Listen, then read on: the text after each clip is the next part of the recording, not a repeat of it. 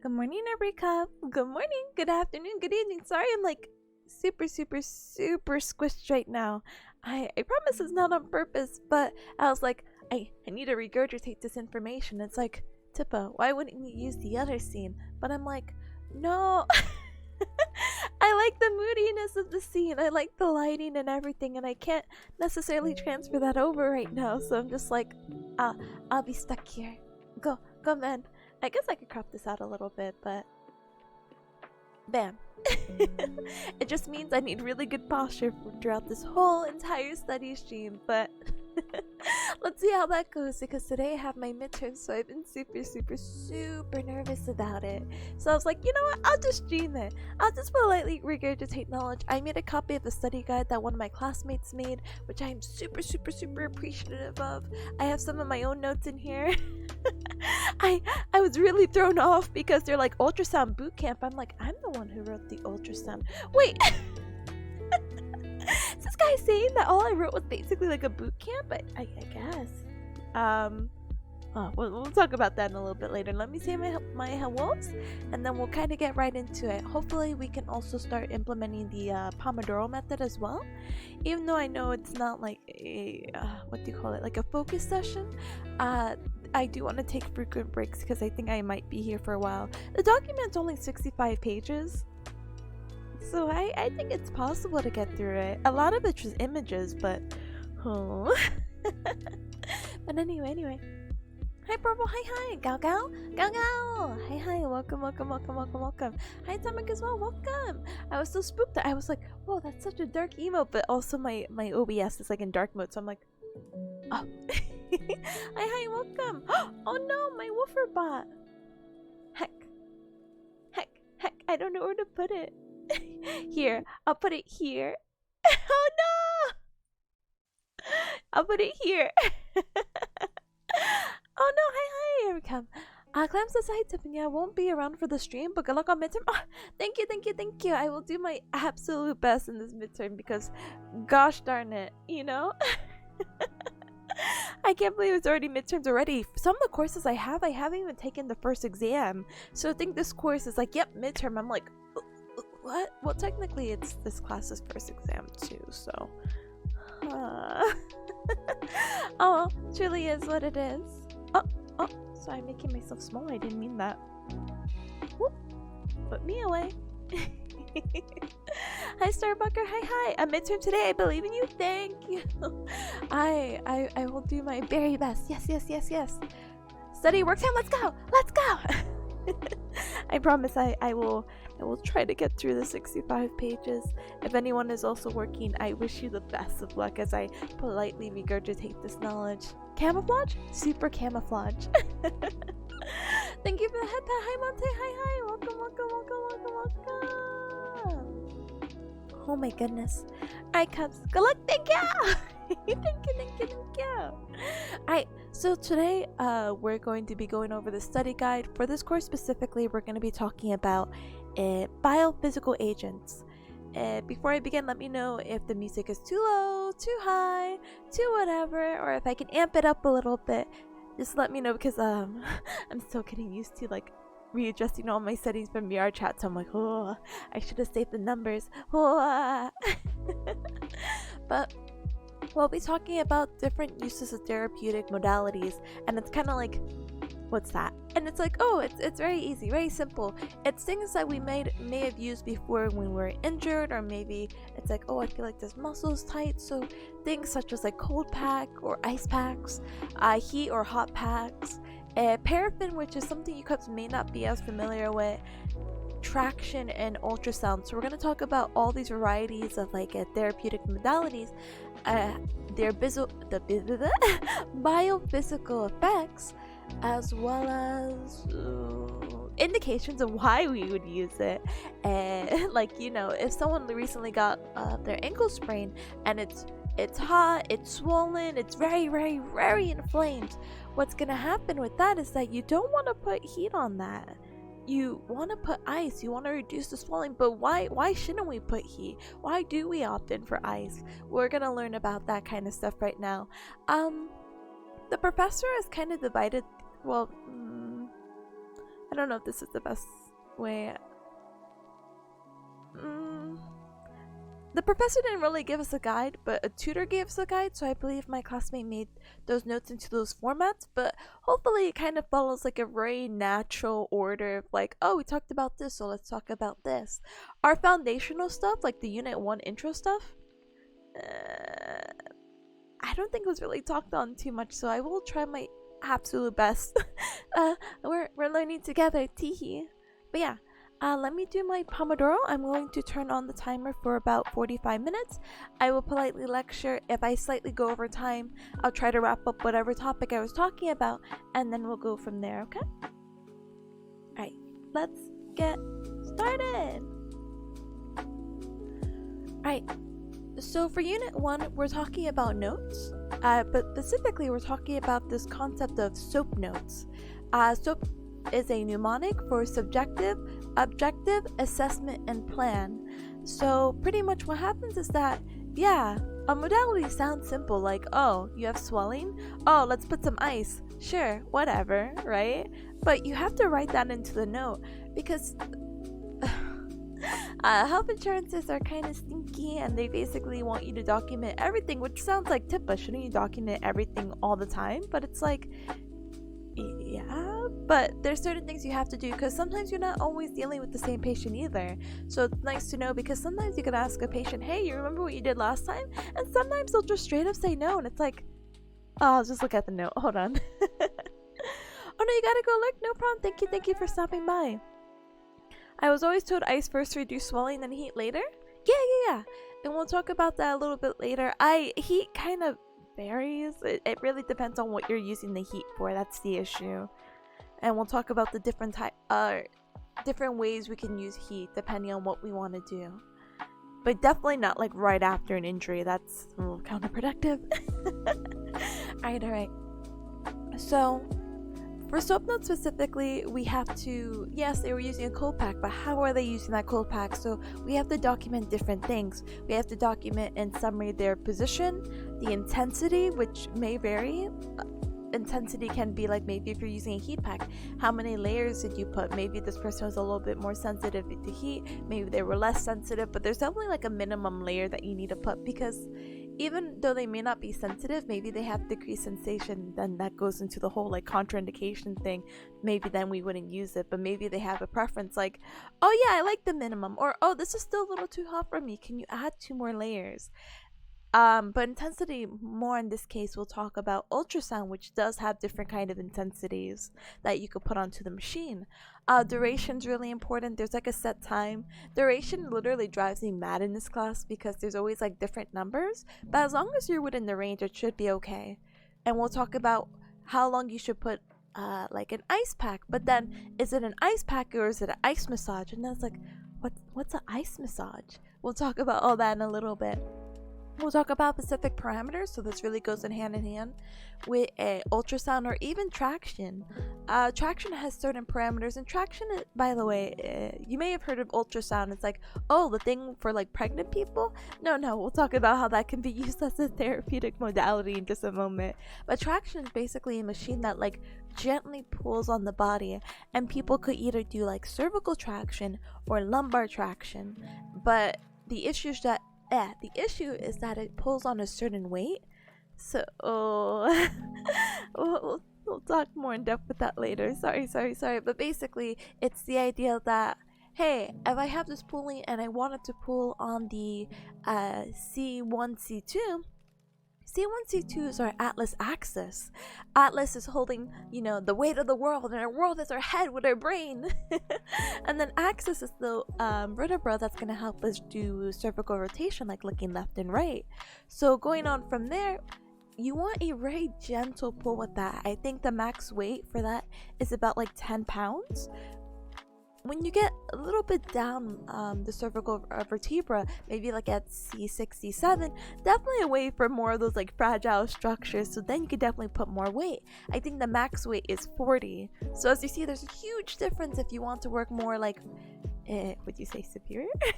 I will just put numbers at C1, C2, which is superior to in comparison to your C6, C7. And that's why you want to put those specific parameters, because even though 40 is the max, maybe that's too much for the patient when we're working on their C6, C7 doing traction. Maybe they want to start off lighter. It actually is a range from 15 to 40, so we'll start off light, like, hey, they did 20 pounds, they reacted well. Hey, maybe we'll increase the weight next time. Da-da. Hi, Moy. Hi. Oh my gosh, my queen. Cries, gets embarrassed, blusters, died. Thank you. Hi, welcome, good morning, or good afternoon, or good evening, welcome. And hi, Ping, hi, welcome in as well, welcome. We're just going over the midterm study guide, so don't politely don't mind me like stuttering through things and be like, bleh. Regurgitating knowledge, bleh. Alright. So that's when we talk about specific parameters. The tissue response, basically same thing, like anytime after treatment, just being like, hey, how did they react to this? How does the tissue look? Like if we put a heat pack, our expected idea is that the tissue lengthens and then we're able to do a little bit more stretching. And if that doesn't work for whatever reason, that's just something we need to document. I doubt we would ever run into a situation like that, but in case we do, documentation is super important. And most importantly, did the patient like it? Did the patient have any pain with it? Was it a smooth process? Was it a harsh process? Was there any adjustments? You need the patient's response, because they're the ones going through this treatment anyway, and it's really important for patients to have what they call autonomy, which is the choice of their own treatment. So if you're like, hey, I think you would be really beneficial for this, and they don't want it, then they don't want it. Or if they do it and they still don't want it, then they don't want it. But if they do it, they like it, they want to keep doing it, then cool. Patient response, yay. But yeah, that's all the things we have to include in documentations basically. But kind of going more into it, we'll talk more again about our SOAP notes. So again, we said the SOAP note is a mnemonic. So your S is going to be subjective, your O is going to be objective, your A is going to be your assessment, and the P is going to be your plan. So pretty much we can use an example right here. So SOAP note. So subjective information is just basically it. Subjective is not objective. Subjective is basically like maybe like a patient's pain level. Like, hey, patient, how's your pain right now? On a scale of 0 to 10, 0 being no pain at all, and 10 being like, I need to take you to the ER right now. What is your pain right now? So a lot of it's going to be like self-reported. While objective, this is going to be specifically like any measures or exercises that are done. Like, hey, we took this person's heart rate. You can't really say like, oh yeah, my heart rate's like 60. Like, no, we have to like test, measure, and see. It's an objective measure for a reason, very defined. And then we have A for our assessment. So assessment's basically like, hey, we did this basically like in this example. Hey, they use a cold pack with compression to reduce some of the swelling that this patient may be having. Their girth, or like when we wrap around, let's say, again, let's use ankle sprain because I feel so bad. I feel like that's a pretty common example.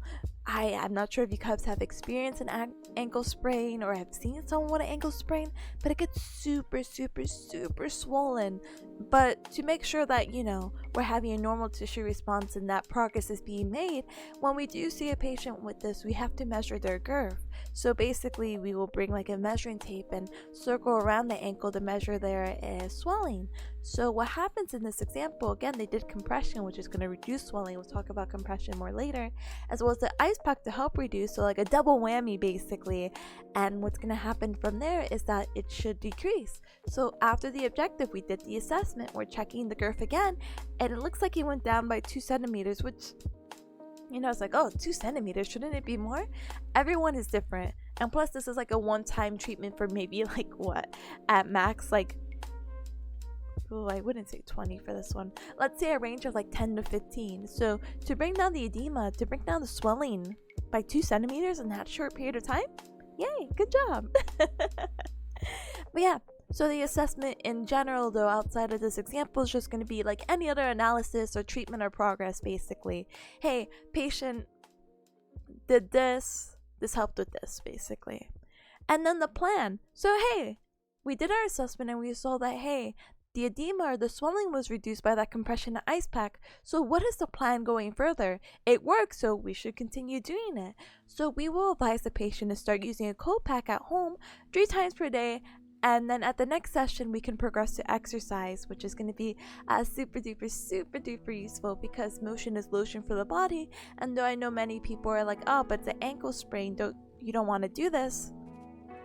You don't want it to get stiff either, which is a whole nother thing that we would have to address either through, again, modalities or through exercise. So basically kind of, what is it saying? Nipping the bud? Heck, trying to use these American sayings. Hi, bye, hi, welcome. Ayo. Hi, welcome. Don't mind me with my modalities. Alright, so going further from the SOAP note, here's some things that my classmate put on the side. So pretty much, hi JR, or Junior, hi, sorry, I don't know if you prefer JR or you prefer Junior. JR? Junior. Hi there, welcome. Alright, my classmate put pain is always subjective even after treatment. Yes, we have explained that anything reported by the patient is going to be subjective. Objective will be measurements and sometimes treatment. So we saw again with the girth measurement with the swelling, and then treatment's just seeing like, what is it? Oh my gosh, there's certain assessments that we could do on patients. There's a time up and go test, but oh my gosh, what does that test for again? Hold. Tag test. Hi, Rins. Hi, welcome. Oh, I'm so dummy. No. Alright.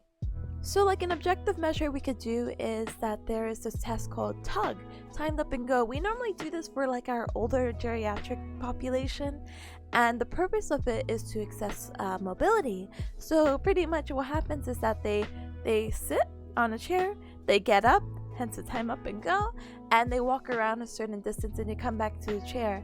Other than mobility, they test basically for lower extremity function, because we can assess, hey, are they dragging their foot? Are they doing anything weird? Is their gait a little bit wonky?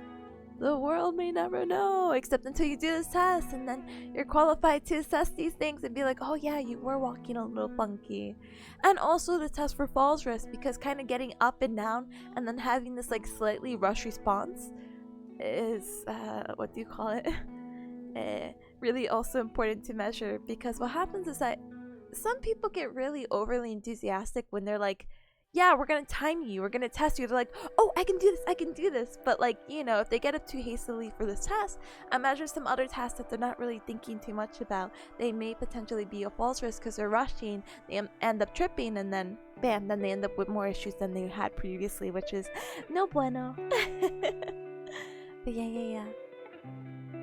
So that's an objective measure. Another thing for assessment is basically assessment's going to be our perception and assessment of the patient, assessment after the treatment. So what was the appropriate tissue response? And then be like, hey, the patient presents with blah, blah, blah, blah, blah, blah, blah.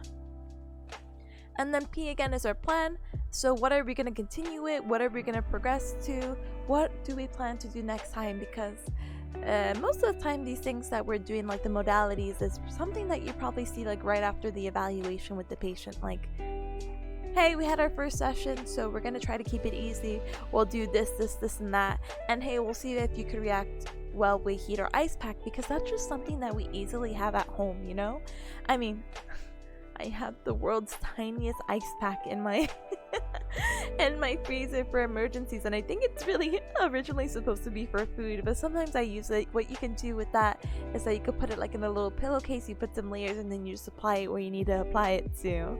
But most people have an ice pack at home to help reduce any of the swelling that they may have. Huh? Thank you for regularly expanding our brain. No problem. Thank you for hearing me go blah, blah, blah, blah, blah, blah. I appreciate it.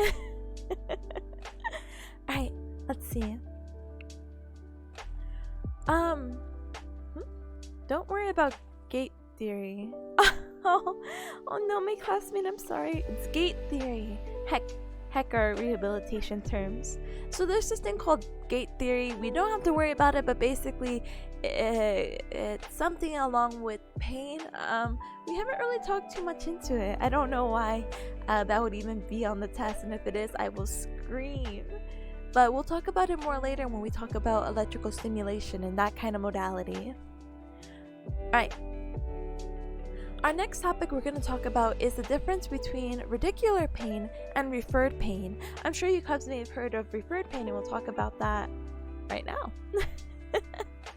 So, referred pain is when pain occurs at a site remote from the source of the disease or injury.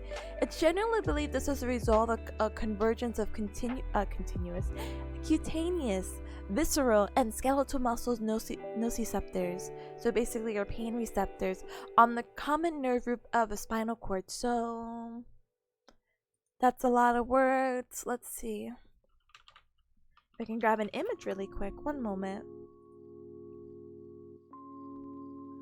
I think there's a really common one with the gallbladder too. Alright, let me see if I can get one that doesn't show anything that may get me banned from Twitch. Let's see.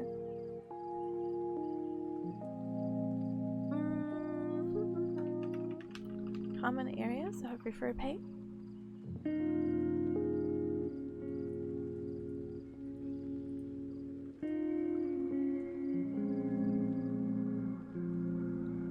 Oh, I'm so sorry that if that's picking up on the mic. The people who mow the apartment complex, they basically stay here for like 8 hours. So I'm like, no! I woke up to them. Actually, this morning, I woke up from a bird chirping at like 3 a.m. I'm like, bird, please. Bird, please. Hi, Baz.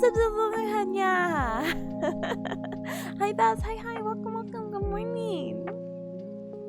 Baz, talk to me about referred pain. I'm trying to find really common causes. I know like a common cause is like heart attack. But I forgot what arm it is. Is it the right arm? Left arm? No, because your heart's on the left, right? I'm trying to look it up now. Left? Okay, cool. Okay.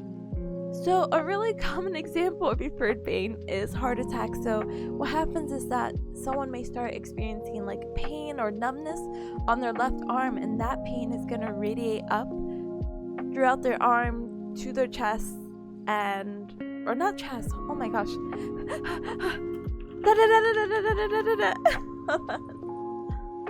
Quick, what side is the heart on? Left.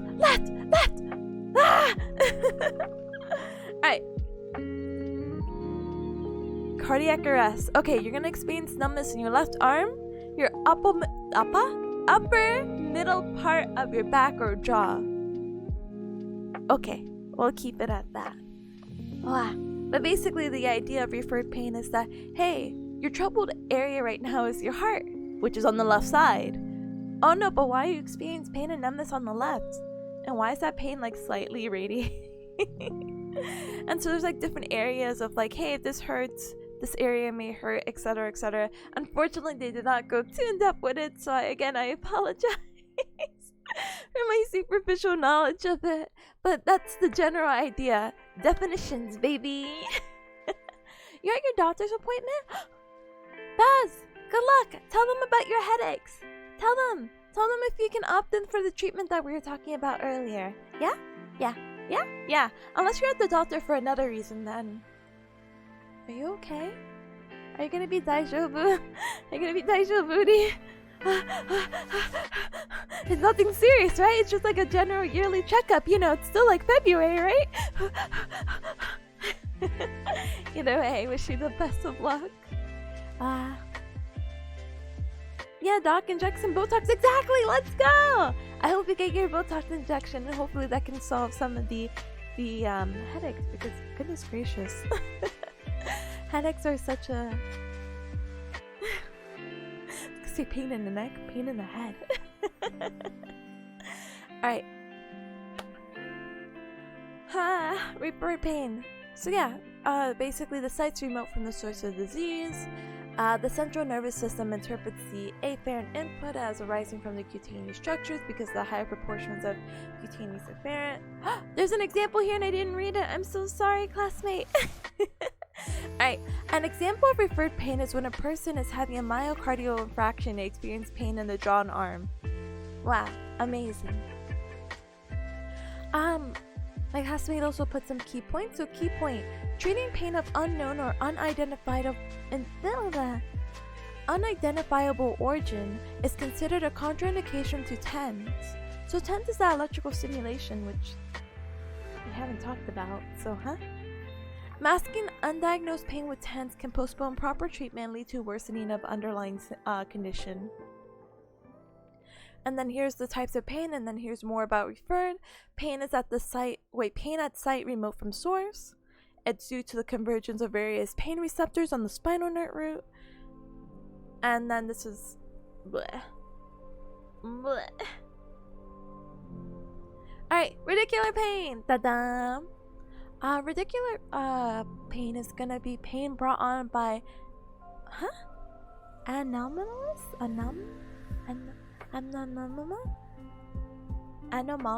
charges coming from the dorsal root and its ganglion. Radicular I feel like I'm saying it like so bad, like ridiculously. Radicular pain can be caused by intervertebral disc herniation, spondylosis, spondylolisthesis, or any condition which involves compression of the dorsal root ganglion. Alright, let me think about this really quick. I believe the dorsal root ganglion, that's going to be responsible for our sensory information, right? So it would make sense that we're having pain or sensing pain because there's some kind of compression or pressing down of the dorsal root ganglion, which may be again caused by like these herniations or like slippage of disc. So let's see.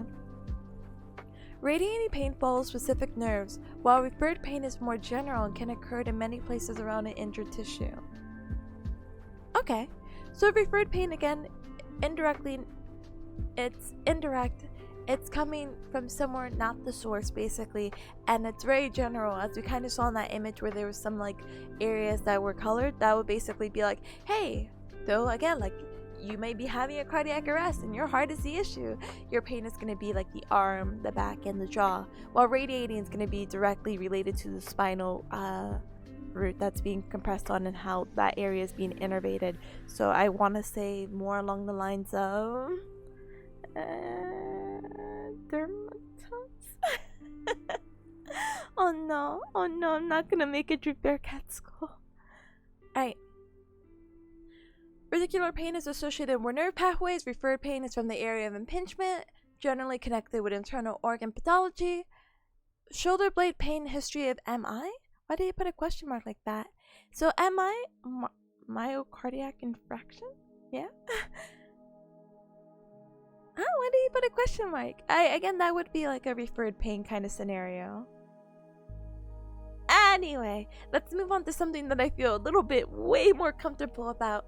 So we could talk about Unit 2. So Unit 2 right now is about cryotherapy and compression. There's summaries at the end.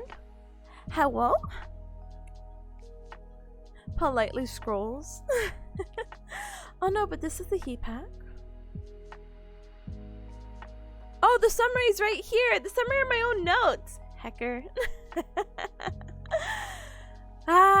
Okay. So cryotherapy is just a really fancy way of saying like our ice pack or the ice massage, anything dealing with cold.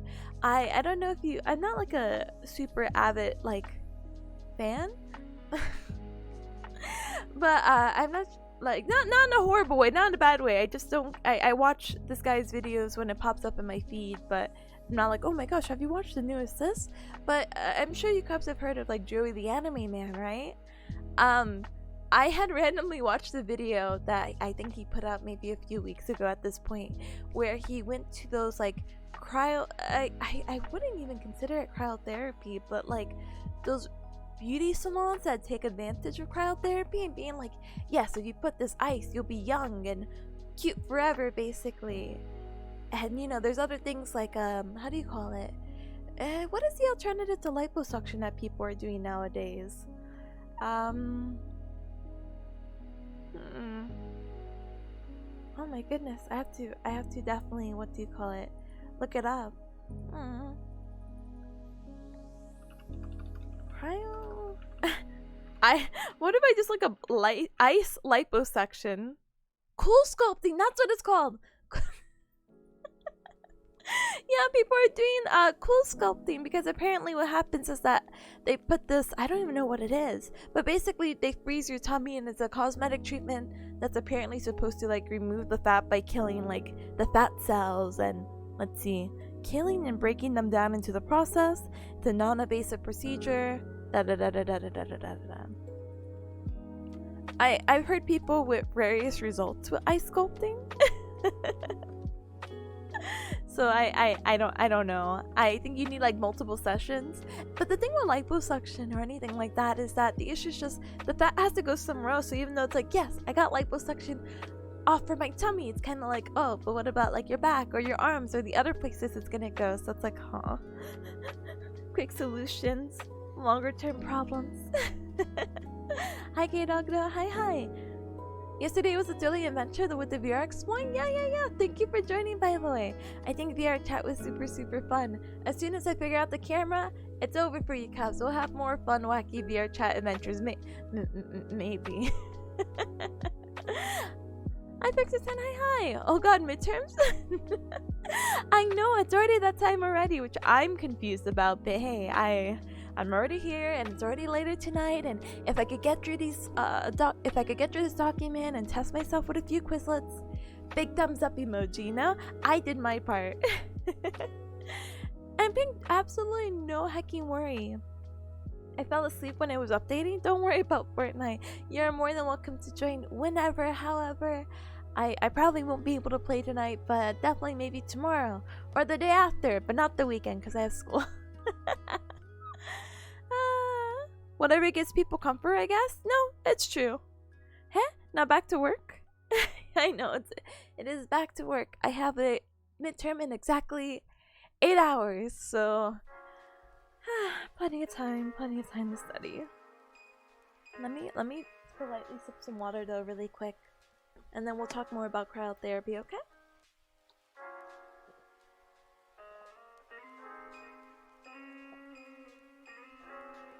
Good luck, you got this. Thank you.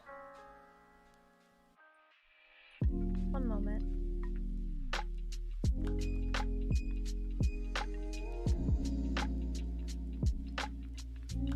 Alright, let's get to this. So now we're talking about cryotherapy, the very common modality. As I mentioned, I have an ice pack. We use ice. If we hurt something, we sprain something, something's swollen, something is hot, that means it's inflamed, and we can use ice to cool it down. When we talk about cryotherapy in this course, we're talking about like the local cooling. So my off-topic tangents about cryotherapy or like cosmetic, cool sculpting or other like cosmetic therapies will be a conversation for another time, because I technically don't really understand that side, but I can understand at least this in a therapeutic way. The cosmetic treatment though, still a little wonky. I forget why they put him into like a whole like little ice cooling tank for like 2 or 3 minutes. But again, it's supposed to be beauty and looking young. I just don't know the science behind it. Anyway, when we talk about cooling, we can talk about more scientific about like the heat transfer, and we'll talk about how heat can transfer, or how heat moves around in different ways. And just understand that basically when something is cold on you, cold cannot be transferred. Only heat is transferred. So we're transferring heat from an area of high heat to low heat. So for example, humans are pretty hot, right? We're pretty warm individuals. You place a cold pack, and the idea is that, hey, it's so weird, but cold doesn't get to you. It's the heat dispersing that does it, and we'll take it at that at very face value. So don't mind me. So now we can move on to talk about the types of heat transfer. So we have conduction, we have convection, we have evaporation, and we also have radiation. So for conduction, this is basically going to be something that we've all experienced. I mean, we've all experienced most of these, but conduction is like one of the more straightforward ones. Conduction is going to be straight contact. So basically, when we put a cold pack or an ice pack on ourselves, sorry, I'm like blanking, it's just a direct contact. It's like, oh, it is cold. Oh, it's this. But like other scenarios, like, hey, I put my hand on the stove by accident, I forgot the stove was on, it's so hot. That heat like immediately transfers. So direct contact is how that will go. Convection is going to be the movement of air or water particles, such as like a whirlpool of water, for example. So fancy pool sauna time. Evaporation, seeing the steam, it's the conversion of liquid or solids to a vapor. So one of the examples we can use in therapy is like the vapor cooling spray. And then radiation is going to just involve waves and heat loss. I believe there is a type of radiation therapeutic modality that we do, and it's called laser therapy, and I think we'll briefly talk about it. But hydrate and posture check, I gotcha. Hi Zach, hi, welcome, good morning. Good morning. Let me sip.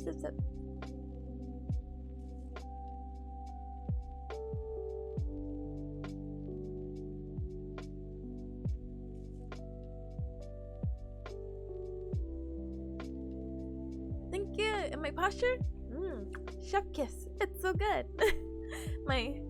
I'm not crossing my legs. Nothing is wrong. Everything is good in the world. Alright.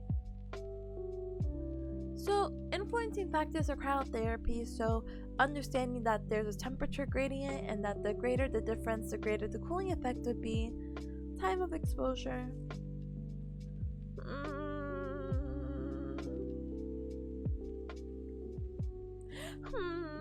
I'm sorry, classmate. I feel like some of these are not necessarily like bleh.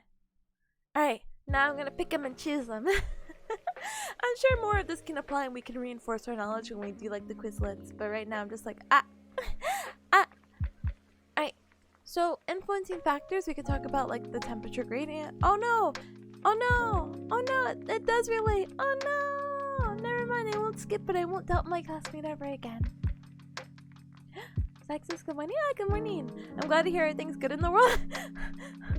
Yeah, and Bearcat Mountain, and for my immediate cubs, everything is good in the world.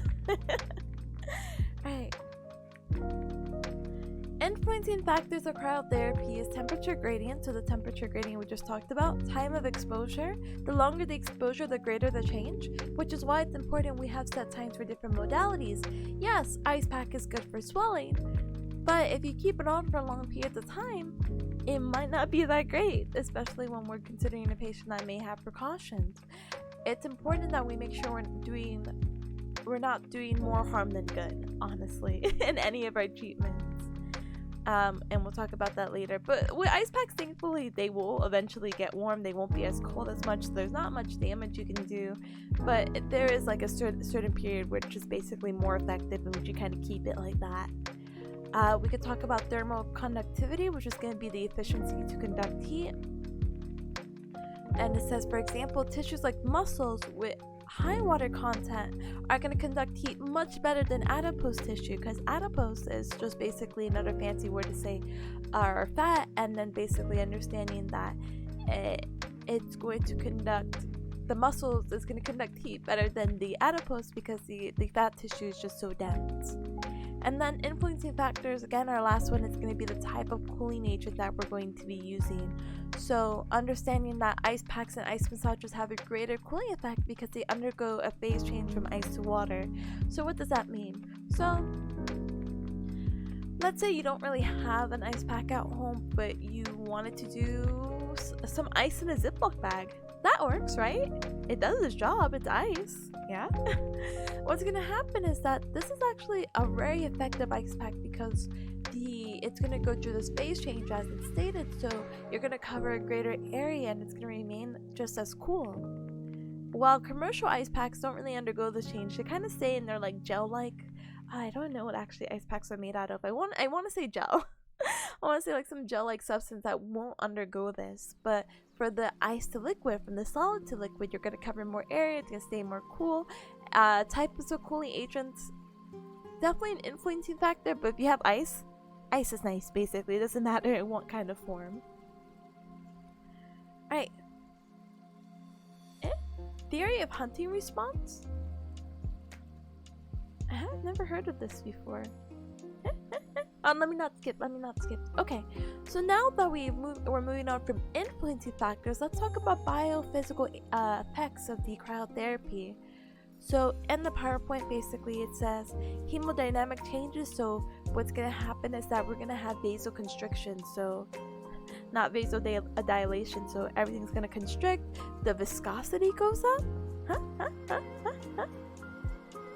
But we're going to have decreased everything. We're going to have decreased tissue metabolism, decreased peripheral nerve conduction velocity, gamma motor neuron activity, and muscle spindle discharge. So basically what this is saying is that if you place ice on yourself after like the 10, 15, maybe even 20 minutes that you need to put it on, it's not really recommended to do exercises because of all these biophysical agents. You're not going to get like the blood going to the muscles to like help with whatever action you want to do. It's just like very it's a contraindication basically.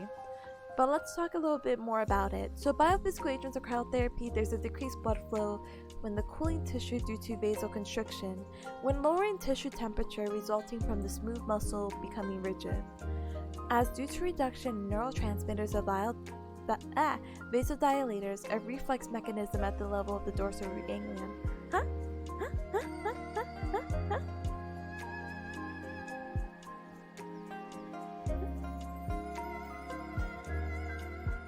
Okay. I do actually want to look this up really quick though. Let me see. Theory of hunting disease or hunting response. The Lewis hunting reaction or hunting response is a process of alternating vasoconstriction and vasodilation in extremities exposed to cold. But what does that mean? If a tissue temperature is decreased below 10 degrees Celsius or 50 degrees Fahrenheit, then there's a a cycle of vasodilation and vasoconstriction. But is it bad? But is it bad?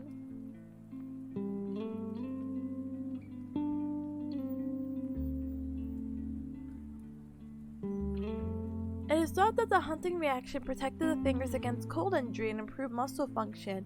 An experiment has shown cold acclimation minimizes the hunting reaction.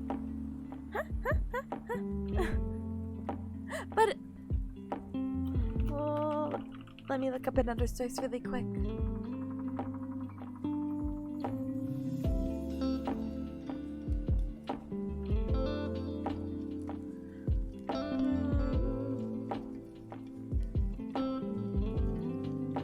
It looks like it's just a response. It's just literally like, let's see. There is an immediate vasoconstriction of cutaneous blood vessels shown by the blanching that occurs. This restricts the blood flow in the skin so that heat loss is minimized. The speed in which this vasoconstriction occurs indicates that there's an autonomic nervous system reflex triggered by stimulation of the thermoreceptors of the skin.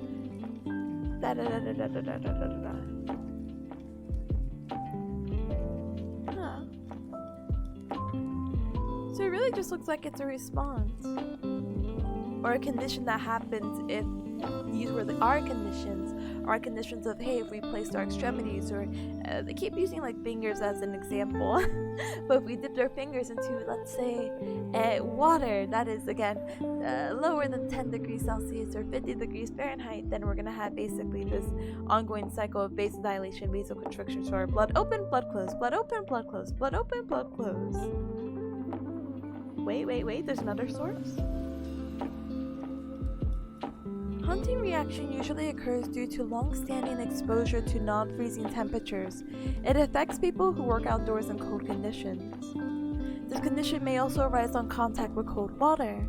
The signs and symptoms of hunting reaction may include pain, swelling, redness of the extremities. In some individuals, the pain may be severe enough to affect quality of life, however, no other complications are noted.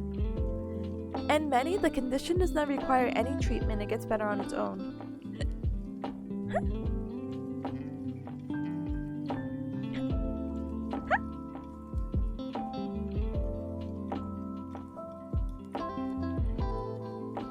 We're fixing this. We'll just copy and paste this, and we'll call it a hacking day. Okay, so it is just a condition. Not something that happens. Huh. Interesting. Anyway. Viscosity of blood increases, resulting in decreased blood flow. Okay, that explains the increase. And I'm like, viscosity of what? Okay, viscosity of our blood. So viscosity, by the way, think of honey. Honey has a very high viscosity property to it, which is why, like, if you try to squeeze out the bottle, it's like slow.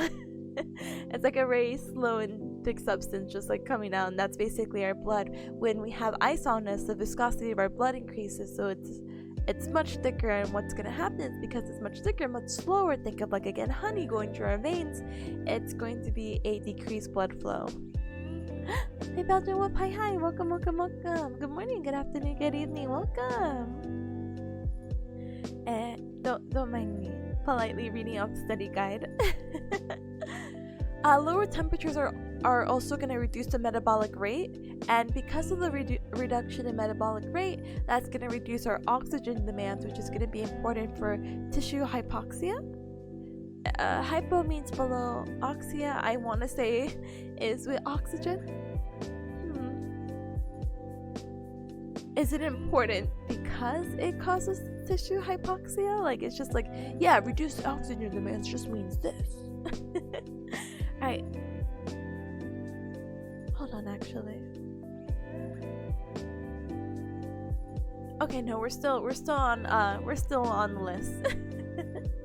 This looks like an enchantment table to me. Oh no.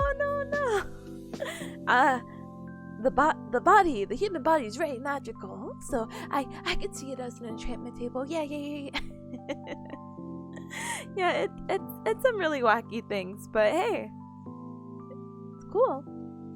I would say it's magical, but it's like, oh no, it's science, and this is how we work as humans, and blah blah blah blah blah blah blah. Alright, and so it looks like for our last biophysical agents that's written here, there's a decrease in response rate at the sensory and motor nerves. Longer the code is applied, the longer it takes to return to a pre-cool conduction velocity. So basically, hey, you keep the ice pack for a long time, yeah, you're not gonna have like the same sensation as you did before. So that can work in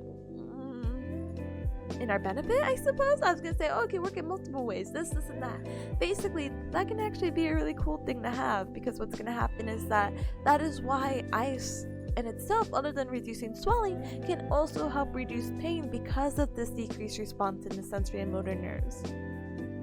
Then of course when you get the ice off and everything returns back, it's like, my pain, and it's like, oh yeah, I guess your pain, sorry, here you go, ice pack again, bam. I mean, I'm studying electronics, so I guess it's logical. I won't really understand. No, you're so good. I hope your studies are doing super good. I applaud you for studying electronics. I think like anything like that, anything, not to say the medical field isn't cool, I just think like every like techie like profession is like super cool. Alright, so hey, I know we talked about ice packs. I have 2 whole heckin' minutes before I take a little baby break. What indication? So why would we even use cryotherapy? So, okay. In red, basically it says here that cryotherapy is most commonly used for post-surgical swelling or pain, or for musculoskeletal trauma. So basically, again, when we're young, we use ice a lot of the time because it could just do these things. But there's other indications that we can use and can be helpful other than these things. So it can actually be used, and I was really surprised about this, for muscle spasms.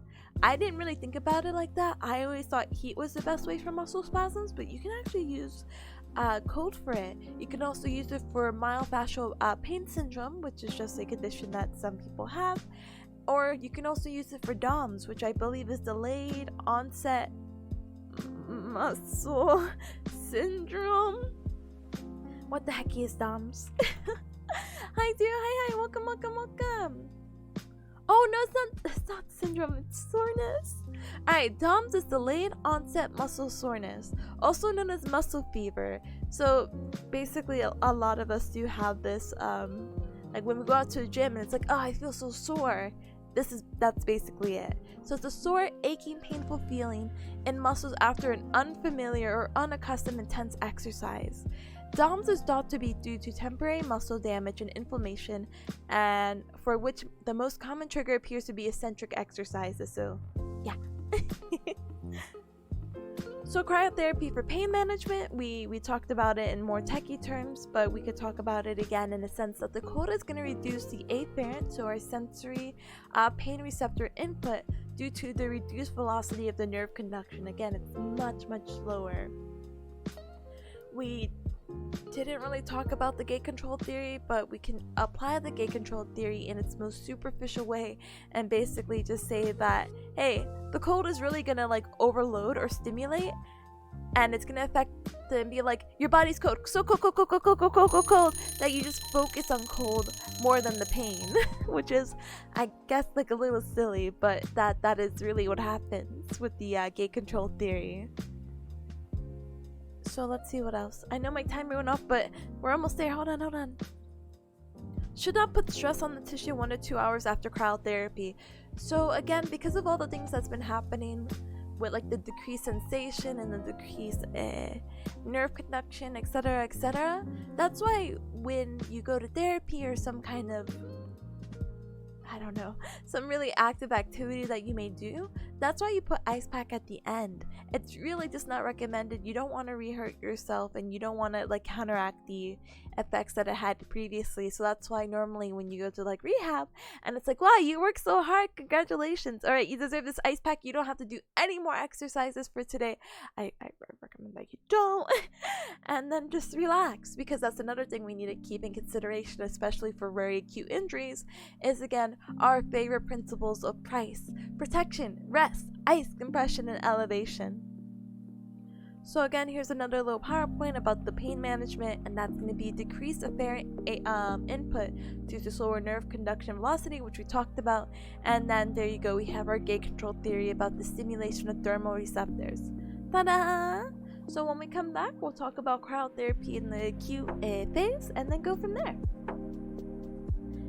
Well, I still have 1.5 years of school before I have to make a choice between working or continuing my studies, which at the moment is most likely what I'll do.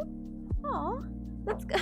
How do you call it? I'm always for the schooling path and higher education. I mean, everyone has their own different paths. I'm just slightly biased because that's where I am at the moment. But I'm kind of like also like, if you're in school, just stay in school. It's fine. It's good. Don't worry. And then imagine all the other more opportunities you'll get just from the degree or certification that you might be doing alone when continuing your education. But I wish you the absolute best. I do not envy anyone having a long college career, as I am suffering from a long college career. But I wish you the absolute best. Stay strong. Stay strong. Anyway, it will politely BRB. Hopefully I'll come back before the 15-minute break. But in case I don't, go men. I have some errands, chores, my timer, my command. Heck, chores that I need to be doing. I'm doing laundry, and I'm like, oh, I could fold it in the 15 minutes. Well, I'll try to come back so we can talk at least a little bit, and then life will be good, right? Yeah. But I meant to do the command of pomodoro. So basically, any cup who's not familiar with pomodoro, 45 minutes of production. Oh, thank you, pomodoro. But yeah, it's supposed to be really productive so I don't get too burned out, because right now we are on page 4 out of 65. Let's go! And that took me 45 minutes. I'm gonna die. But yeah, it's just to remain productive. So we did 45 minutes of work, so let's take a 15-minute break. Z. I'll be right back, okay? 15 minutes, but I'll try to be back a little bit sooner. Alley.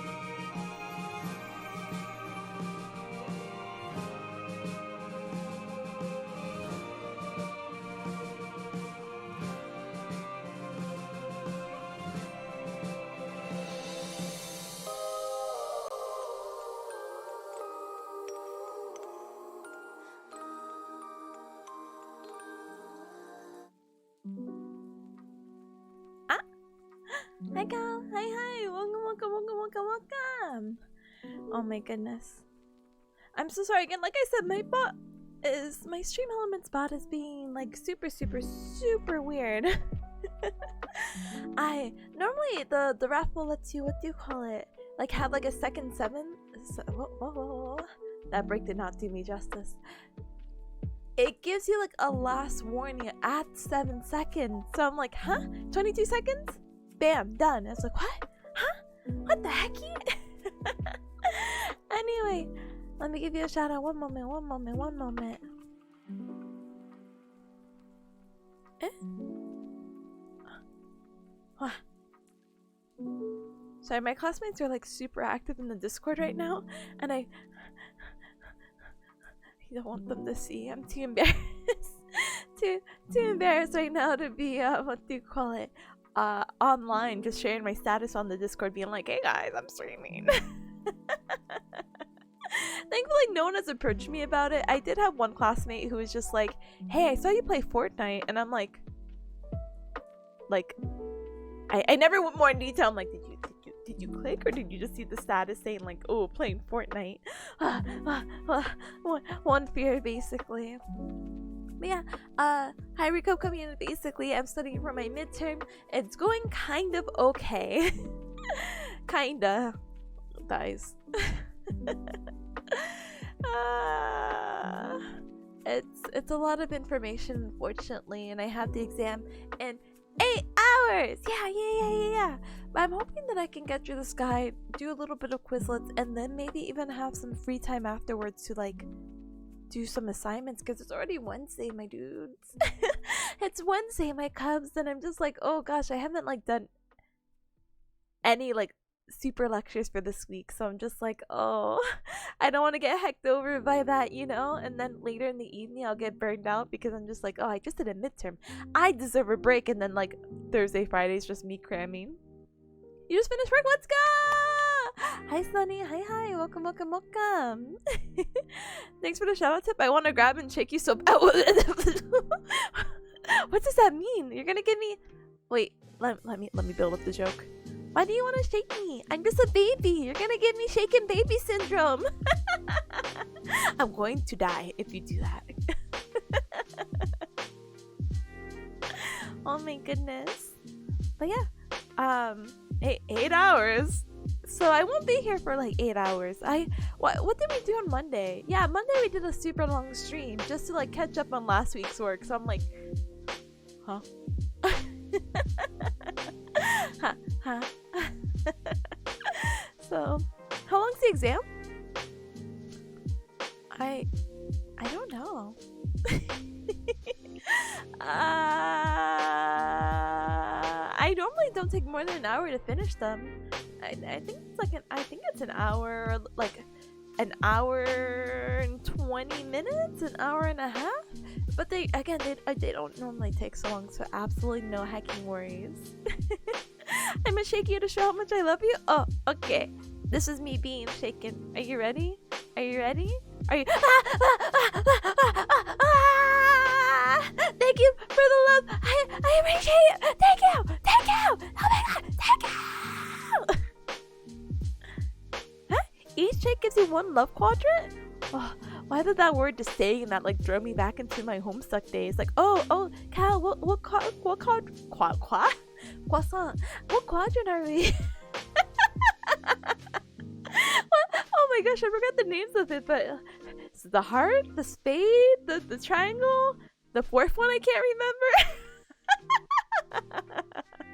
remember. I don't play cards, by the way. I know it's based off cards. I'm just like, what? But every shake gives you one love quadrant. Each quadrant will be worth 15 love units, represented by these small brass marbles. You may use these marbles as currency among yourself. Collect 35 units and you can trade those in for a beach towel with my face on it. Let's go! Dice. Oh, where am I? Oh no, I lost myself. No. That was a good shake. I can't find myself. I'm politely looking in this universe. I just want a beach towel. Oh, I found myself. That took a while. What kind of exam starts in the afternoon? Oh, well, no, it doesn't, thankfully. It starts at 7. It starts at 7 p.m. So that's why I said I had 8 hours, basically, until then. But for now, nice. We're in the croissant quadrant? Oh my goodness, let's go get this bread together then. Let's go! But it was a good shake. It's so good. I hope I can collect the 35 units one day. I won't cheat the system. I have 2 minutes. 2 minutes before I look at this again. I don't want to look at it again. I don't want to do anything. I just want to have the knowledge. And that's it. I don't want to do midterms. I don't want to do school. Huh? Let's see.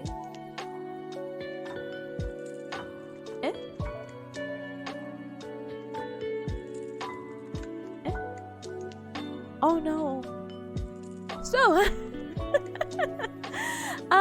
my class, for whatever reason, or my school is trying to do these like really positive Monday motivation emails, and my classmate just sent me a message about a screenshot, and basically the Monday motivation message is to be like, hey, make sure to start sleeping. And it's like, yeah. Yeah. It's like, here are the benefits of sleep. Improve memory and grasp of learned skills. Live a longer and healthier life. Boost creativity and inspiration. Reduce immolation in the body. But it's like highlighted in yellow, so we're all like, what is that? My classmate just like decided to look it up, and apparently immolate or immolation means to kill or offer as a sacrifice, especially in burning. So apparently if you sleep, you reduce the amount of death in your body. Huh. I guess. Big huh. Anyway. I don't want to do it, but I have to do it. Okay. So I know I'm 30 seconds early. Let's do like the quick summary. So basically, we've just been introduced to cryotherapy, which is basically anything related with ice and how we could apply it as a therapeutic modality. And then the unit before, we were talking about soap notes about what's subjective, what's objective, what's assessment, and what is planned when we're documenting some things, and not understanding that we could put in modalities within our soap note format, being like, hey, patient came in with XYZ, came in with like a 7 out of 10 pain and complaints of swelling. Objective. We took measurements of like the girth of the ankle swelling basically, and it's at like 36 centimeters. Alright, we're gonna have them do compression and an ice pack, and we'll hold that for about how do you say it?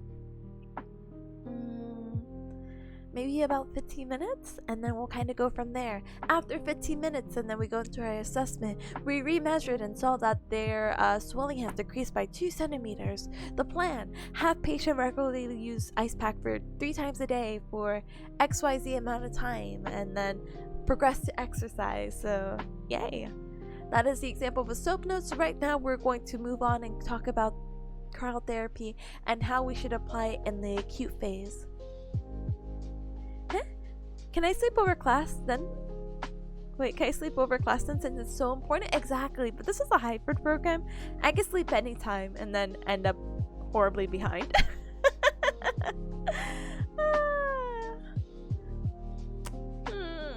Okay, let's get started again. Let me set myself up.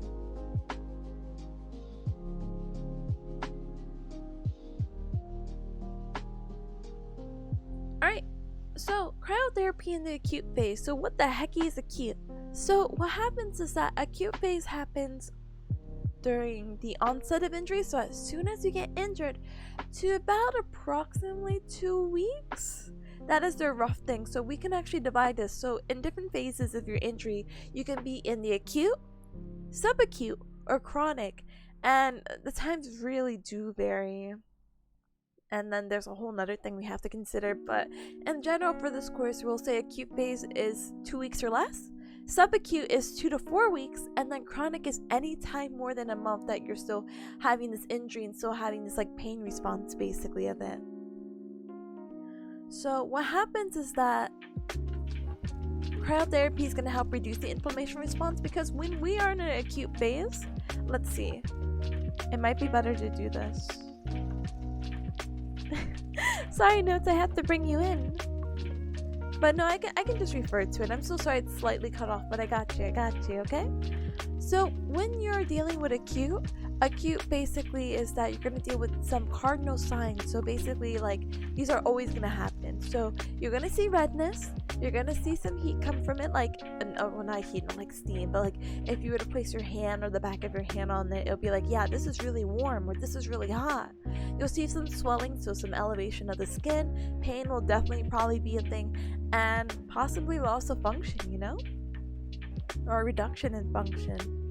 So that's going to help us in the acute stage, having that ice pack to reduce that inflammatory response, to help reduce some of the cardinal signs that we'll be seeing there. What happens with the inflammation is that it's really cool that the body has this, because even though it's not fun to be inflamed, it's our body being like, wee woo, something's wrong, do something about it. Ah! So an important takeaway basically for the acute phase is that cryotherapy may reduce the escape of fluids from vessels, lessen the inflammation chemicals, but may not completely stop the formation of edema. So basically, yeah, you can place it to reduce swelling, but it's not going to stop it from potentially still swelling up. That's just going to be a reaction that's going to happen from that injury. And yes, it can help with inflammation, but it also may not reduce inflammation completely, because you need that inflammation process to help with the tissue healing process, which hopefully we'll talk a little bit about later. But general goals for using cryotherapy is that we want to reduce tissue metabolism, we want to reduce inflammation, we want to reduce edema formation, and we want to reduce pain. And the acute stage as well, we also again want to implement our PRICE principle, which is our protection, rest, ice, compression, and elevation. Right? So here's some wacky numbers to throw at you. Is cryotherapy just ice? Yes. Yes. And we'll talk about like the different ice in a little bit, or like ice treatments that we can do. So we could only do cold immersion. We'll talk about cold immersion bath and our variety of ice treatments that we could do only within the first 72 hours of injury, which is right. Interesting, right? But yeah. Within the first 72 hours of injury, we never use heat when we have just injured ourselves. If we have sprained our ankle, or oh no, we're having a lot of pain and inflammation here, and it's already hot and warm, why would you want to put heat in there? Why would you want to increase that? You don't want to do that. You don't want to increase the inflammatory response. That is why we use ice. We already talked about subacute, which, is there not a section dedicated to it? Oh, I guess not. Oh. Well, like we said, subacute is 2 to 4 weeks, and we focus on what the patient presents with, and we just basically treat that because maybe they don't have the cardinal signs anymore. But hey, they're still having pain? Ice pack. But once we do transition to the subacute phase, we can actually do superficial heat, but that's if the patient doesn't have any inflammation. Let's say that is just their personal preference, like the cold is too cold for me. Is there something else we can do? We can use heat, and we'll talk about heat in the next unit of how that could be beneficial for them. So let's see. 3 weeks out with increased swelling, do not use superficial heat. Cold pack suggested for 5 to 20 minutes. Yeah, 5. I'm like, that didn't sound right. 15 to 20 minutes. I feel like I'm getting information that's contradicting itself.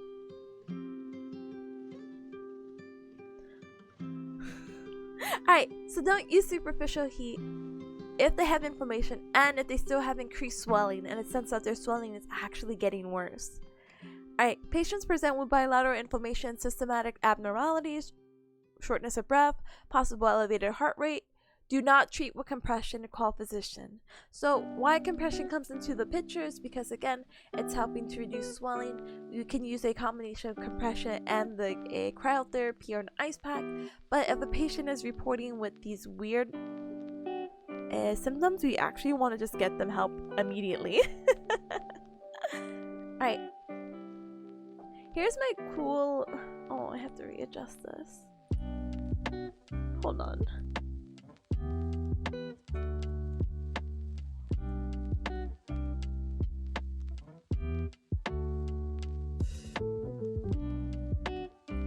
That's fine. It's a slight overlap, but it's okay. So I made this table basically as like a really cool summary of cryotherapy. So let's get the summary of everything for this unit, okay? So cryotherapy is going to work by reducing blood flow to a particular area, which again is going to reduce inflammation and swelling, and those two elements that may cause pain, especially around a joint and tendon. So we have indications, we have precautions, and we have contraindications. So let's start with the indication. So again, why would we use an ice pack? An ice pack can be used for acute injury or surgery, pain management, muscle spasms, myofascial pain syndrome, or DOMS, again, are delayed onset muscle soreness or muscle fever. Some precautions that we have to take in mind though is, what if someone has high blood pressure? Yes, you can use cryotherapy, but you have to be careful. Also, be careful if the patient reports that maybe they have some type of cold hypersensitivity or aversion to cold. May not really want to do that. Like, hey, I hate the cold, this and that. Maybe don't use an ice pack then. Or maybe try to be like, but here are the benefits. And they'll be like, oh, I've been converted. And let's see, one moment.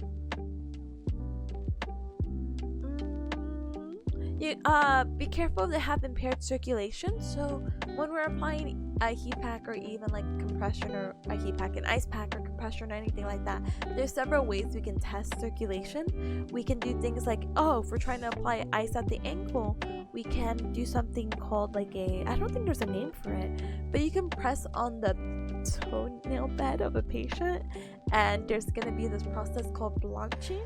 And so what happens is that the blood should drain out. And so basically when you press down on it, it should be white. Hold for about 5 seconds and we should release it. The color of their toenail bed should come back. So it shouldn't be white anymore. It should be whatever color it was originally. If they have impaired sensation, that's just something you need to be careful of. You can still do this, but it's something you just need to check in on the patient with. Maybe they have some weird thermoregulatory disorders. You don't want to do that. You don't want to do it over superficial nerves. You don't want to place a cold pack over an open wound. I don't think you want to place anything over an open wound, but that is just me. I think you should protect it. I think maybe you should put some what is it called, like antibiotic cream? Wrap it, put a band-aid, hope for the best. You don't really want to put it over areas of poor sensation because we'll talk about some of the contraindications that may occur. But basically, maybe they don't know it's too cold and maybe it would be more damaging. It would be, again, more harm than good. And then kind of in the same hand, we could talk about individuals with poor cognition and in the very young or the very old because, again, maybe they just don't understand. But what we should understand is the effects of cold on performance, and basically just know the reason why we don't want patients to do activity like 1 to 2 hours after cryotherapy is because it's going to affect their muscle strength. It's going to affect their joint proprioception, so where they are in space. Maybe they're like, I can do this, and then they can't do this. And then the spasticity that may occur. Thank you for the head pad. Thank you. And then let's talk about some contraindications. So when do we not use ice pack? Like, don't even think about it. So they can be allergic to the cold. They can have something called cryobulimia. Maybe that's how you say it. Maybe. And that's going to be the presence of abnormal proteins in the blood. So these abnormal proteins in the blood, I don't really know too much into it, but basically I think that they're cold sensitive, and again, it's that doing more harm than good. Speaking of more harm, have you guys heard of Renault? Hey, that's the only word only pronunciation that's coming out of my mouth. I'm so sorry. But Renaud's phenomenon, which is really interesting because what happens is that these individuals are super sensitive to the cold. So I know my picture's slightly chroma keyed out. I apologize. But you can see that the chroma keyed part out is their normal skin color, while the one that's like very like white, pale, is definitely not a normal response. So what's happening here is that the blood vessels in the extremities, so here in this person's upper extremity, in their finger specifically, in their ring and pinky, they're super sensitive to the cold. They're in a cold environment, or maybe they dip their fingers in something that's super cold. The blood vessels are constricting, so blood is not reaching these areas, which is why it's not red like the other ones. It's something that thankfully is very like temporary. Like when it occurs, it's like, oh, just warm yourself up, you'll be okay. But imagine someone who has like an extended period of cold basically, and they just have like an ice pack and they're sitting there for like 30 minutes, which is not even the recommended time. You might do some damage. Alright. We can talk about another like a rare blood disease that can happen, where basically the cold can activate the immune system, and that immune system is going to activate and produce antibodies that are going to destroy red blood cells. Definitely not something you want to do. And then other contraindications are going to be compromised circulation or peripheral vascular disease, which basically is just like a circulatory condition in which narrow blood vessels reduce blood flow to the limbs, and you don't want to do it over areas of nerve regeneration. So basically, we had talked about the cold, how do you say it? Slowing down everything, and let me tell you, nerve regeneration is already so slow. Thank you for the headband. Thank you. Enjoy your alert. Thank you.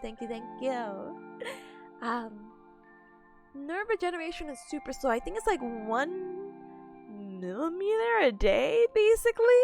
So imagine slowing down that process. Hello? Don't do it, basically. And those are your contraindications, basically. Blah blah blah blah blah blah blah. We talked already about documentation. And we already kind of talked about the effectiveness and the expected outcome in our soap note. Basically, we can address the edema, we can address the pain, we could address some of the range of motion, which I don't think we really want to do range of motion after doing cryotherapy, but sure, that was in the notes. And we could talk about maybe some of their functional movements, such as gait, active range of motion, but again, I don't think that's necessarily ideal. And potentially with muscle guarding. So let's scroll down. These are different types of cryotherapy. So we have like your commercial ice pack, which is like the gel. We could talk about the ice bag, so that, again, like a Ziploc bag, and then again, that's going to be super effective because remember, it goes through the phase of going from a solid to liquid. We have an ice massage, which is really interesting. So a thing you could do at home is like get like the small little Dixie cups. Basically, fill it with water, let it freeze, and then when it's ready, you can peel a little bit off, and it's like a little ball. And then that ball, you could basically do very small circular motions to maybe like treat like small areas like the neck or the shoulder, like very localized areas. Studying hard or hardly studying? Hashi, please. I want to cry. I don't want to study. I don't want to do anything. I want to quit. And I might. No, I'm just kidding. I might speed run through the study guide because I actually want to go more through the Quizlets because I'm like, I know this. I know this. I don't want to do anything either. Let's go. Hi, Hashi. Welcome. I am studying, but I feel so nasally. And I feel so antsy. And I feel so... bleh. Maybe I should just spend the 30 minutes taking a nap. Maybe I'll feel better after that. Maybe I'll take a quick 15-minute nap.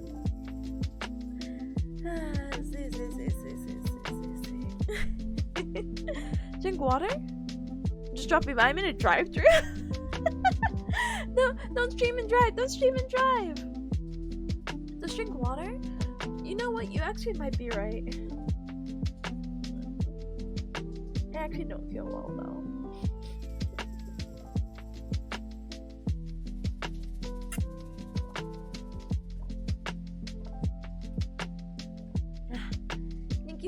Thank you for the water though. Thank you.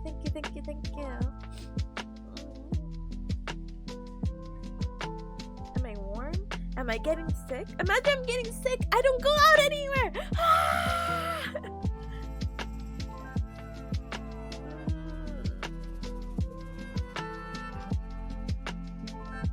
And then my body, it's how do you call it? You know when your body kind of reacts in a weird way? I'm like, maybe I'm just faking it. Maybe like my body is just warm because maybe it's just hot in my room in general. You know what I mean?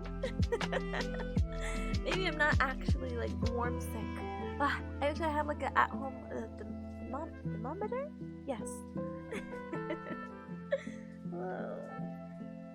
You know what I'll do? I'll just take a vitamin C. I'll just take a vitamin C pill and then call it a day, and hopefully I won't get sick. And then maybe for the next 15, I'll like lay down and be like, okay, body, please recover. Anyway, alright. So the types of cryotherapy. So we could talk about this. We'll also probably talk about the heat pack. I know that stuff in the next unit, and we'll probably skim through it, and then we'll go back to a table that I have dedicated for that, and then we'll kind of focus on the areas that I'm not as familiar with, okay? So then it could be a super productive study session. Yeah. Alright, so types of cryotherapy. We talked about the cold pack, ice bag, ice massage. So you can have a cold immersion bath or a whirlpool.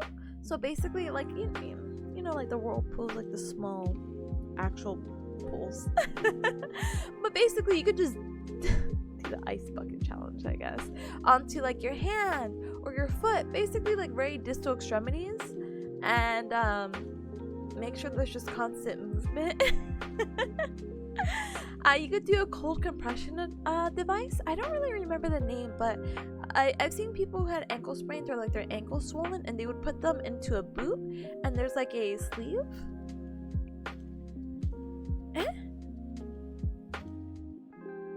Stream elements? Anyway, they put them into like a sleeve where basically it's a protective barrier, but like right outside the barrier, it's just like a lot of cold water flowing through to help with that compression. And then also, I'm sure if you heard of like those cold sprays as well, those are also used for what do you call it, like very small areas.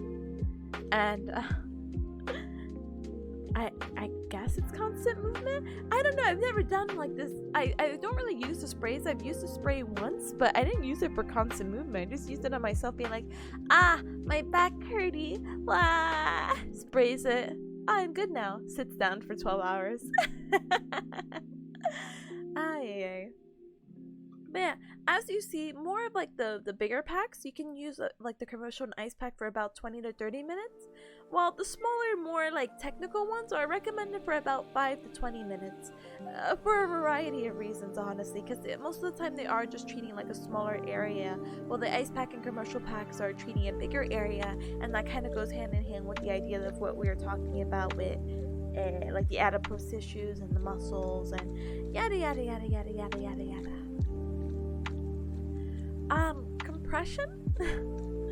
I guess there's not really a unit for compression, but we can still talk about it here. So compression is going to be like getting those ace bandages and wrapping up. So, I was gonna bring up Rip for whatever reason, but like Rip, you know how she has like the bandages on her arm, you know, people use like the bandages to be like, look, I'm tough. I am a gang leader sort of thing. It's a really, really cool aesthetic. But other than having a cool aesthetic, you can use it again for like swelling or again our edema. So edema again is going to be a fancy word for swelling, or more defined as the abnormal amount of fluids, and the extracellular tissue space, and this could be caused by a variety of reasons. We can also have it prevent DVT, which is a deep vein thrombosis. That is definitely a thing. Let's see. I'm pretty sure it's just a blood clot, right? Oh no, wrong one. Deep vein thrombosis, DVT. And so that's going to be, a medical condition when a blood clot forms in a deep vein. And these clots usually occur in the lower leg, thighs, or pelvis, but they could also what do you call it, occur in the arm. And it's actually pretty serious, and it's pretty common. So please be careful if you ever have, let's see, dropping or cramping pain in one leg, rarely both legs, usually in the calf or thigh, swelling in one leg, warm skin around painful area, red or darkened skin, swollen veins that are hard or sore when you touch them. Yeah. Oh, I'm sorry, what's on the menu? Hi, Robo, hi. Oh, modalities? Yeah, so we talked about our ice pack. We're about to talk about more about compression, and then we'll talk about our heat pack. And then we'll kind of zoom through there. Yeah. Alright. Yeah. So for more indications to use compression, you want to use it for peripheral artery disease, venous insufficiency or venous stasis ulcers, and lymphedema, which means more swelling. You want to be careful basically if there's any weird thing related to basically the derma or the skin, and if the person has impaired sensation or their mental status is really just not there, because again, they just might not be aware of what's happening and that may freak them out, and etc. There's some possible complications, by the way, with compression that you just want to watch out for. So basically there might be swelling that occurs in other areas, so like, oh, I'm trying to wrap the ankle, oh no, but why is your calf swelling? That's weird. Shortness of breath may occur, and numbness and tingling, which again is just something we want to watch out for. Those are really not normal sensations, which is why it's important when we do compression and we're doing this for a period of time under supervision of the patient, you give them like a little call bell to be like, hey, if there's any of these symptoms that occur, just ring the bell basically and hope for the best. Good luck with the studies. Thank you, so thank you. I will do my best, I guess. Oh. Anyway, here's some contraindications. So if they have acute pulmonary edema, so we keep saying, yeah, use it for edema, but if it's acute, you don't want to do it. You don't want to do it if they have a recent or acute DVT, which we just talked about. You don't want to use it if they have congestive heart failure, You don't want to use it for an acute fracture, and you don't want to use it for uncontrolled hypertension. Super, super, super scary stuff that may occur, and it's just not recommended. Oh, here's some effects, by the way, for compression. So it can increase the effects of cold application. So again, if we mix it with a cold pack, it can increase tissue hydrostasis or static pressure, and it can pretty much also help reduce some of the bleeding that may be occurring. So ta-da! Now we move on to superficial heat. Yay!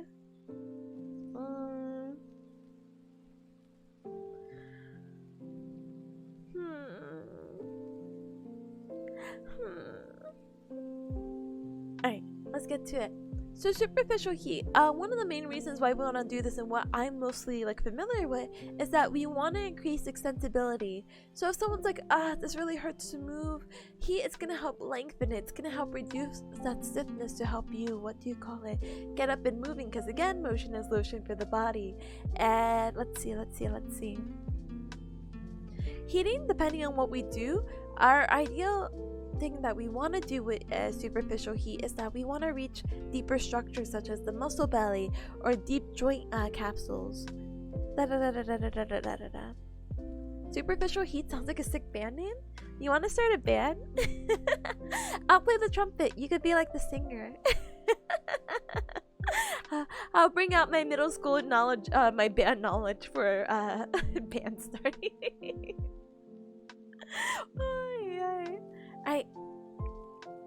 But yeah, so what else can heat be used for? What are some of the biophysical effects that we could expect if we place a heat pack on ourselves? Like, let's say, my back hurts, I want to apply some heat on my lower back. What's gonna happen? So it kind of varies. It depends on the amount of the desired temperature and the method of application. So let's see. For rigorous heating, so let's say we place that heat pack on my back, tissue temperature should elevate to about 104 and 113 degrees. So I guess that is a biophysical fact. Anything above that range, by the way, may cause damage to the tissue, so we need to be careful of that, because yeah, heat and fire, all fun and games until someone gets hurt, basically, or someone gets burned. So we have to be super careful with that. So pretty much the faster the tissue temperatures increase, the greater the heating effect, and the greater the heating effect, the greater the heating benefits that they are not explaining.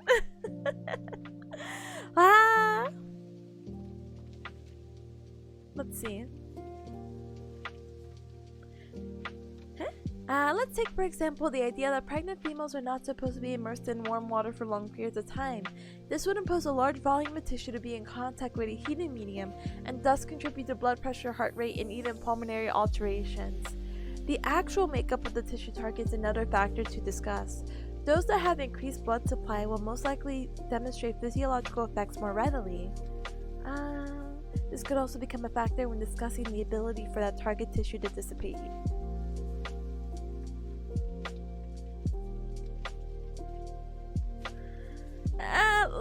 Let's read the slide really quick, okay? So we can connect some of this information, because I'm just like, huh? I'm also really curious about this. Let's continue with the example trainer really quick. Alright, I have a friend who sustained a C5 incomplete spinal cord injury. Excuse me. And he's unable to sweat, unable to dissipate heat. He's also insensitive to pain on certain areas of his body. He was telling me a story once he was barefoot outside again in the summer heat in Texas in his wheelchair. For one reason or another, his foot had slipped off in the wheelchair, and he wasn't aware that his bare foot was on the ground. Neither his pain receptors in his foot, nor his ability to sweat and inform his body that he was hot, was able to kick in. This result was a lot of sunburn on the plantar aspect of the foot. In the case of my friend, even though the metabolic rate and the oxygen uptake of his cells increased, even though the metabolic rate and oxygen uptake of cells increased in hopes to assist with cellular repair, they were overridden by the rate of heat application. Basically, though his body did still react to it, he didn't have the sensation or the receptors to be like, ow, foot on ground, hot ground, you know? And so that is what had occurred. So that's actually like super spooky. But this is obviously a very unique situation because this person has a spinal cord injury, and that's just kind of the nature of a spinal cord injury, especially an incomplete one like that one. Alright, biophysical agents of superficial heat. So we could talk about the effects and basically the amount of the effects depending upon various things. So we could talk about the extent of the temperature rise, which we saw. What was the normal again? 104 and 113. Yes. Ta-da. We could talk about the rate of heat application, which we'll talk about the different kind of applications in a little bit. The volume of tissue, so again, is it directly on the muscle? Are we going through some adipose tissue? What the heck are we doing? We could talk about the composition of tissue, target tissue. We could talk about the capacity of tissue to dissipate heat.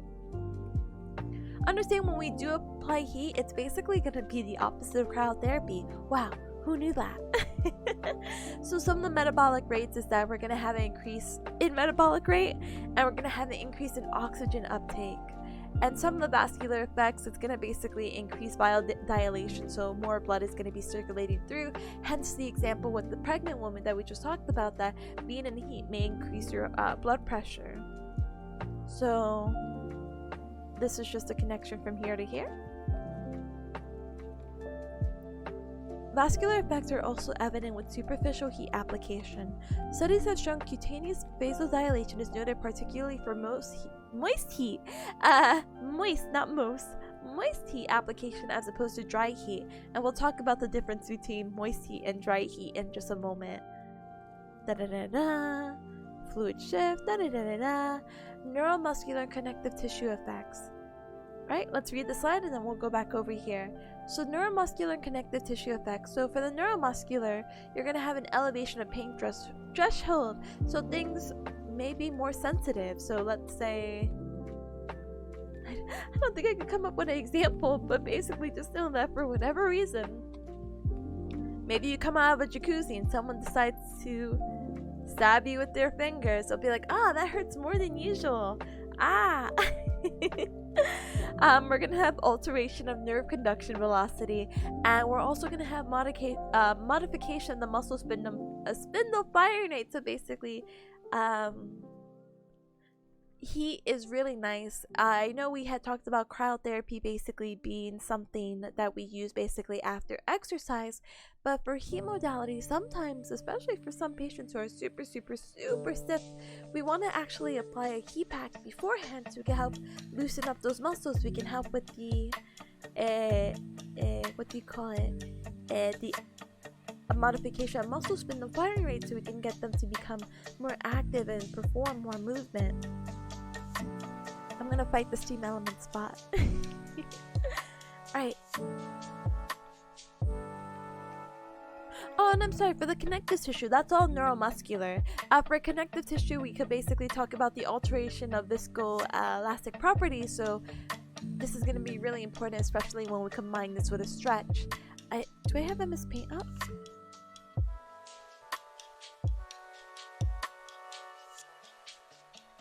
So I don't know how to put it in this example, but a quick example of stretching, and this is going to be like a really silly image, so I'm so sorry.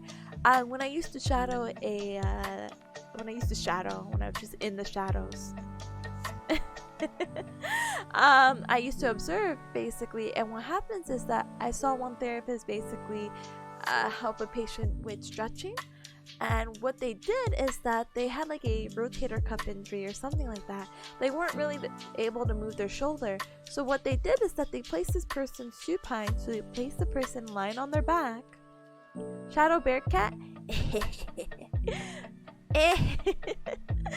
Let me use the shapes. So they placed this person on their back, but what they did is that they placed a heat pack. So we'll put it in red. Heat pack here, but they kept them in external rotation. So their arm is still on the bed. They're laying down. Let's put a pillow. They were not happy with this. And their arm was, oh my gosh, what did it look like again? Basically, they had a band, and this ribbon was attached to a weight. And so it just kept them in this like externally rotated position, and it was supposed to again just help increase it because that person was just having difficulties performing this motion. So it's like, what if we just put you in this motion? So heat pack right here to help with those connective tissue aspects. So that's going to help increase the, again, joint stiffness, increase the muscle flexibility, increase the elasticity, and decrease the viscosity. We talked about how cryotherapy increases the viscosity. Again, viscosity being like the blood flow through your body, and how it is like honey. If it has a high viscosity, it's like honey. If it doesn't have as high of a viscosity, it's like regular liquid. And so all that's happening right here with the heat pack, and then keeping that patient right here, and that's going to help them again with that motion. So all really fun stuff basically, right? So studies have examined positive effects of superficial heat on pain reduction of patients with varying diagnosis. So even that example we talked about, how do you say it, the shoulder, it could be for a variety of things. It could be for like our back, it could be for neck pain, etc., etc. And then we could talk more about gait control theory, but we don't really have to focus on it, so we'll skip that. That's all gait control. No thank you. Alright, let's talk about the mechanisms of heat transfer. So cryotherapy, we talk about how cold doesn't transfer. It's the heat that's transferring. So as a nice fun review, we could talk about conduction, convection, and radiation. Again, conduction is like the direct transfer. So if we touch a hot stove, it's immediately hot, and we're like, oh heck, our hand, owie owie. We could talk about convection. So think about like convection ovens. Convection is going to be referred to the movement of a substance around the heating source. And we could talk about radiation, which is going to occur through electromagnetic waves. Wow. Alright, two of these mechanics are readily seen with the clinic in regards to superficial thermal therapy, and that's really going to be conduction and convection. So when we talk about, well, radiation's also a thing we could do in rehab. There's this thing called laser therapy that does radiation, but not like radiation like, oh my gosh, this is like chemotherapy radiation, but like on a much smaller scheme. But it's definitely not as popular as, well, these two for when we're talking about superficial heat modalities. So examples of conduction. So we could talk about the moist heat packs and paraffin. So you guys may not be familiar with paraffin, and I don't know if I have a picture, so let me grab one, okay? Paraffin is paraffin is something, and I have a really funny story to share with you cubs, but my goodness. So paraffin is basically, oh no, it's chroma keyed. No! Hold on. Can I find another image? No, they're all purple. Huh? Alright, they're all gonna be purple. That's very unfortunate. Anyway, so apparently they also do this in nail salons and all that jazz, but basically it's like a bath of wax, and you dip your hand into it. You're supposed to have like multiple layers, and it's supposed to have like, and you could put your hand into like a mitten or something like that to help kind of keep the heat inside, and it's supposed to have like this nice, it's relaxing warming effect, and it's really good with people who may have rheumatoid arthritis and all that jazz. Hopefully we'll talk more about paraffin later, but it's super like fun and relaxing, and apparently again they do this at nail salons as like a nice therapy. It makes your hands so soft too. Homie opened the portal to the VTV. Indirectly, am I right? Oh, VTV. You know, big shout out to my homie at this. Oh my gosh, please let this be his name. Oh no. Okay, cool, perfect. They actually have like a really fun redeem, and I don't know if they still actively use it, but I know they have it like for sale in their coffee, or basically their chat box opens up into a portal. So super fun stuff. They are a super creative individual, so if you do get to catch them, please check them out and see their wacky effects in the portal to the VTubing world. Anyway, so my really funny story about this is that I did paraffin once. We were talking to someone who is in like later semesters, and they were working on this, and they're like, hey, you want to try this out? Just, you know, wash your hands and dip it into the wax, because this wax has not really been used. I don't think they really ever plan on changing it. It's just a buddy system of basically like, hey, did you wash your hands? Cool, dip it in, because 10 other people have dipped their hands in here. And so we did it, and then I was like, wow, this is so fun, so relaxing, so nice. And then we threw it away, because what happens is that with paraffin, yes, you are gonna have these layers. Let me see, will it show you? Oh yeah, so with paraffin, what's gonna happen after the layers is that basically this is your hand.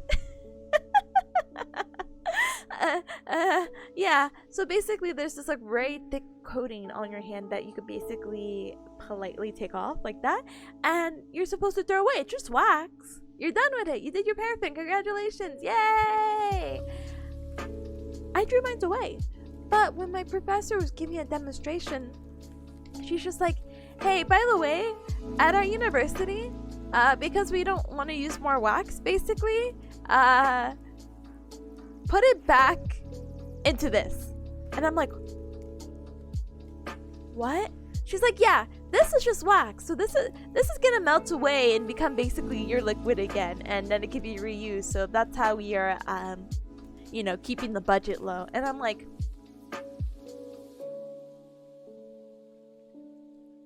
that is so gross.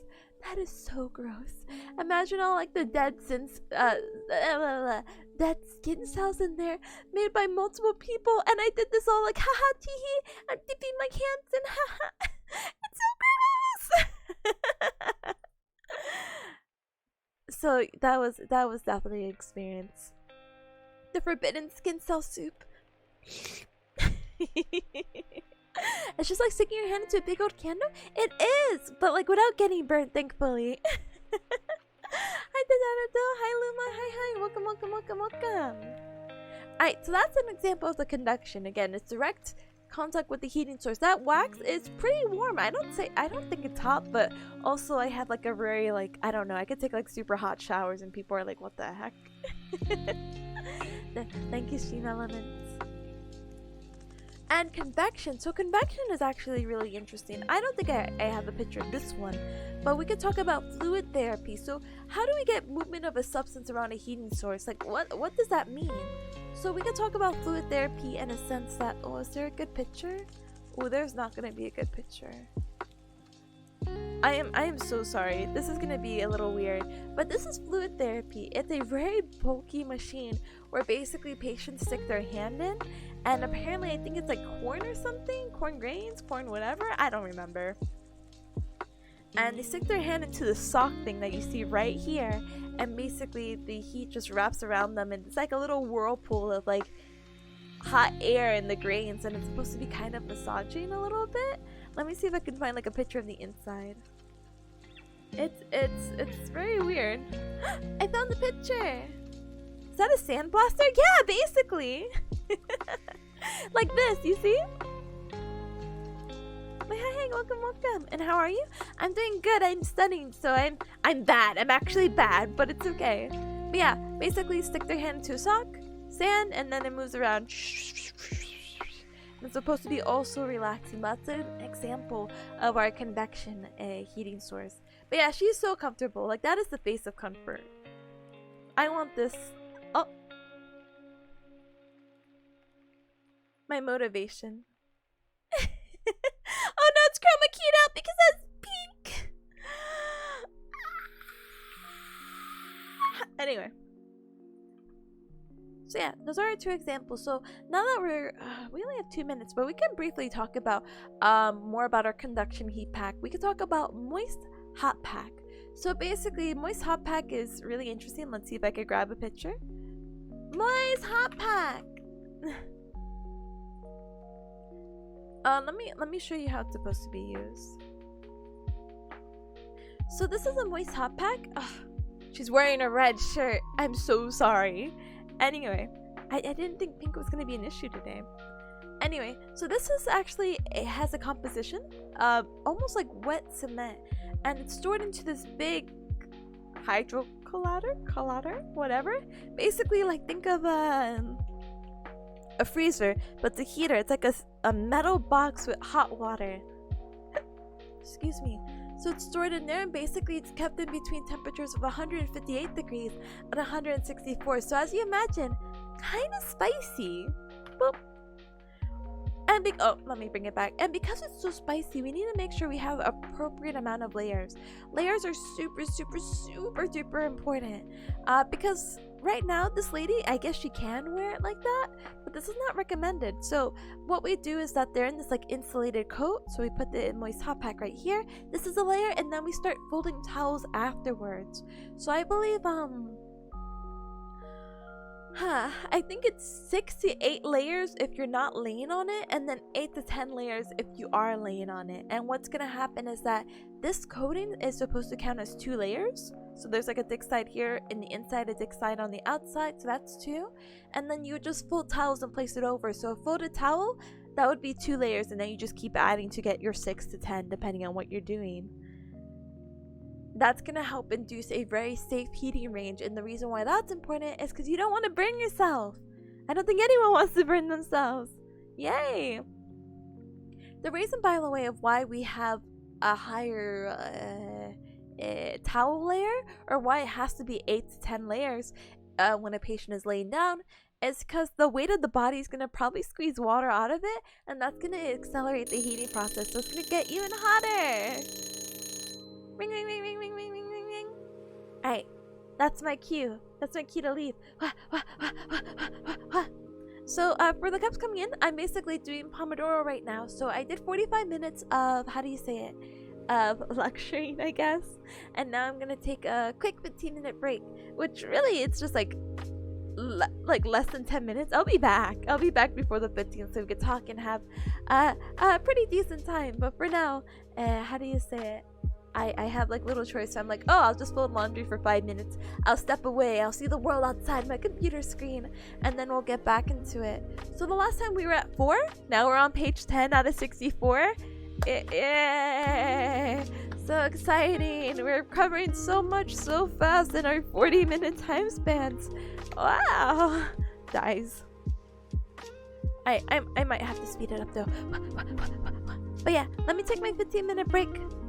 Da-da! And I'll be right back. I'll hold a little raffle, but the issue right now is that Stream Elements is kind of being stinky, so BRB. See you in 10? Yeah, basically see you in 10. Ali-yoop!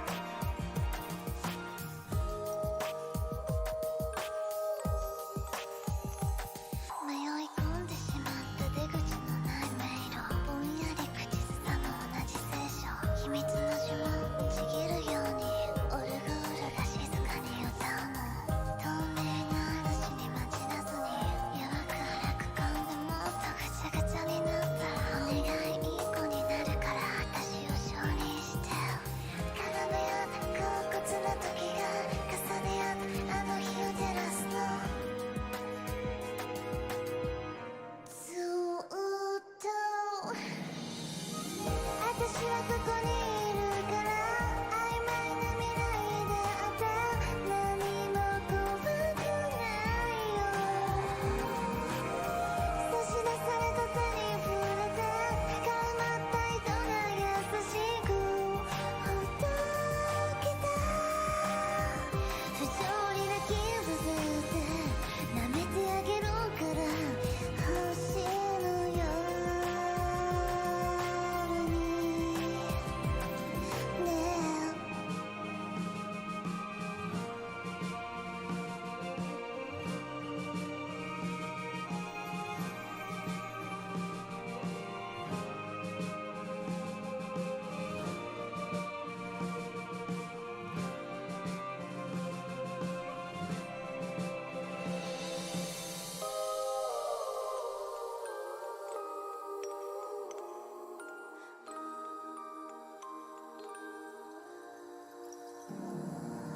あの森で待ってるからあの場所で待ってるから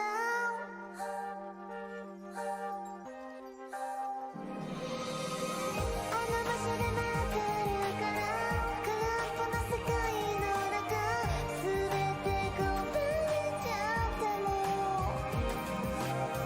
鮮やかにもがきながら時間を歪ませながらも見つけて花びらがゆっくりと二人を包むよ星の夜に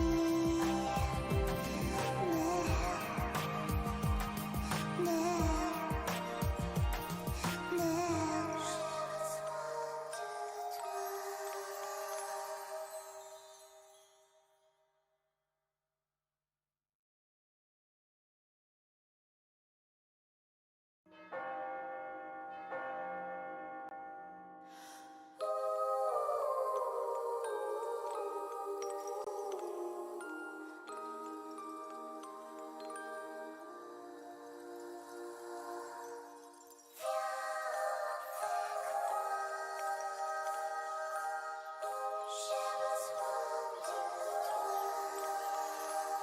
かすかに響き渡る教会のチャイム祈りを捧げ今日を裏切る暗い森の中をさまよって断絶の壁が残月になるの透明な嵐に待ちなさい甘い淡い蜂蜜でもっとベトベトにしたお願いいい子になるから私を承認して風に舞う絵本のページが影になって記憶を揺らすの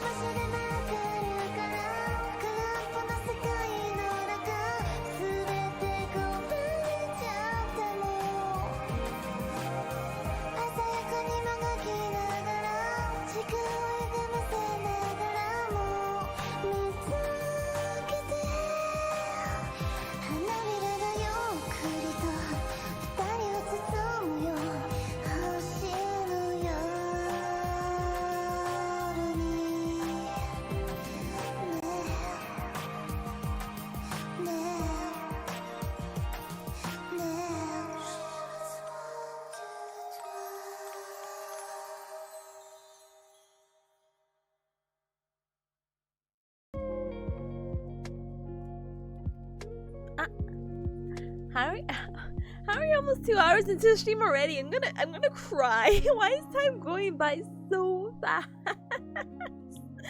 Anyway, I am hi. Taco Bell trying to relate. You know, honestly, when I had read this like to myself, I was just like, is this a rap? Trying to relate, but watch VTubers and breathe surgical plumes, and then I'm like, okay, maybe it wasn't a rap. Like, hi, welcome. I am politely studying for how do you say it? Midterm. And we're getting there. It is definitely progress is being made in some way, shape, or form. Cries. Let's go, Gamata. Thank you. I will do my absolute hecking best right now because your girl doesn't know what she's doing. This is just an honest confession from me to my cup club. But like it seems very generic, right? Yeah, ice pack, cold pack, yeah. So I'm like, oh, this is so easy. Once it gets to traction and ultrasound, I'm like, what's happening? And the thing is, I only took sounds. I took notes on ultrasound only, so I'm like, and then I still don't even get ultrasound. So we're gonna probably be here. It's almost 1 o'clock now.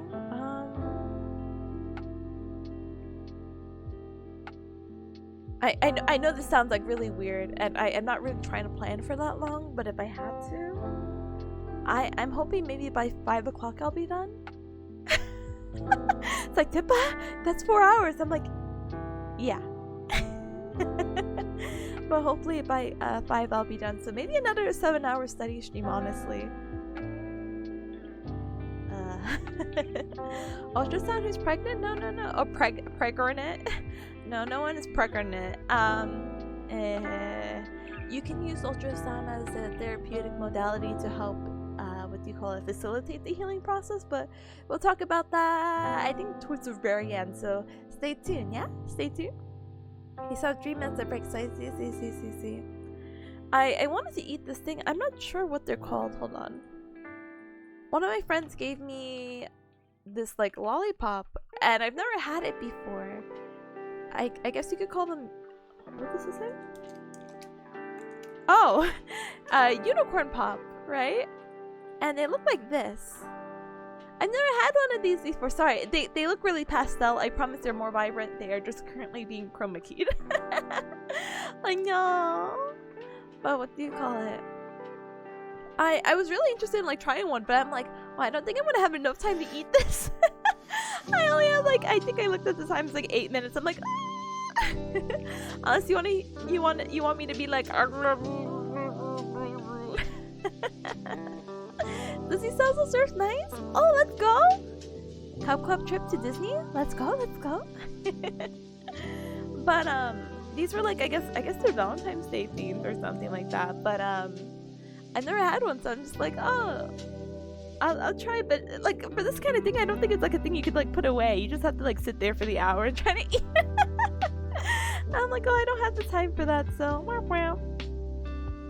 But oh, those 7 to 10 hours sessions are heck. They are heck, and they will continue to be heck. How dare I have, like, 7-hour study sessions, like, for what do you call it, every day? When do I get the break? Quite. No, but seriously, no. What the heck? I can't believe I still, again, have not worked on anything from this week. That's why I'm so confused. And I'm like, but I've been dedicating the hours. Yesterday was a little bit wonkier. I did dedicate and did contribute to the study guide and all that, but, like, heck. I don't want to be here for 7 hours, but I guess I have to. My grade depends on it. At least a passing grade.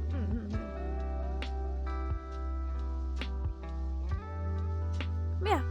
Hopefully everything goes well. But again, the study guide looks long, but I'm pretty sure there's just a bunch of images my classmate copy and pasted in, so I think we should be good. Right. A minute in, let me chug some water. Life will be good. We'll continue with our moist hot packs and be like, oh, this.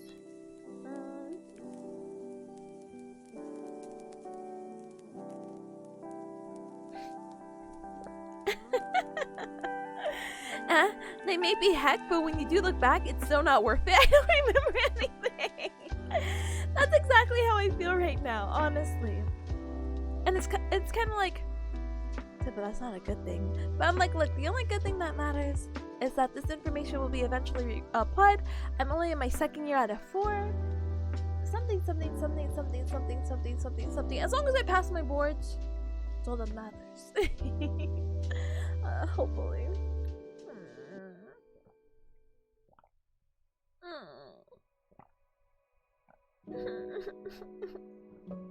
Sorry, it's not me just crying and drinking water. I promise I'm more than that.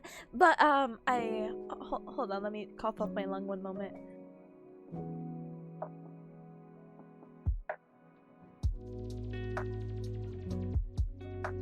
Alright, now that my lung is out, what do you call it?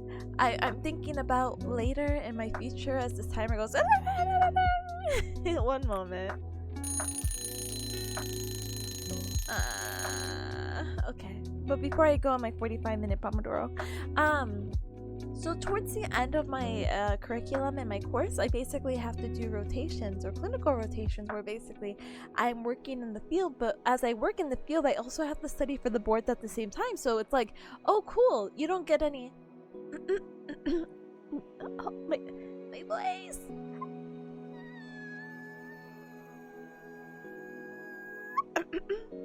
Hold on.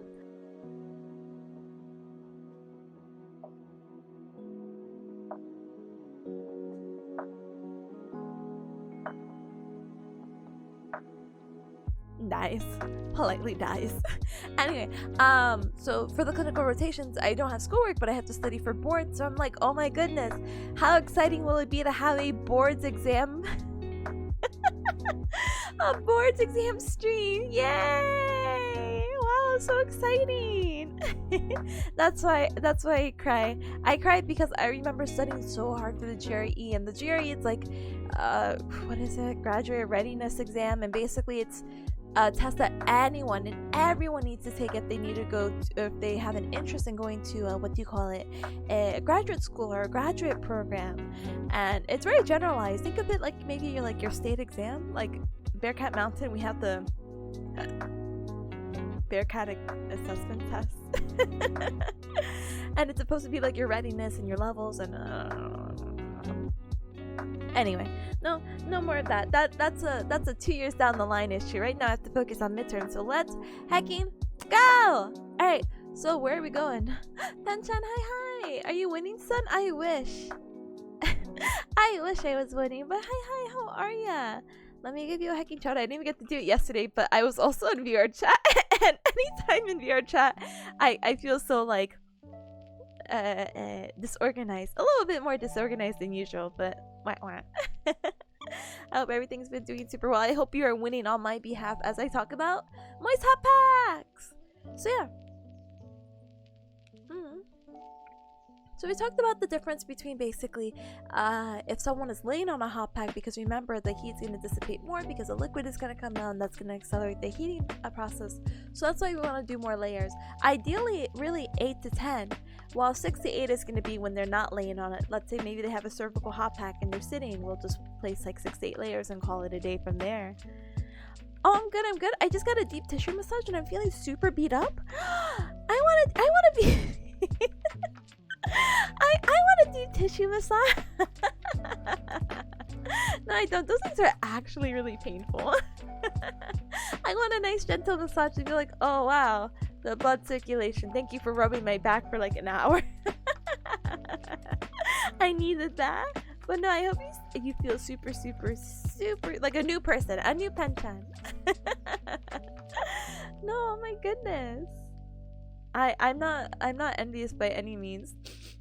A massage is good and all that, but I've had trigger point massage before done on me, and those are just not fun. Hi Sam, hi, welcome. For a second I thought you said I want to be beat. Just for a second. On my back, therapeutically, I would like to be beat up. Anywhere else, we're fighting. I will use all the will in my tiny bearcat body to fight back. I refuse. Life already beats me down already. Okay. Anyway, that was just a perfect. This is not a reflection of my mental state. I just thought it was a really funny joke that was well timed. I'm so sorry. Anyway, let's go back. So heat packs. Alright, so what happened with heat packs is that, so we saw, what was it? I forgot, was it 10 to 20 minutes for ice packs? No, 20 to 30 minutes for like bigger ice packs. So when we talk about heat packs specifically, time-wise, what we want to be looking at is about 15 to 30 minutes, because that is what the book says. And pretty much after 5 minutes, you want to go check on your patient. You want to see, hey, is it too hot? Is it too da-da-da-da-da-da-da? You know? And so we just basically want to kind of go from there and see, like, hey, I just want to make sure you're not being burned, or hey, do I need to put another layer, or oh, are you not really feeling it? Maybe I'll come back in 5 more minutes and life will be okay, and maybe the water will have seeped and maybe the heat has accelerated and you feel okay now. Because we don't want to go underneath our minimum layers of 8 to 10. Are you studying PT? You can say that. Rehabilitation, strong. The more heat, the better. Melt off their skin. Melt off their skin. Let's go. Cool. Medium rare.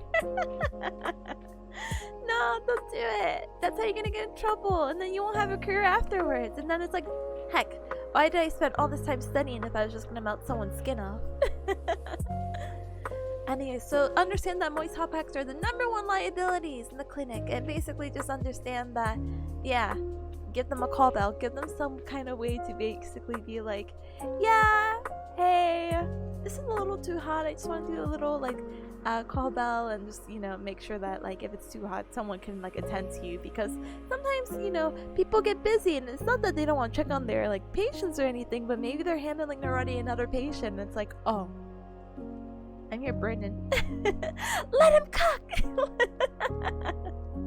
I love the cooking. I love the cooking meme. Anyway,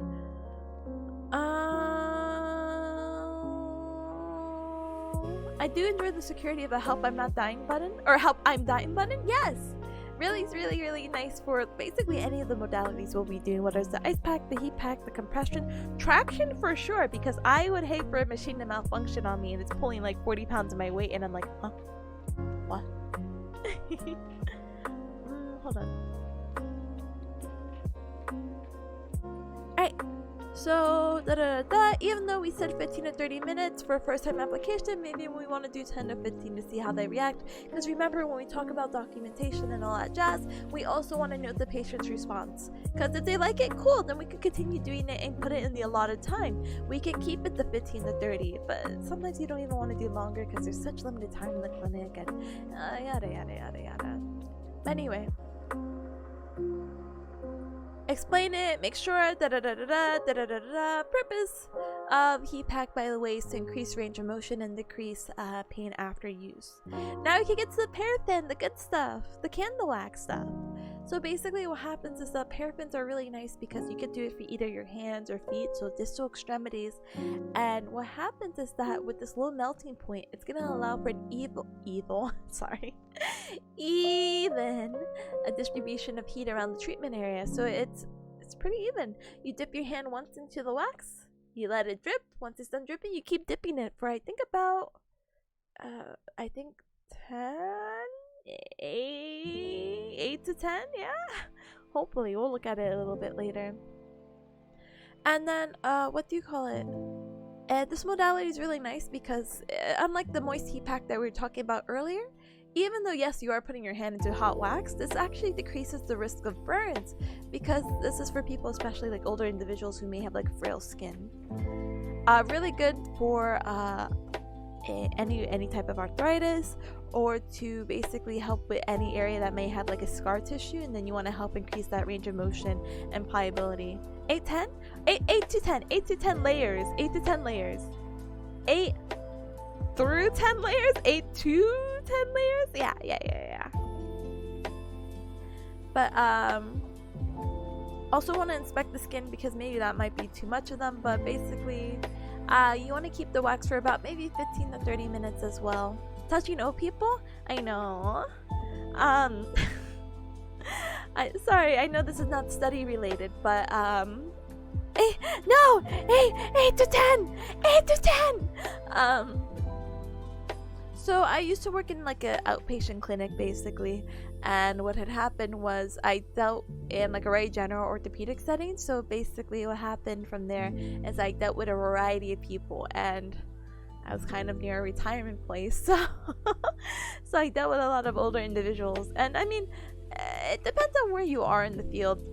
Generally the old people that I touch were generally a-okay, because it's one of those things where I'm like, wow, they were able to get in and out of their sessions today. All right, they're pretty good in my book. The reason why I bring up this memory is because even though I don't really necessarily have an interest, like I don't have a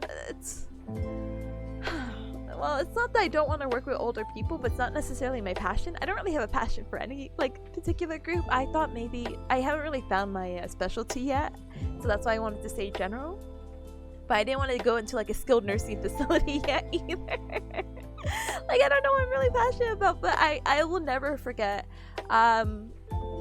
this one lady. Her name I will not give actually, but she was super sweet. Always loved talking to her. She had different kind of things to do in the clinic, so I always saw her face, and she loved talking so much. And I'm one of those people who would just sit there, smile and nod like, oh, that's so cool, oh well, that's so great, wow, that's really nice to see. Like I'm just a good listener, I guess. It wasn't even to be polite, but it's just on this, I just like add rebuttal, I don't know. Anyway, we have a normal conversation. Super nice. And she was just asking me about my career and what I wanted to do, and I'm like, hey, I think I actually want to try working in pediatrics. I think I have like a wacky personality for kids. And she's like, no, don't go over there, us old people need you. I'm like, what? Yeah, you can be silly with the kids and whatnot, but old people need silliness too, something along those lines. So I'll never forget such like a wacky conversation like that. So now I'm still here, just sitting here in limbo, like, yeah, general, I guess. But old people really not so bad. Some of them are very nice. Yeah. I think another thing I'll never forget. Actually, I don't know. No more stories. No more stories. Alright, paraffin, don't put it in an open wound. And if they have a contagious skin condition, don't put it in the wax. Don't do it. Anyway, so there's 4 different methods of how we could do paraffin wax, right? So we could do a dip and wrap, where basically wash your hands, dip 8 to 10 times until the wax becomes opaque. But make sure when they're dipping their hands, make sure their hands are slightly abducted, so your fingers are not together. There's slight separation, basically. But when you also have that slight separation, make sure their fingies don't get stuck here. Maybe their fingies will touch the wall, and they'll be like, ow, my fingies. And I'll be like, oh. We could do the dip and re-immerse, where basically the hand's already dipped.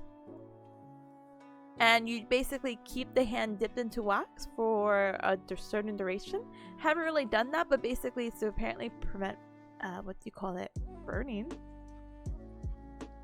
Oh, for the first one, it's to prevent burning. The second one, I'm like, how are you preventing burning by keeping the hand in there? Holy heck. Hi, Jillian. Hi. Welcome. Alright, so let's talk about fluid therapy now. So fluid therapy, do they say what it's made out of? I'm pretty sure it's corn. Anyway, so again, that's going to be our convection type of heating transfer, and it's going to be a dry heat transfer by means of, yes, convection airflow. So cellulose particles are housed in a unit, and they're able to assist with desensitization of hypersensitive skin, or assist with improved range of motion and decreased pain, because again, it helps with that heating process. So unlike paraffin, that waxing thing we had just talked about, this modality allows the user to move around. You could just like be a wacky inflatable tube band with your little sock and be like, whoa. But similar to paraffin, if you do have an open wound that actually has to be treated, you could still use this, but you can't just be like, I'm bleeding, and use this like machine. It might aggravate it. So you want to make sure it's wrapped, bandaged, and nothing else is going to like pop out or open, and then you can go ahead and put your hand into this gigantic machine. Also really important, because other people will use this machine, so contamination's kind of ugh. But speaking of contamination, Unlike the paraffin, the fluid therapy is actually self-cleaning, so that means basically like all the heat and stuff go disinfected. But I mean, obviously blood is blood and we don't want to do that, and that's still going to contaminate it, so so definitely address your wounds before going in. Paraffin though, on the other hand, yeah, we already talked about it.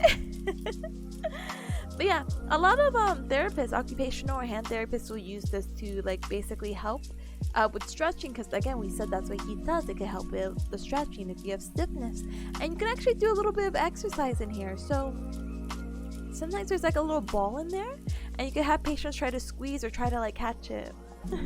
Do not use auto cleaning mode on the patient. Do not use auto cleaning mode. Don't do it.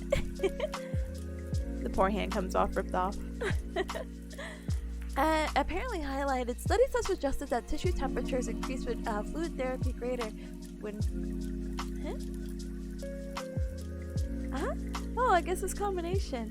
Studies have suggested that tissue temperatures increase with fluid therapy greater than when paraffin, moist hot packs, and warm whirlpool are utilized. So I guess you could double down on this. The thing with fluid therapy though is that I heard you can't really charge for it, and that's the whole documentation thing that will be discussed way later in my career.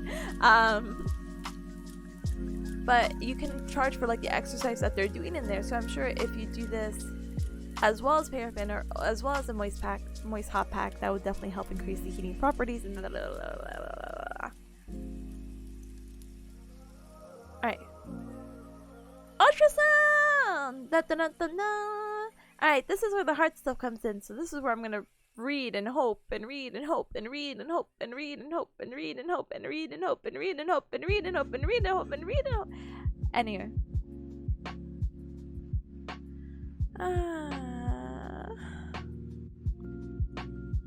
So ultrasound, this is again not the whole like, oh, pregnancy? No. So this is different. This is therapeutic ultrasound. This type of ultrasound, how it works is basically it's high frequency mechanical waves that are going to be delivered using acoustic energy. What's going to happen from there is that the sound waves exert their mechanical action by pressing initially vibrating molecules into adjacent molecules, which are going to cause them to vibrate. These newly vibrating molecules will then transmit their energy into the vibrating molecules adjacent to them. Then the sound waves are transmission into a medium along the direction of the sound wave by alternating compression and... Is that a word? Verification? Huh? I don't think this is a word. I think this might be a typo. Hold on. Not doubting, just saying. Oh no, refractions is a word. Rarefaction, which is a diminution of density of something, especially air and gas. Oh, the lessening of density. I'm like, what the heck? Why did they put another like fun, wacky vocab word in here? Anyway, so alternating compression and rarefaction of the molecules. Compressions are areas of increased density, while rarefactions are areas of decreased density. So it's going to alternate. Okay, increase density, decrease, increase, decrease, increase, decrease. The acoustic waves can be reflected, refracted, or absorbed. Most body tissues have liquids of varying densities. Bone is the exception as it acts like a solid. So, in the body, ultrasound energy is more rapidly converted from acoustic energy to thermal energy in dense tissues such as ligaments, tendons, and other connective tissues than in comparison to the less dense muscle or even less dense adipose tissue. So let's talk about some physical principles of ultrasound. Okay. So we talked about how it is just acoustic energy. We could talk about the propagation of the waves, the production, and the effects. Hydrate? I got you. Hold on. Breathe. I'm doing all these. Hold on.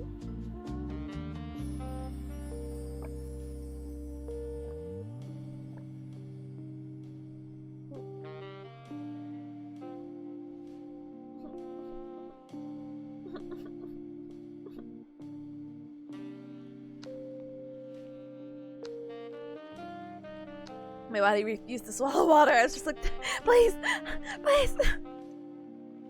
Thank you for the self-care. I appreciate you. Thank you. Alright, that is my sigh, that is my breath, and then let me uncross my feet really quick. A little quick stretch never hurt, and alright. So production of the ultrasound waves. So what's gonna happen is that the ultrasound applicator that you can see right here has two aspects of it, or two key elements. Excuse me. They have the piezoelectric crystals, and they also have the sound head. So this crystal, by the way, this is going to be compressed and expanding by sending alternating electric current through it, and this is actually going to be referred to the reverse piezoelectric effect. Piezo crystals are magic, but they really are. Like when I first saw this, I'm like, crystals? Huh? In my therapy? No, it is basically like magic. But yeah, they basically compress, expand, and this alternating is going to produce an acoustic wave.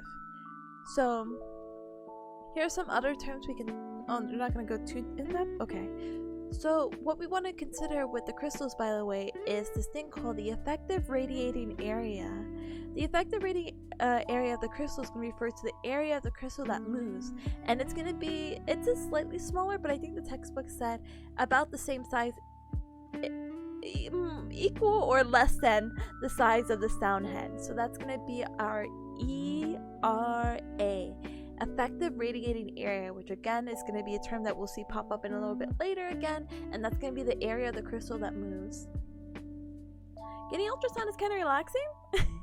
As someone who's done ultrasound, I can give you an opinion on the other side. It is relaxing in the sense that I get to sit and I'm just like, wow, amazing. It's just me, the gel, and this guy's ankle. There it goes in circles. Here I go. And then you just like turn off your brain. So yeah, it is actually pretty relaxing. But yeah. So ultrasound is really interesting because depending on what kind of settings you put, it can basically provide thermal or non-thermal effects. Again, it depends on how you do. We'll talk about that information a little bit later, okay? Okay. So for non-thermal, we want to use non-thermal for the acute stage of the condition. Super important, because we talked about this earlier about when you have, or when your patient is in an acute stage, in a sense that they are less than 2 weeks, like onset of injury or 2 weeks, you don't want to apply heat. Everything is hot, it's inflamed, it's a contraindication, which is why doing non-thermal ultrasound for the acute stage is ideal. Thermal ultrasound, however, can be used on subacute, and we said earlier, we say the subacute stage is between 2 to 4 weeks, and anything more than 4 weeks is going to be chronic. So again, ultrasound is a series of high frequency waves. It is thought as the sound waves are absorbed by the tissue, the mechanical energies are converted to thermal tissue. So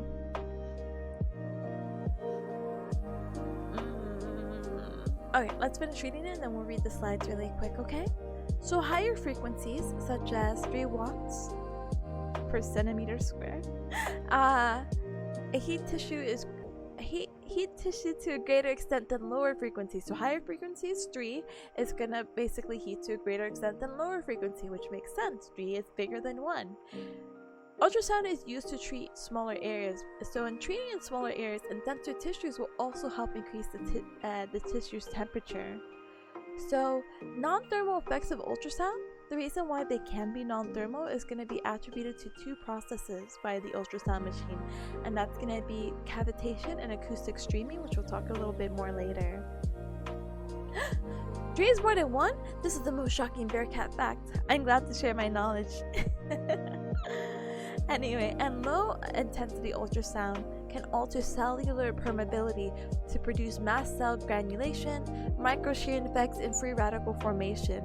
These effects have been supported in vitro.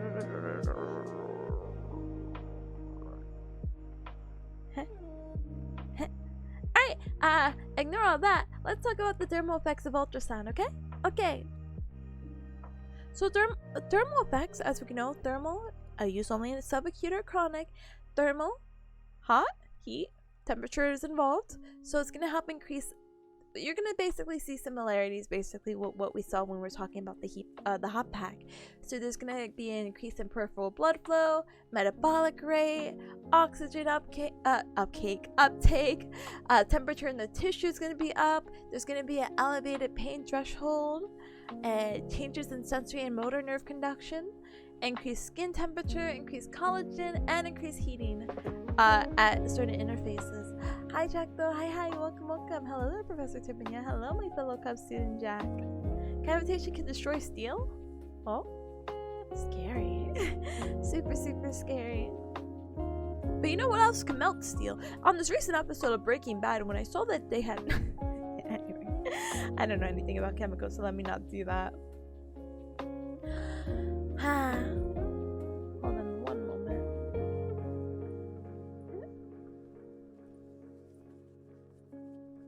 Kind of. Hopefully that works. That didn't hack me up. Anyway, so for non-thermal effects, the acoustic streaming and micromanagement, that's what's going to be happening again with the cavitation and acoustic streaming right here, right there, same thing. Non-thermal effects is going to basically be increased cell and vascular wall permeability to calcium and sodium ions. TLDR, basically, it helps promote with the healing process. It increases extensibility of the connective tissues, such as joint capsules, tendons, adhesions, scars, due to the separation of collagen fibers, so basically helps aid in addressing any of the scar tissue that might be there. Stimulation of tissue regeneration, ta-da! Promotes soft tissue and bone repair, ta-da! And stimulate the release of histamine, and then we just talked about that where I'm like, So head of the transducer, which is the head of the ultrasound, the area may or may not be the same size as the transducer head as crystals. ERA can only treat the area 2 to 4 times the ultrasound head. Sure.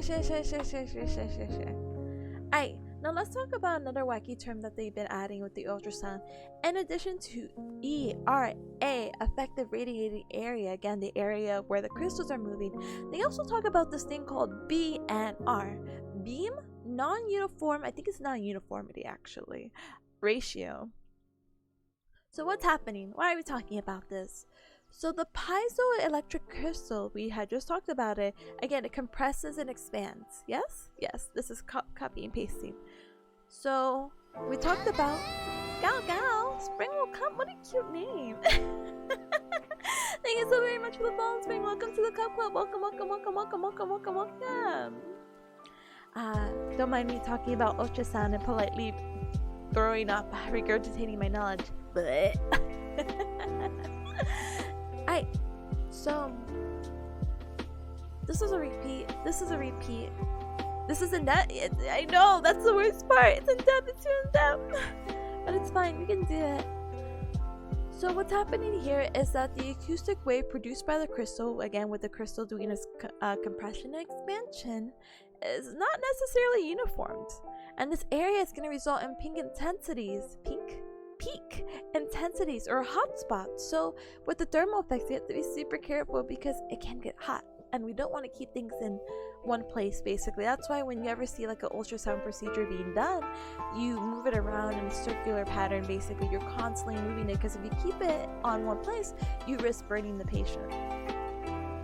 So the beam non-uniformity ratio is a ratio between the spatial peak intensity measured anywhere within the ERA and the spatial average intensity. So basically, again, it's going to be your ratio of the peak intensity and the average intensity. So most ultrasound units are going to have a BNR of 5 to 6. And then we just talked about that again, about constantly moving it. Very unfortunate though. So yes, even though most ultrasound units have a BRN of 5 or 6, the more expensive ones have like a ratio of like 3 to 0. Basically, the better ultrasound units have a lower BNR because 3 is less than 5 or 6. Ooh, numbers, we're throwing it in there. And basically what we need to keep in mind with this is that because it's lower, it's gonna have a more my thing is cutting off, sorry. A more uniform shaped beam. Yeah. I'll move myself here. Yeah. And so you're less likely to burn the patient, basically, is what it's trying to say. Okay? Okay, if you ever need to do the ratio, it's gonna be marked on the actual machine itself. So when in doubt, just check it out. Alright, and then we can see a little chart here about the intensity. This is the transducer, and it's just basically going about its peaks, and again saying that it is the peak intensity and the what do you call it, average intensity. So let's talk about unstable cavitations, the thing that can apparently destroy steel. Oh boy, I'm reading this straight off. Oh no. The cycles of compressions and rarefications of ultrasound exert forces on the cell membranes and tissue fluids, resulting in the formation and accumulation of thousands of gas bubbles under the influence of forces. This formation of gas bubbles is termed cavitation. So the gas bubbles, cavitation, and cavitation is often described as stable or unstable. Tissue cavitation is the cylindrical circular cylinder circle expansion and contraction of gas bubbles in response to the acoustic cycle of compression and rarefication. So unstable? Okay, unstable's in the red down here. Unstable may occur from an accumulation of a large volume of gas bubbles that collapse. This large-scale collapse is thought to be the cause for cell and tissue damage, although it has never been sustained in vivo. O'Brien stated that there is no experimental evidence to suggest that cavitation events occur in mammal tissue from exposure like cavitation, bubbles that form with ultrasound. You can have stable, which sounds like a cycle, and unstable. Unstable can possibly damage cell and tissue, but we don't believe an event like that can occur within the clinic. Like, it's just not necessarily possible, and there's been experiments to even test this, which is scary to be like, yeah, we just volunteered I volunteered my body to have like cell and tissue damage. Wow, amazing.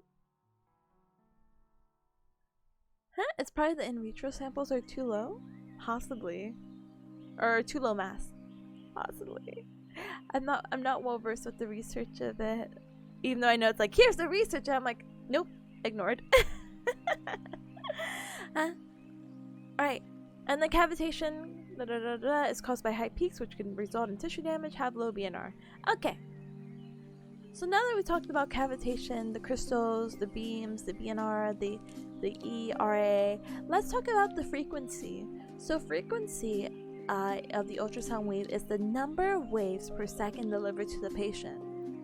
So in our clinical application, the best or the most ultrasound units have dual frequency applicators that are designed to deliver frequency of both 1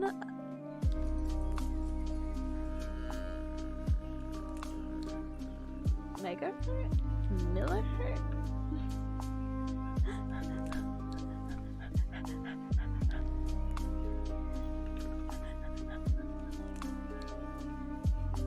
megahertz. Sorry, I just had to double check. My brain is like, huh?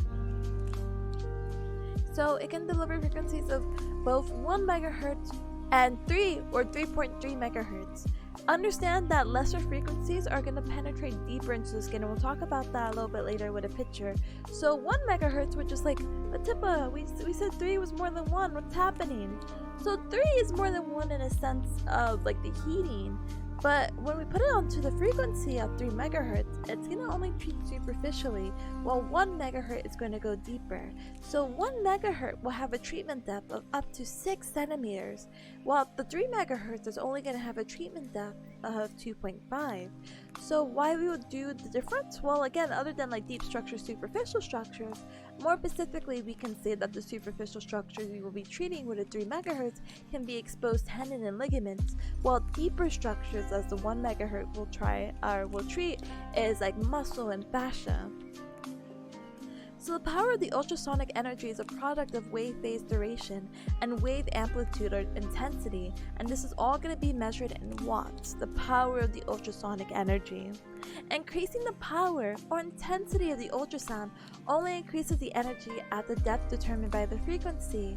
Tissue absorbs that heat 3 megahertz Oh, and then this is the whole like, hey, yeah, even though I know we had just said this basically, that 3 megahertz is going to be heating up much faster than 1 megahertz. But again, recall that 3 is only going to be treating more superficial while 1 is deep. So here's our usual up to 6 centimeters, 2.5. And then here we go. Here's just the PowerPoint presentation of the same information that we just saw. And then here's like an actual image where we could see like, oh, 1 megahertz, deeper, 3.3, more superficial, yay! Alright, let's talk about the intensity. Oh, this is a lot. Power of the ultrasonic energy is the product of wave phase duration and wave amplitude. Intensity. Because wave duration is not changed at a fixed frequency, amplitude or intensity is adjusted to change the power or magnitude of the acoustic energy. Power is measured in watts, but in therapeutic ultrasound application, power is most expressed in, spatial average intensity, SAI, and that's measured in watts per centimeter squared. Psi is calculated by dividing the power in watts by the ERA, so... Aww.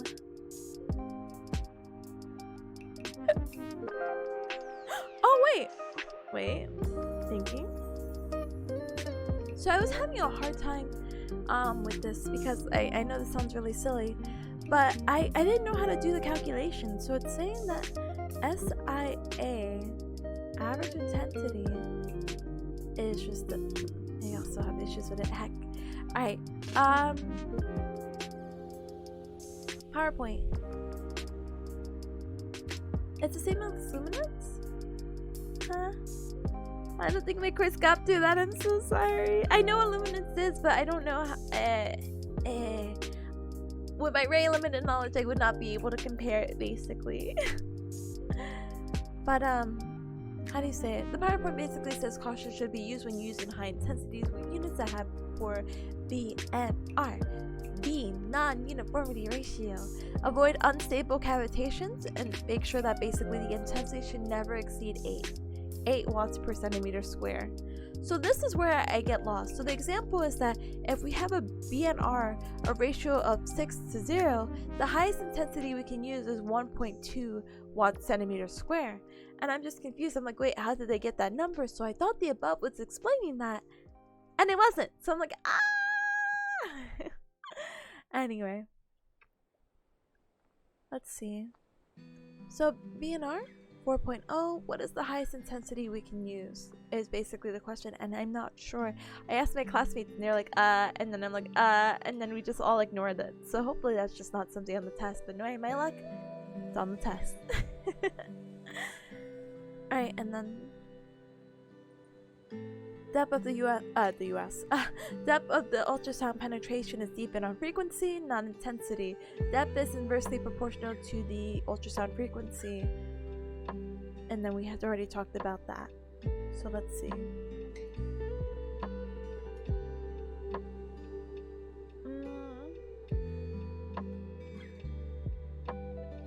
Alright, let's read it. Studies have shown effective treatment depths with 1 megahertz of up to 6 centimeters deep and 3 megahertz being effective up to 2.5 centimeters deep. A common misconception is that increasing the intensity of the ultrasonic energy will produce a deeper penetration. Increasing the power of the ultrasound only increases the energy at the depths of penetration produced by changing the frequency. Hold. I know these are the... So we already had talked about this, the frequency. So this is our summary. Frequency equals that power energy at the depths. Ta-da! There you go. Alright. Oh my gosh, just highlighted it in red. I'll read it to you because again it's chroma key and I'm so sorry. Alright, so if you have poor B non-uniformity ratio, high chances of tissue damage, therefore the BNR 6.0 multiplied BNR to prescribed intensity. Where are the gainest numbers? 6 times 0 equals 0. BNR should never exceed 8. Multiply 6 by 2 equals 12. 12 is greater than 8, so you don't burn the patient. So to me, I'm like, did they do the math wrong? So sorry, let me highlight it in a different color that you can see it like not highlighted at all. So this is the math that someone had put. So I'm like, huh? The frequency needed to melt butter. Beep boop beep. So because this says on the PowerPoint 1.2.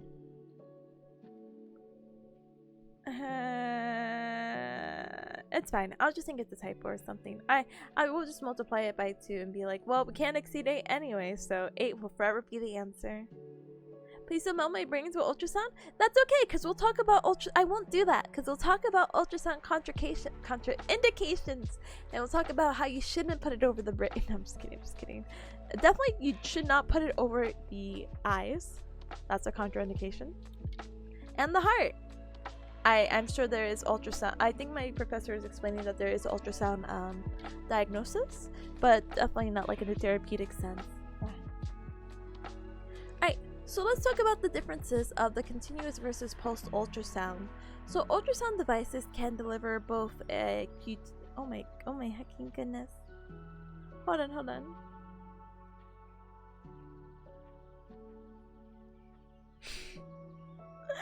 I'm so sorry. I had to tap back in into the Discord thing, and everyone's like really confused about like the stuff, and it's like, oh, this for this, and I'll read this a little bit later because I do definitely want to check this out. I think it'd be super helpful because they're talking about like, hey, when do you do ultrasound for this? When do you do ultrasound for this?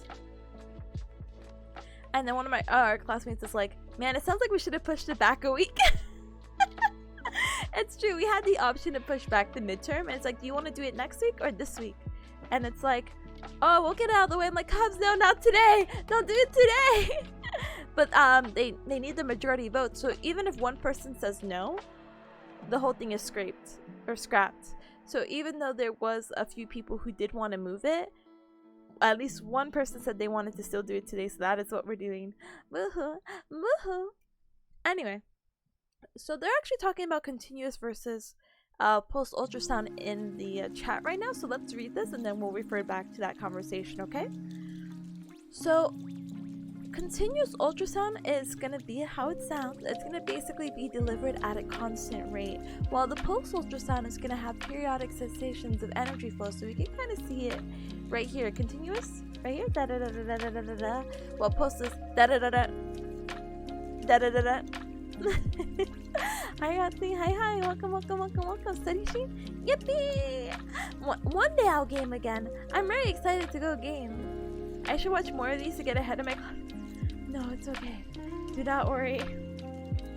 I always kind of thought of doing that as well. I'm like, oh, it'd be super helpful, but then each class is structured a little bit different. Maybe the certain area that you're in, state, country, etc., has like a different like expectation of that course, so don't worry. I appreciate the sentiment though, but I also want you to be able to focus and not like, you know, learn all of this and basically be like, hey, you needed none of that. Actually, we're doing this instead. It's like, ooh, expectations. Imagine having those. Not just expectations in general, but like the course expectations, you know, when they go over like, you know, I don't have syllabus week anymore, but when I had syllabus week like in high school, it's basically like, here are your expectations. You should be learning this and that, and this is what we're gonna do, and you have this project and da da da da da. Or all I hear is struggling. Just a little.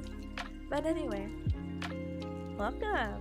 Alright, so most devices are equipped to be delivered at 20%, 50%, and 100% duty cycles. So the duty cycle is the time divided by the time off times 100. So time on divided by time off times 100. The treatment area should only be 2 to 4 times the ERA, the effective radiating area. Tissue will cool within 5 minutes of ultrasound application, and that's really important because once that's done, we are actually able to do and work a little bit of stretching. So this is going to be a small window of time, but it's definitely important to take advantage of it. Pulse ultrasound means that's only on for a percentage of time, so it's either on 10% of the time, 20% of the time, or 50% of the time, while continuous will stay on the whole treatment. Thermal will always be continuous. Non-thermal is always pulse. So if you see these words, these are basically interchangeable. Low intensity will make it non-thermal, and high intensity will make it continuous. So what does that mean? It means that when we're talking about the 3 megahertz, we know that is gonna be our frequency, which is different from our intensity. Yes. Oh man. I have to travel 4 cities over to get my lecture tomorrow to use the correct equipment for agronomic teachings and use the machines we use to help move citizens. I'm sorry.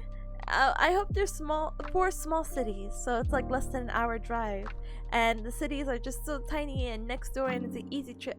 Yeah. So sorry. Alright, so the question my classmate asked, by the way, let's see. Oh, it's 1 hour of public transportation. Let's go.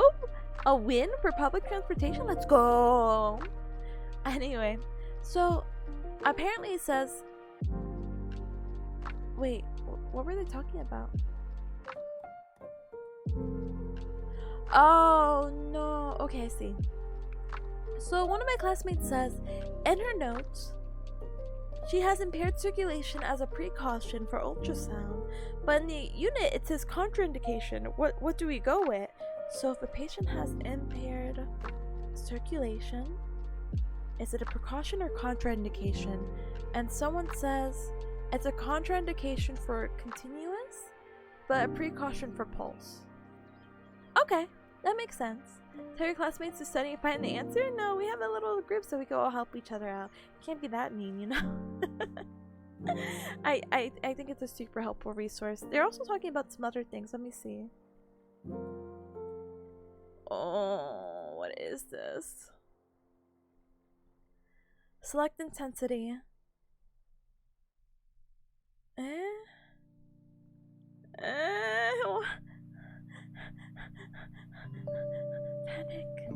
Panic. So these are all pulsed, and these are all set, and these look like they're just a range of 0.5 to 1, while the continuous is higher. Okay, but there's pulse and continuous. Okay, I'm understanding it. I'm reading it. So they have 1 megahertz, 3 megahertz. I can tell you the last one. Oh no, this is something I'll look over after. We'll talk about it when we come back. We'll talk about the treatment time of how long you should do it for, which I don't know. Okay, we won't talk about it because this is not really like applicable. I'm like skimming through it, and then we have here treatment time is shorter if we have this 3 megahertz, and why that's shorter, by the way, is because that's going to be more superficial. It's going to be also our heating version of it, so we don't want to keep the heat as long because again burns and blah blah blah blah blah blah blah. Okay, then we'll talk about stretching window, and then we'll talk about all this. So sad. Time to wake up. Man, if I was just dreaming all this, I'm a smart bearcat, but like at the same time I'm just like, I was dreaming all this. Cries. Huh? Rosie says, I agree. I like to tease my classmates when they come for me to help, but I always try to teach them and find the answer. I try to teach them to find the answer themselves instead of directly giving it to them. Like if they ask me what's the name of this muscle group we use for moving your skeleton, I ask them to repeat the muscle groups they know.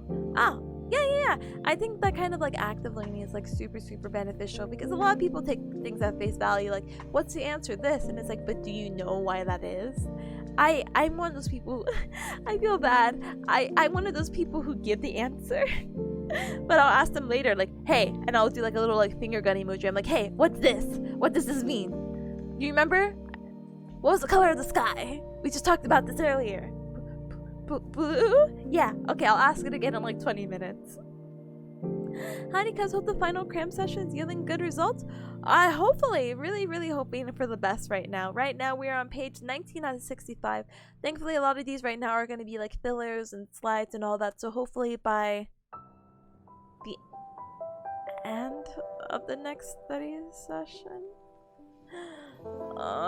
Maybe in 2 more pomodoros we will be done, and then we can start quizzing. So maybe by 3. I just really hope. Okay, no, we'll speedrun this one too. Heck. Alright, Cubs, I'm gonna take a little break. I'll be back before the 15-minute timer. As always, I will do a little raffle. Life will be good, and then we'll try. Excuse me, I got stressed. I stress bubbled. I stress burped. And then we'll hopefully get through this one really, really quick. And life will be good, and everything will be reviewed, and then we do the Quizlets, and then yeah. I bet your whole group's gonna get A. Oh, this is individualized, unfortunately. This is me, myself, and I, baby. Wait, before I go on break, let me read what my classmates said.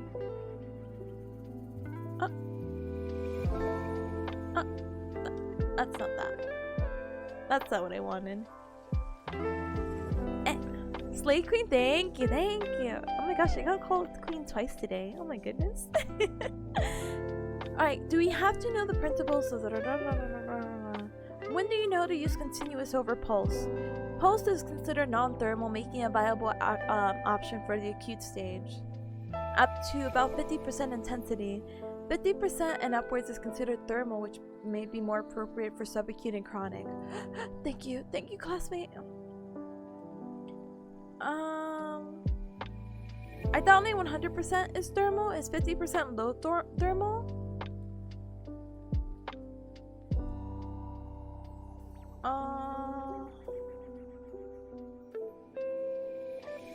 Oh no, we'll have to figure that out to see if 50% is thermal or not. Aww. And I think low thermal would be over wounds. Huh, what are they saying? No. Right, how cool my skeleton is after the sensation of the sonification, of course.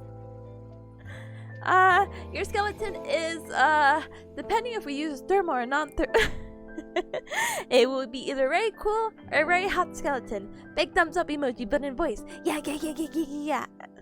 Brain? Neuron? Neuron activated.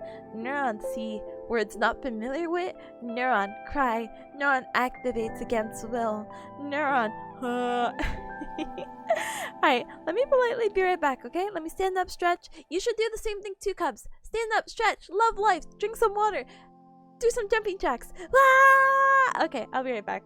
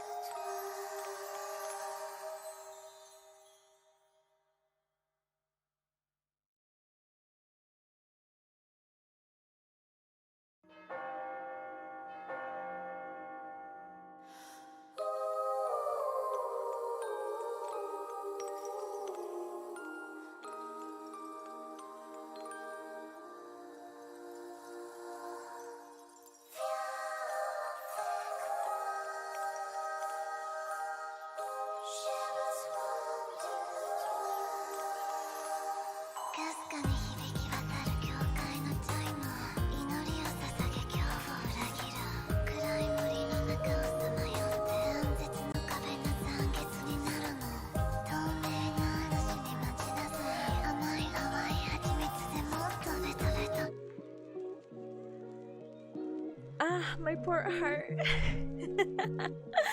I had stepped outside because I'm going like in and out of my room, right? Because chores, errands, whatever. And my roommate scared me. I don't know if they were there the whole time. I don't know if they've just been sitting in the living room. I felt like I went back and forth a billion times, and then they're like, "Good morning," and I'm like, guys.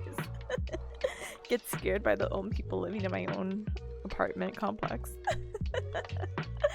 Anyway, welcome back. Thank you. Thank you, thank you, thank you. I know I am back, and I know I should keep up with the pomodoro timer.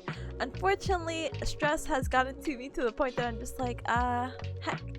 But thank you for the headband. Thank you, Atomic, for the lurk. I need to go get ready for the gym, so good luck with the rest of your study, your midterm. Thank you. I'm going to speedrun it. We're going to have the speediest speedrun ever. God, I hope we're going to have the speediest speedrun ever. Alright, so even though I do have 4 minutes, I'm going to take advantage and basically we'll reset the timer to the 45 minutes. Let's just kind of get into it. So, the treatment area, we talked about who's spelling these. Anyway, so yeah, this is repeat information. We'll talk about the indications a little bit later. Okay, this is where we need to figure out what the heck is happening. So before I went on break, my classmates were talking about the different percentages of ultrasound. And so let's talk about it. So we need to know the correct sound settings potentially. So non-thermal. So we talked about the duty cycle being different, and we talked about like the 10%, 20%, 50%, right, of it being on. We'll talk about that probably a little bit more later. It's saying that it's 20% non-thermal. Non-thermal is 20%, so if you don't want to turn on the heat, I guess it's 20% or lower. But saying for pulse equals acute.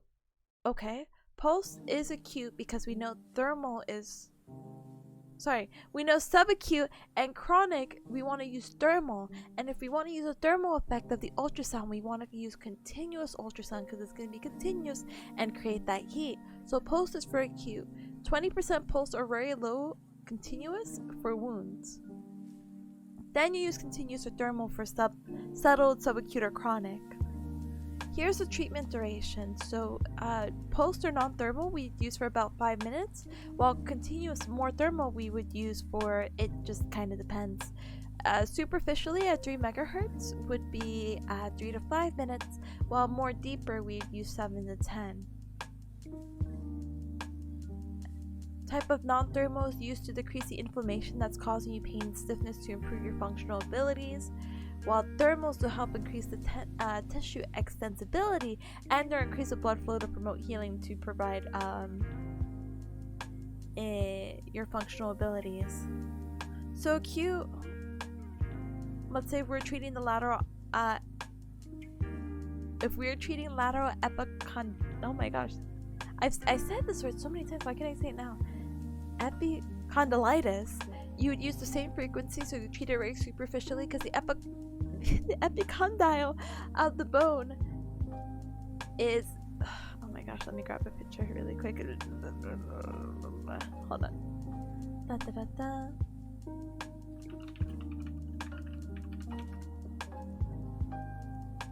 Lateral epicondyle dies. Alright, lateral epicondylitis is also known as tennis elbow, by the way. So right here what happens is that there's an inflammation of the extensor tendons on your arm, and here's the lateral epicondyle. So it's not really your elbow, it's like above the elbow, and that's what we'll be treating. It's pretty superficial. The arm, I don't know about you guys, my arms are like paper thin. So I would definitely be using 3 megahertz or being superficial if I needed some kind of treatment. So chronic, always go thermal. Thermal's always continuous. Non-thermal could be continuous or not, but I guess you have to say in 20% pulse or not. All thermal's always continuous. Okay. Let's move on and talk about traction. So traction is interesting. Basically, you have a machine that pulls on you. Let's see, I have a minute left before that timer goes off, but that's okay because we're going to just reset our thing.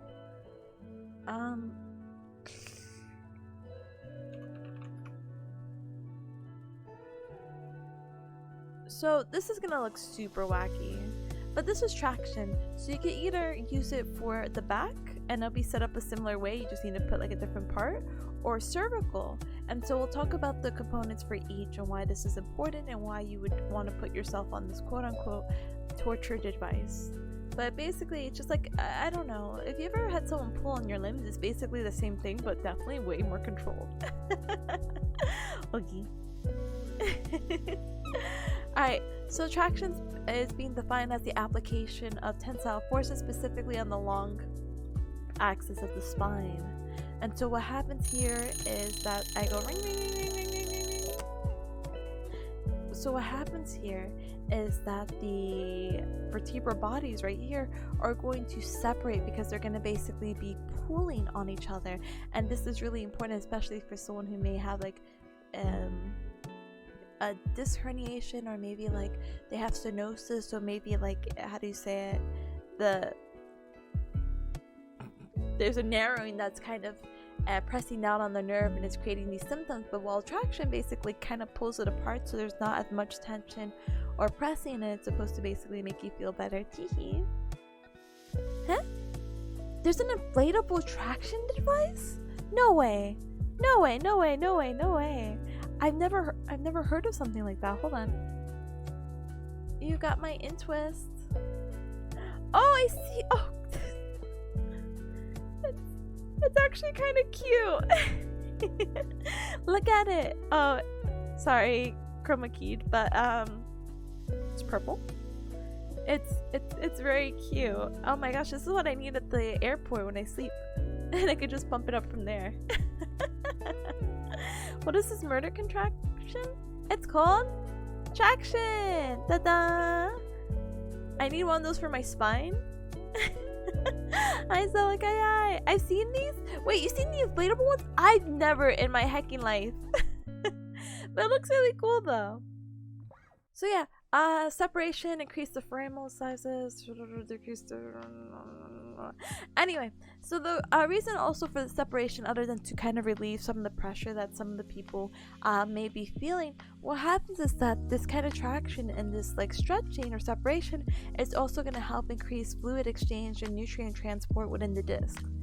Let's see. Another proposed physiological effect of traction is the elongation of the muscle tissue surrounding the spine. So, ta-da! You need it for your spine. I also need it for my spine. Let's go! Alright, so here you go for cervical traction more specifically. So, I'm so sorry. I'm going to be reading like completely off this because your girl cries. So, evidence has been somewhat conflicting regarding the effects of cervical spine. Some studies have shown that increase in foraminal size with neutral cervical alignment, while others decrease pressure or muscle elongation. We just talked about that. Oh, so cervical contraction. Gosh, I have contraption in my mind. Traction.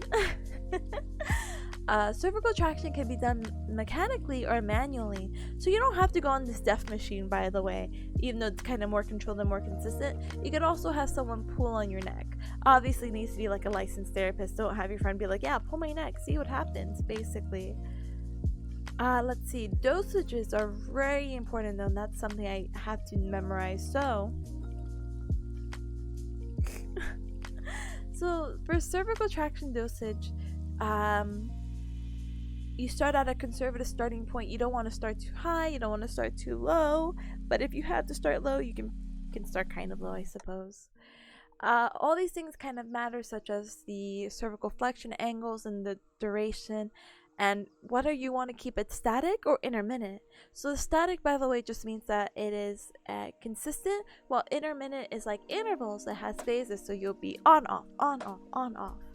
So we have some parameters we do have to memorize, and hopefully I'll know by the time of the exam. But we had talked about this, I think, during like the first pomodoro when we were just talking about modalities in general. But understanding that when we're talking about cervical traction, we have to consider each vertebrae. So we have C1 to C2. Again, C1, C2. C1 is holding our head. C2 helps us do the cervical rotation. So me just turning my head like this. Those are very fragile. You don't want to mess with them. If you mess with your C2 and you have some weird wacky thing, you may die. So for C1, C2 distraction, you want to keep it light with the flexion, and you also want to keep it light with the intensity. So we want to do about 10 pounds max of the pulling. For C3, C4, we can talk about the flexion being about 10 to 20 degrees, so we're slightly increasing, and that from there we're going to be, having about an intensity about 10 to 4. 10 to 4? What? 10 to 15 pounds. We can increase the flexion and the intensity once we go further down the spine. So at C5, C7, it'd be 25 to 30, and then with the pounds being 15 to 40, so kind of a big range.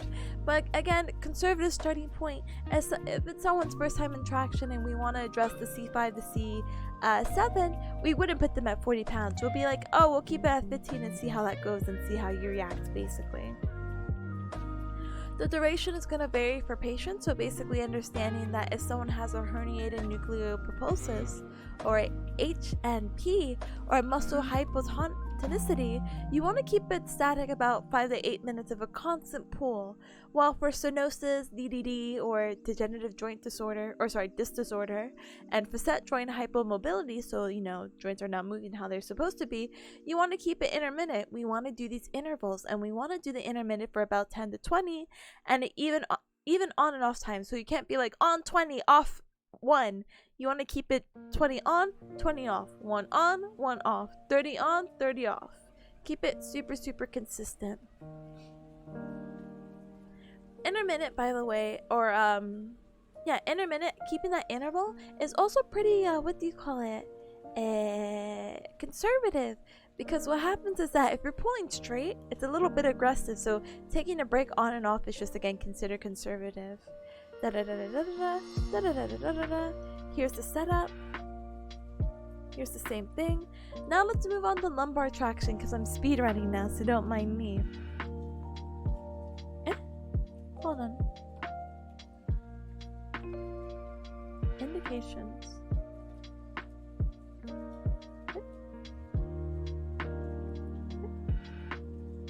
Sorry, it's a Word document that my classmate had put up. Oh, but I have so many Word documents already opened. What a cutie! Alright, I'm gonna highlight all this and then we can copy and paste it in, and hopefully you copy and paste really well. How nice! Alright, sorry about that. Tip has inspired me. I'm gonna use my traction device right now. Oh no! Well, time to get your money's worth. Let's go! Alright, for lumbar traction though, gotta find an inflatable version of that.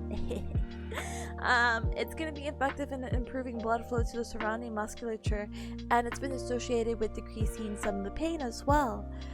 This is also going to really help. We really want to use lumbar traction, especially for people who may have like a lumbar disc herniation or radiculopathy. So maybe it's like, I have sciatica, I have this pain that's running down my leg kind of thing.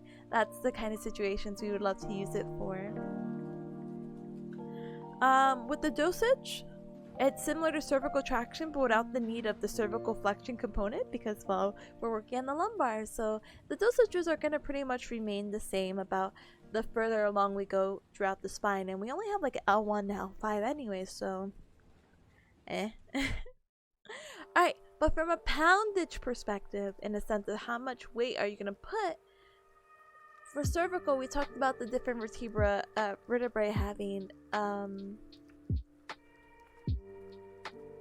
different poundage, from C1 to C2 being 10 pounds, C2 to C4 having 10 to 15, and then the rest C5 to C7 being 15 out of 40. Oh, that's correct. Not with the numbers though. It's C3 to C4. C1 to C2 is 10. C3 to C4 is 10 to 15, and C5 to C7 is 15 to 40. Ta-da! So for what do you call it? Brain stopping. For lumbar, we don't keep the same intensities, unfortunately. What we do consider is the person's weight. So when we're doing lumbar traction, basically half the person's body weight is acceptable. So easy numbers, let's say 120 pounds, like an individual, we do 60-pound traction. Da-da! But if we want a more conservative approach, we would do 1/3. So instead of 60 pounds for the 120-pound patient, maybe we'll do 40 pounds traction, and if they are doing good, they like it, we can increase it to half the weight and see how they like it from there. So we would normally use intermittent traction, so we would do the intervals, but static traction, static lumbar traction in particular, can help decrease the symptoms that people feel from disc herniations, or even decrease the muscle spasms that they may be having. They'll have the same time frame as well, with the 5 to 8 static traction for, again, the herniated nucleopulposus and muscle hypertonicity, and then 10 to 20 intermittent for stenosis, degenerative disc disorder, facet joint hypomobility, etc. Here's the setup. We have who is writing this? Who's writing this? We have indications for traction, and basically it's a little varied. It's a whole like paragraph and essay about like who should use traction, who should not use traction. Basically understanding that people with low back pain may be good candidates, people with radicular pain symptoms, which we talked about, radicular versus referred pain, so straight from the nerve, maybe there's some compression, there's maybe stenosis that's happening, or maybe a disc herniation that's pushing a nerve. That would be a good way to use traction to help relieve some of those symptoms. Presence of symptoms distal to the knee, particularly when worsened with extension movements along with a cross straight leg raise. Nerve related stuff. And radiating upper extremity symptoms may also be really good to try to do some traction, especially the what do you call it? We have this thing called the cervical plexus, and we talked about this 500 study streams ago, but basically it's a bunch of nerves coming out from your neck, so maybe some cervical traction would be super super dandy, especially if you're feeling some radiating symptoms throughout your arm, or even your back. They also say age 55 or older would be also good, and that goes on to a whole spiel that just, again, speed running, I don't have time for it. Just don't use contraindication. I mean, contraindication. Just follow the contraindications of traction, basically, and then everything else would either be a precaution or an indication for it. Da da da da. All right.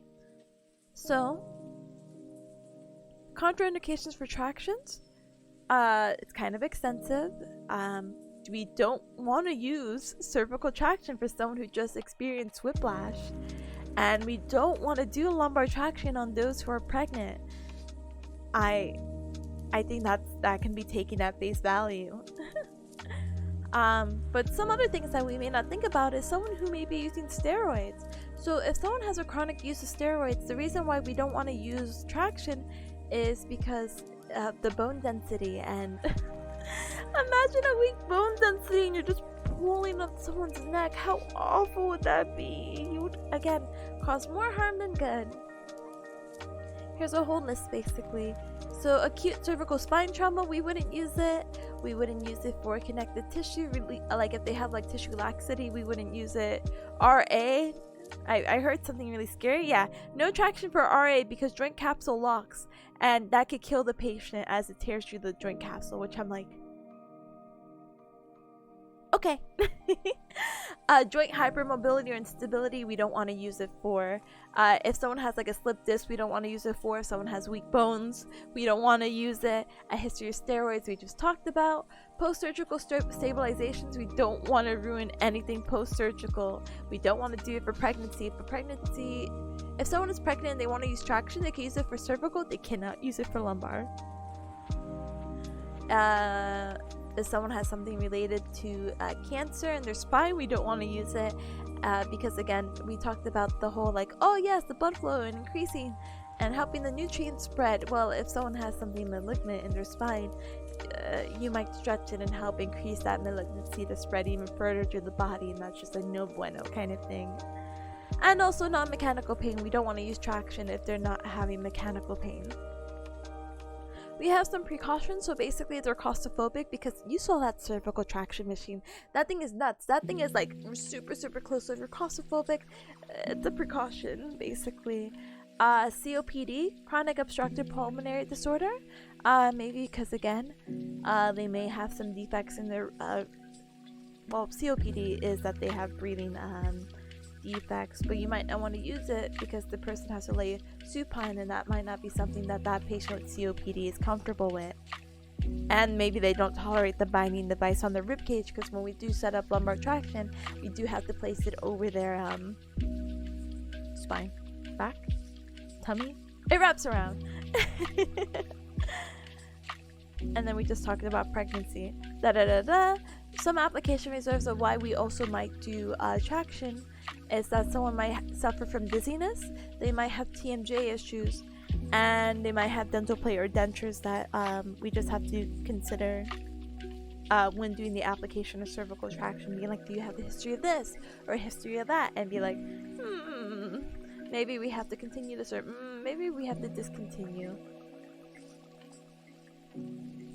Patients may experience rebound effects basically, and it may last up for a day, and it may just be dizziness or headache, so it's really important just to follow up with your patient and be like, hey, are you okay after? Right. This is a whole table basically saying why cryotherapy is good. So now we're kind of getting into like the whole review. This is like the master review thing that I believe my classmate was talking about. So, and here's the Quizlets, here's the textbook studies. Oh, these are case studies. Oh, they are so smart. You are, oh my gosh. Big kiss to Hammy to my classmate. Alright, let's actually talk about some of these. I don't think we're gonna go on and be like, hey, let's solve them. But like, Huh. A 42-year-old male is referred with diagnosis of acute low back pain. Upon examination, he demonstrates pain and spasms in the right lumbar paraspinals. Hypertonicity of the musculature is observed and palpable, and the patient is limited in forward flexion, left lateral flexion, and right rotation due to pain and tightness. 1. Does the patient have a dysfunction, limitation, or problem that could be used with cryotherapy? Even before looking at the answer, I could say yes, because we talked about how cryotherapy can be used for muscle spasms. So yes, muscle spasms and pain can be reduced with cryotherapy, allowing for performance of muscle stretching. Okay. 2. Is the patient appropriate for cryotherapy? Is there any general precautions, contraindications, etc.? In the description, it doesn't really say too much. So let's read. The patient should be asked about the presence of contraindications and precautions before the use of cold. A small nearby area of skin should be tested with the cold modality to observe hypersensitivity, such as like weaves or hives. Gal. Oh, cute! What a cute name! Kari Panko, thank you so very much for the follow. Welcome to the Cup Club. Welcome. Don't mind me. We are politely reading through my classmate's study guide for a midterm that we have today, and we're going through some cases together. So welcome. I promise I do more than study, and it's just this week is rough.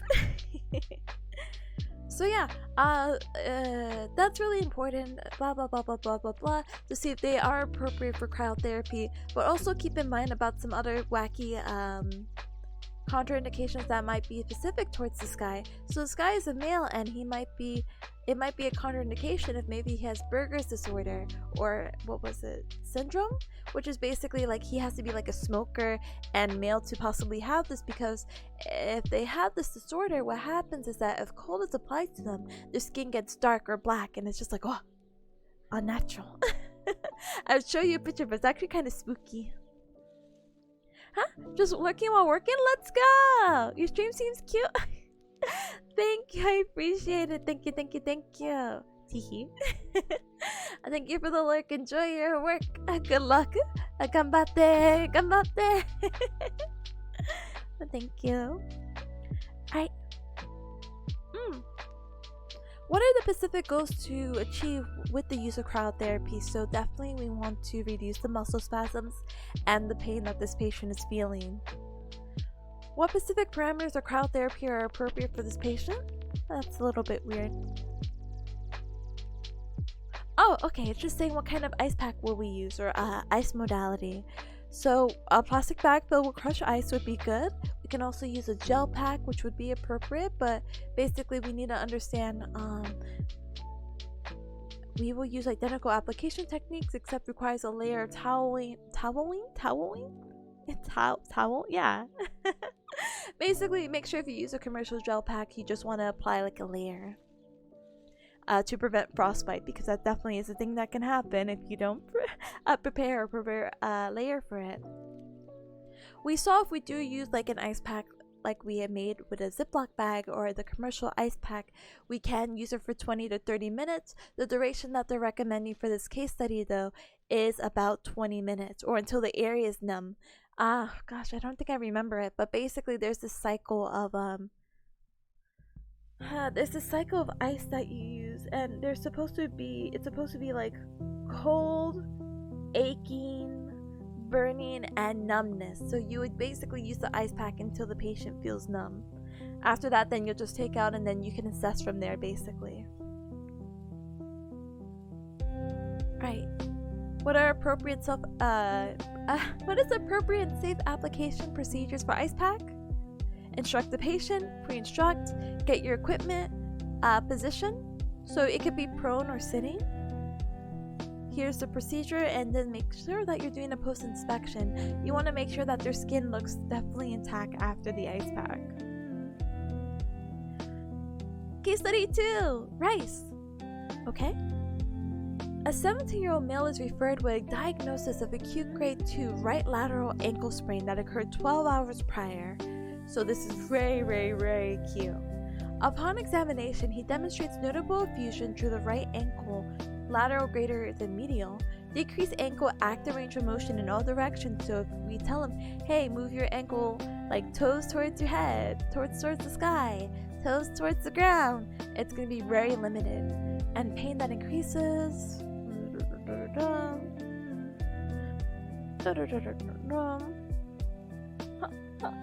Hold on. We're gonna skip through this, but also let me get some water. Hold on.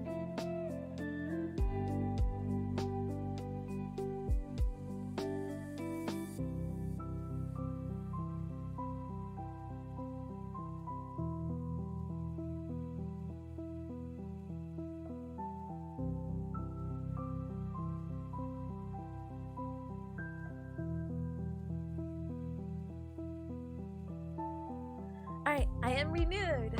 Alright, so we're gonna skim through this. Yes, this person is experiencing a sprain.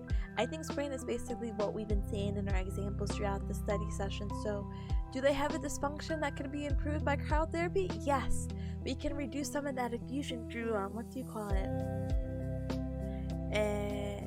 using ice. Also, we can help kind of reduce the swelling by allowing some exercise as well. Whatever that they're able to do, of course, because this is definitely a very acute scenario. Is the patient appropriate for cryotherapy? Well, we would ask about their contraindications and precautions and basically test about a cold sensitivity or to see if they're even allergic to the cold. We will use the price, so protection, rest, ice, compression, elevation technique. We can use a plastic bag filled with crushed ice. And the reason why we're doing the bag only is because it's going to conform really well to the area.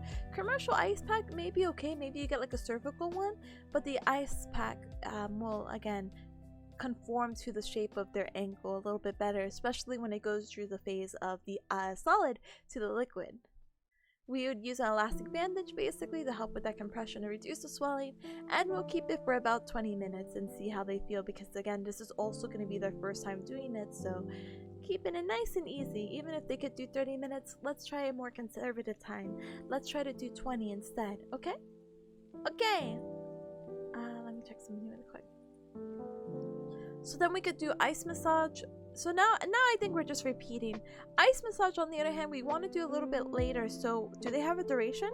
Yeah, so duration would be 5 to 7 minutes. And remember that ice massage is basically we freeze like a little Dixie cup and then we rip half of it and then we're touching.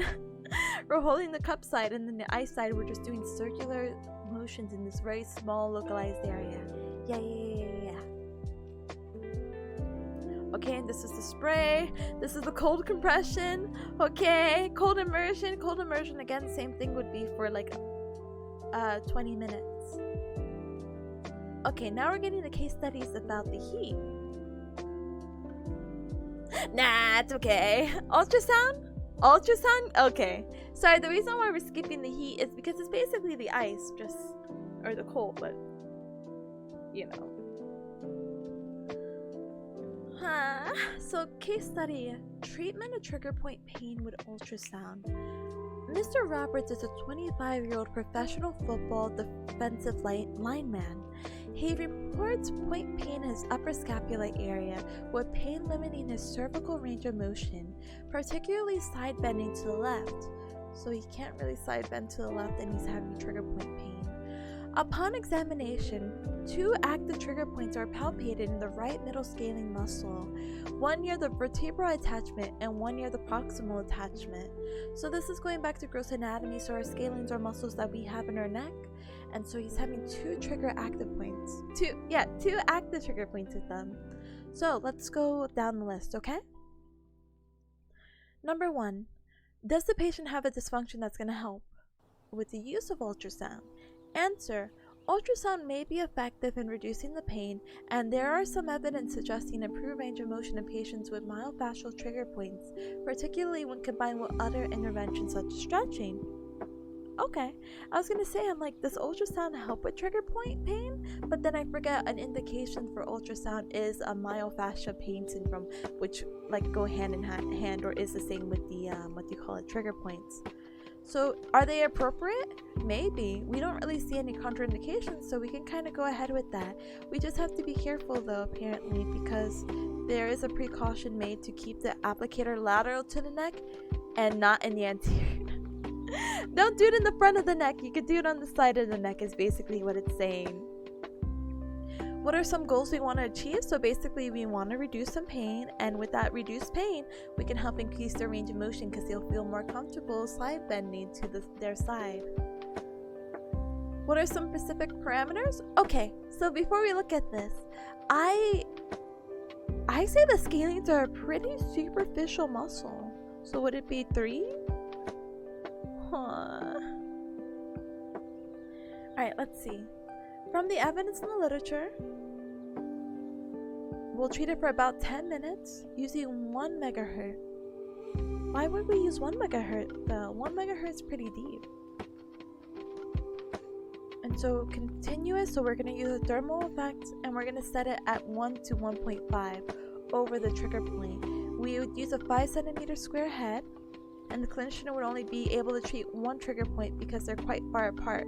It's too far to include both of them. So we didn't really talk about the actual application of ultrasound or like the procedure, but you want to keep it in a small localized area basically.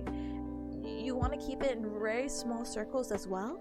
So if the areas are too far apart, you would have to do like 2 separate ultrasound segments or treatment sections.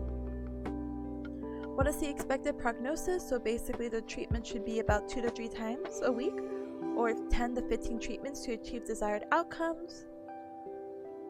Evidence that that there could be improvement in pain within a single treatment. So basically just make sure to observe the patient's response within the first few treatments and pretty much go from there. And then how do we apply it? Whatever. Carpal tunnel?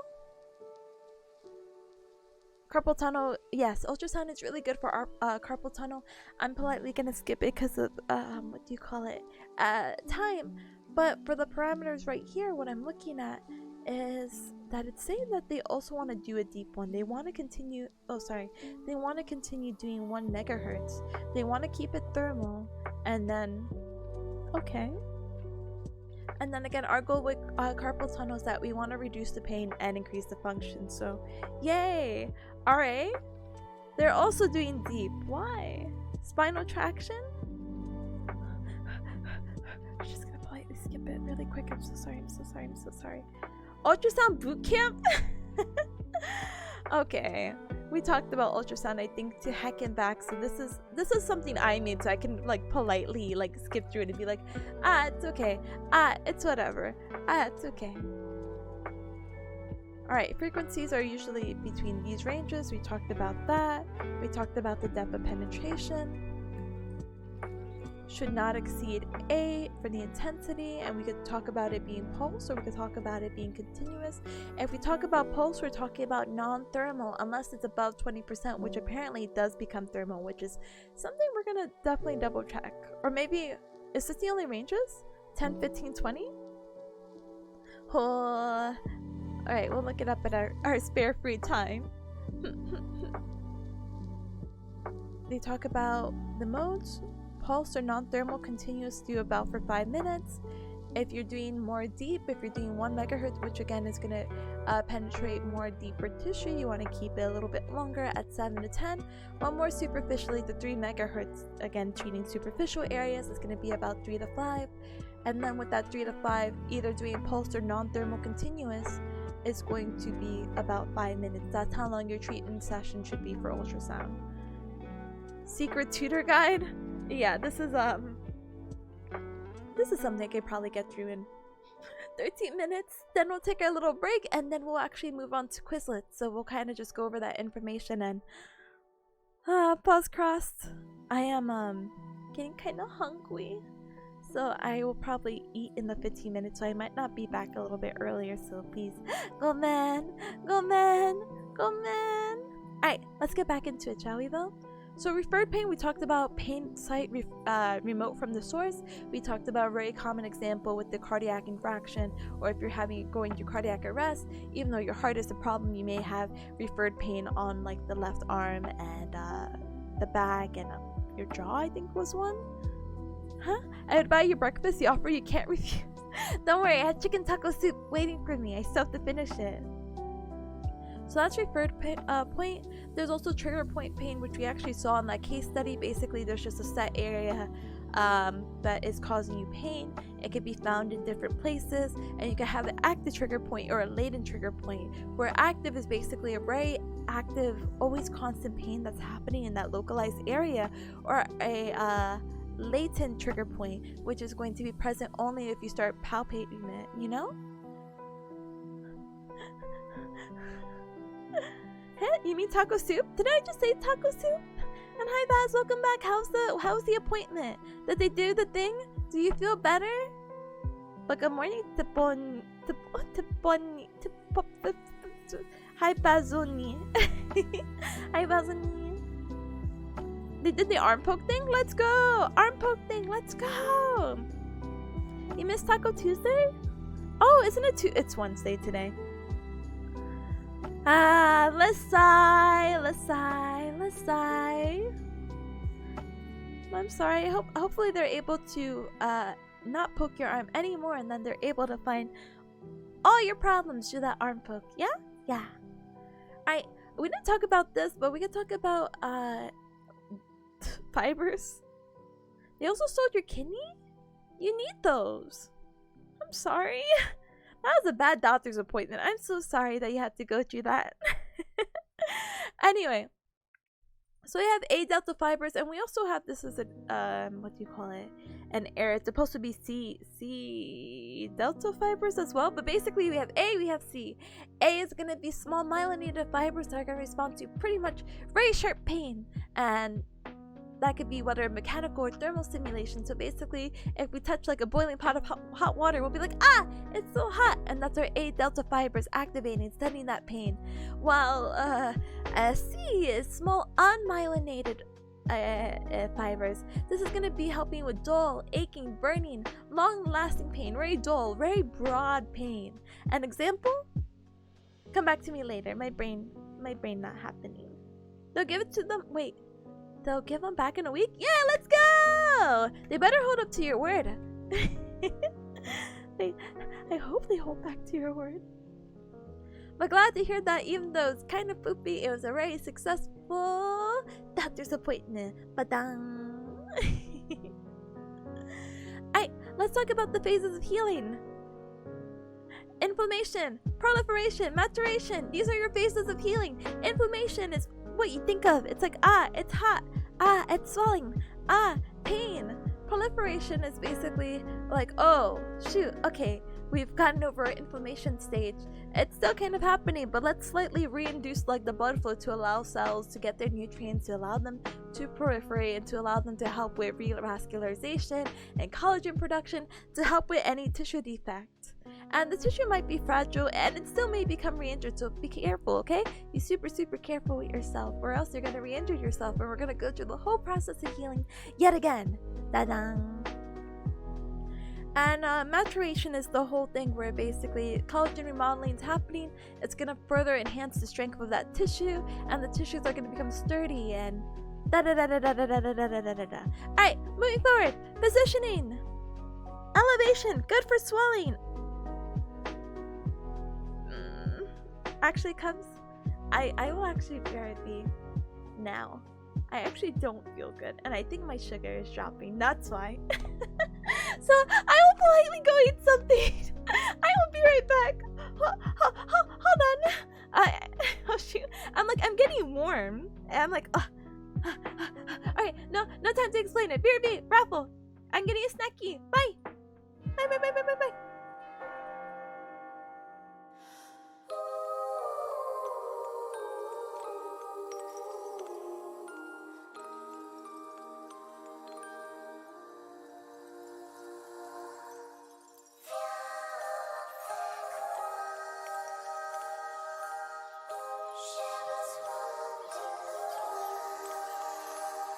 かすかに響き渡る教会のチャイム、祈りを捧げ恐怖を裏切る暗い森の中をさまよって断絶の壁が残月になるの。透明な嵐に待ち出す甘い淡い蜂蜜でもっとベトベトにしたお願い、いい子になるから私を承認して。風に舞う絵本のページが影になって記憶を揺らすの。ずーっとあの場所で待ってるから、空っぽの世界の中全てこぼれちゃっても、鮮やかにもがきながら時間を歪ませながらも見つけて、花びらがゆっくりと二人を包むよ星の夜に。ねえねえ、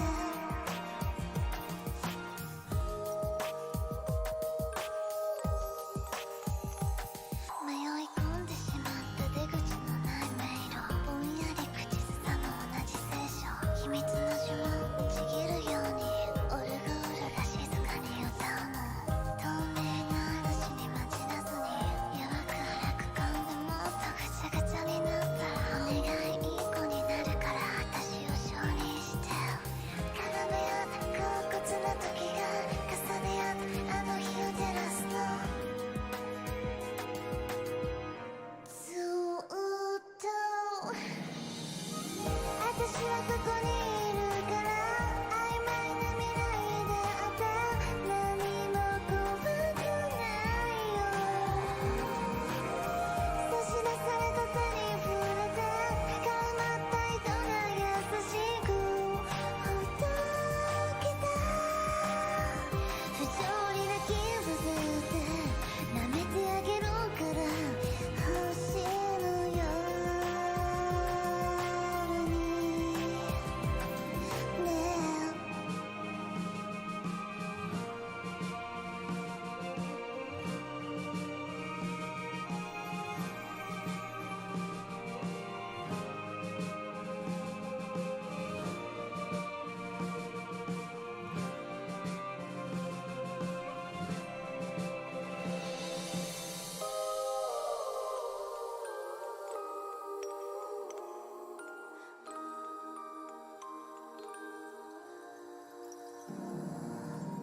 あの森で待ってるから、あの場所で待ってるから、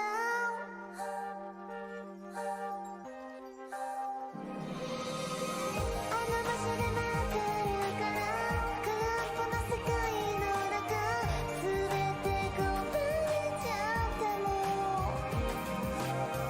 鮮やかにもがきながら時間を歪ませながらも見つけて、花びらがゆっくりと二人を包むよ星の夜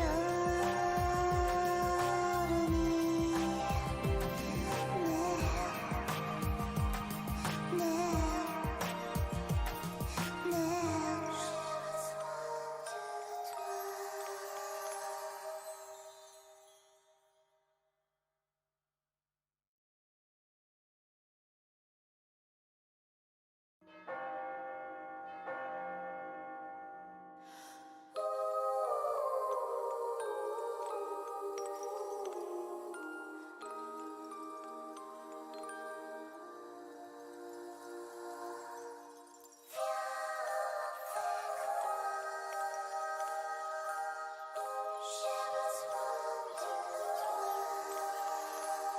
かすかに響き渡る教会のチャイム、祈りを捧げ恐怖を裏切る暗い森の中をさまよって断絶の壁が残月になるの。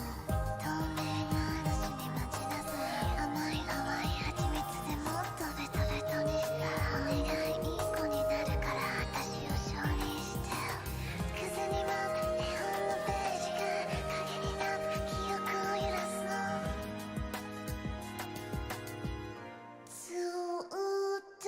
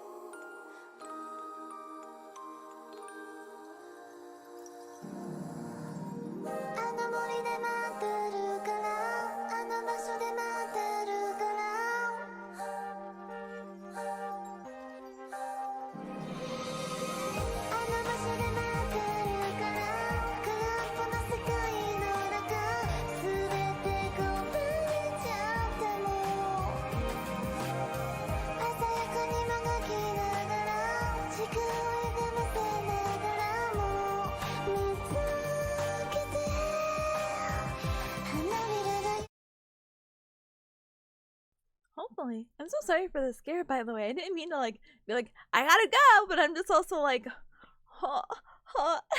Guys, I realized I'm like, oh my goodness, my blood sugar's going low. So I went to like what do you call it, the kitchen. I was just like, I am going to eat whatever I can like snack on really fast. So I had like this pudding in my mama bearcat gave me. I'm like, okay, I'm finally eating this. If it's expired, I'm so sorry. I'm like just trying to heat up the soup. So now I'm okay. Now the soup is just too hot to eat. So I'm kind of like, heck. So I will still eat. I will still eat though. I don't think we're doing a focus stream today. I'm putting lunch break.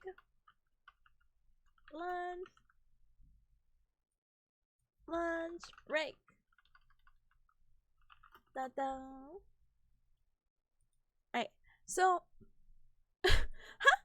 I politely looks away. Anyway, so one of the videos I wanted to watch, by the way, was Ludwig's newest video. Go, go! Go, go! Thank you so very much for the sub. Thank you for joining the Sugar Bear Club. I appreciate you very, very, very, very, very much. Welcome! Welcome, welcome, welcome, welcome. Emotes, let's go! Cheerios, let's go! Let's go! Yay, we love that here. Oh, well, I didn't mean to zoom in, but it's fine. Anyway, so one of the videos I wanted to watch from Ludwig is how many games can I beat in an hour? So hopefully that goes off like without a hitch, and if what do you call it? If I'm still eating by that time, I have a backup video, but from I Did a Thing. I don't know if you guys are familiar with him, but he's always creating very wacky things for the sake of I guess. But yeah, I'll politely just watch the video and try to like not burn myself on the soup. Alright, let's watch it together and then we'll go back to studying and then we'll do the Quizlets, okay? Okay.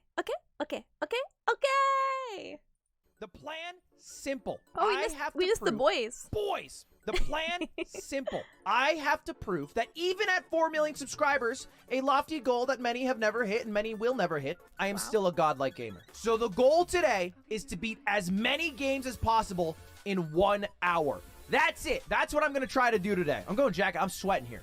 Oh, is that a Fall Guys jacket? Yeah, I'm a f***ing gamer. I like video games. Oh, did you see my Last of Us jacket? Yeah. Another video game.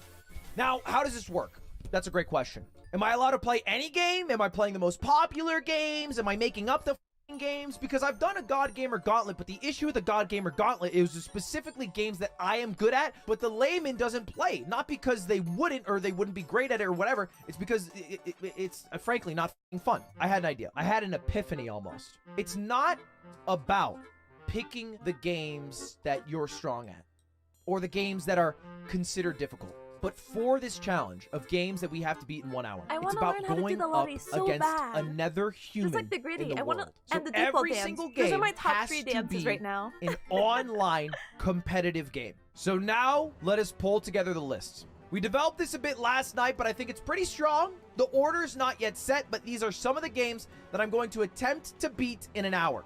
Here's what I want if I win. If I pull this off somehow, and I think this is a pretty fucking hard challenge, I want you guys, every time I make this noise, to say God Gamer all caps. I basically want you guys to be sleeper agents that hype me the fuck up. But only if I succeed in my endeavor here today. Let's go! God Gamer Change the Ludwig! noise? Okay, I'll change the noise. I'll change the I noise. forgot I'll what change he the noise. said. I'll make the noise more obvious. Meow. You know what to do. Sleeper agents activated. 1 hour on the clock. I love being a sleeper The goal agent. is to beat 10 games in an hour. All God multiplayer online games versus another real human who gets to share the sky that I do to prove my dominance over the rest.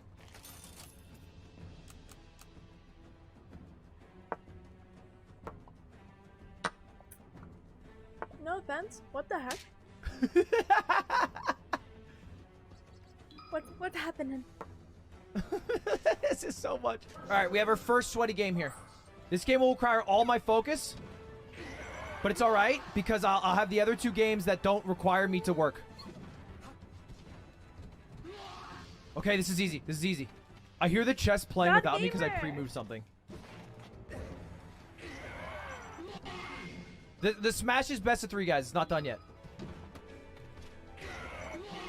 There it is. There it is. That's game 1. What do I want to do here? Hold up. We have 2 pieces attacking. Let's get this guy to vending. Let's castle. Where's Tazo, Super Auto Pets at? hi. Okay, let's do this. Let's get a Hold on, level let me give you 3 a shout out. pet. Let me put my I soup like down. this guy a lot. If friend ahead faints, that's pretty good for me. I lost! Fuck me. Fuck me. Okay, this is fine. We have to go here, Look at him. so that way he can't check. How's and Dark then Souls by fork. the way? How's Super Auto Pets going? How is Dark Give us a Souls? fucking W. There we go. Easy dub. Easy Super Auto Pets dub. Why isn't he restarting? Because I can still win this. I can still do all the games in an hour, which is the goal. Fuck me. Fuck me. That's so fucking annoying. Who can kill? Who has a fast move? Does nobody have a fast move? Like, how do I kill this guy? Where's Super Auto Pets? Hold up. Super Auto Pets real quick. We have a slug against this, which I think we crush. Super Auto Pets? Easy. That's 10 wins. That's 3 games, chat. That's 3 games. Sorry, I didn't mean to pause this. I just don't know how to explain this, so this is gonna be lengthy. I was politely lurking, and I know this sounds really dumb. I was watching up until the part you got into like a dark cavern, which sounds really dumb because I feel like Dark Souls in general is just really dark. So I'm just like, yep, I got there, and that's not really specific at all, so I apologize. But it looks fun. It's always fun to like look back and be like, oh yeah, this is Dark Souls. Not necessarily Elden Ring. This is what I could play. I could become a God Gamer, just like God Gamer Ludwig. Hi, Len, by the way. Hi. Let me. Let's just keep marching. He might go here to try to stop this, but we just promote and then we trade. Fuck me. Is there a way to win this? Shit. Outrage just kills? Oh, that's so cringe. I should have gone Aggron. I have Fuck, I Dark don't know Souls how I 3. I'll threw this play it game. eventually. I promise. I think we just After have Elden to Ring, pray probably. we kill it with Heavy Slam. Oh, you have this Kingler's amazing! It's the best Kingler to grace the game. You're faster. Fuck me. This is GG, bro. This is fucking GG. We have to restart the challenge. We're gonna have to restart. I believe I can beat all 10 of these games in How less long than is this 50 video? This video is only 11 minutes. Why is he restarting? 55 minutes. I believe that. I think we have a good route. I think we have a good route. We can fucking do this! This is our hardest game. It's called Stumble Guys. It's a knockoff of Fall Guys played with almost only children. And I can beat these kids! I will destroy these children!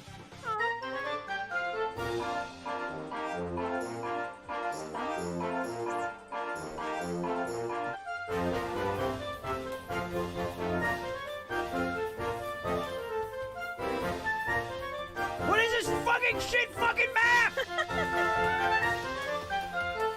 How are you supposed to clear it? How? How?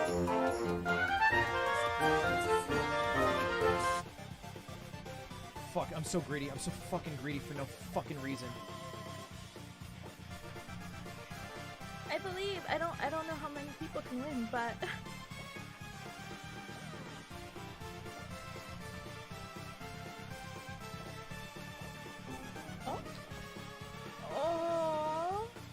I think we have to get rid of it. I think we have to fucking get rid of it. I think we have to get rid of Stumble, guys. Let's do Wordle, aka Squabble. Alpine. No. Align. Okay, it's A, P, Apple. L, Apple. It was Apple. I just figured it out. Okay, one game done. Holy shit, I'm so glad I'm done. Okay.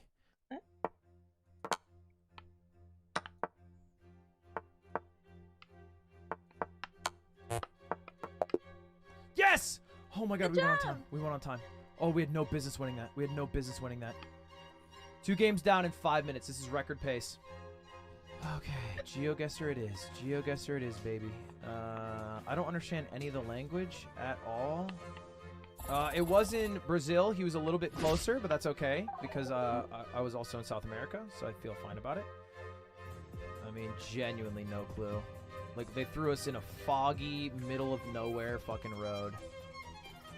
It was New Zealand. I thought it was Australia or New Zealand. I lose. That one's tough though. It's okay, Ludwig. God gamer. Let's keep it going. Let's keep it going. Let's keep it going. Let's keep it going. I think we're in probably Albania, maybe Montenegro. Why'd you keep going? I think it's fine. I think we can win easy. Our Super Auto Pets team is insane, by the way. It should be another 10 win in the books. I've been crushing Super Auto Pets today. While we play Super Auto Pets, let's get this going. I bet my opponent watches anime, so he's going scissors first. I'm going to go rock. He goes rock. Okay, fair enough. He seems like a rock 2 times in a row guy. He was a paper. Okay, he's more methodical.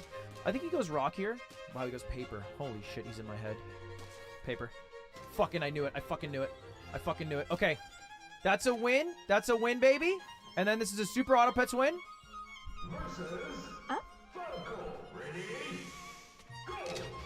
Wait, Robo, who's the? Oh my god, why did I bring a Falco here?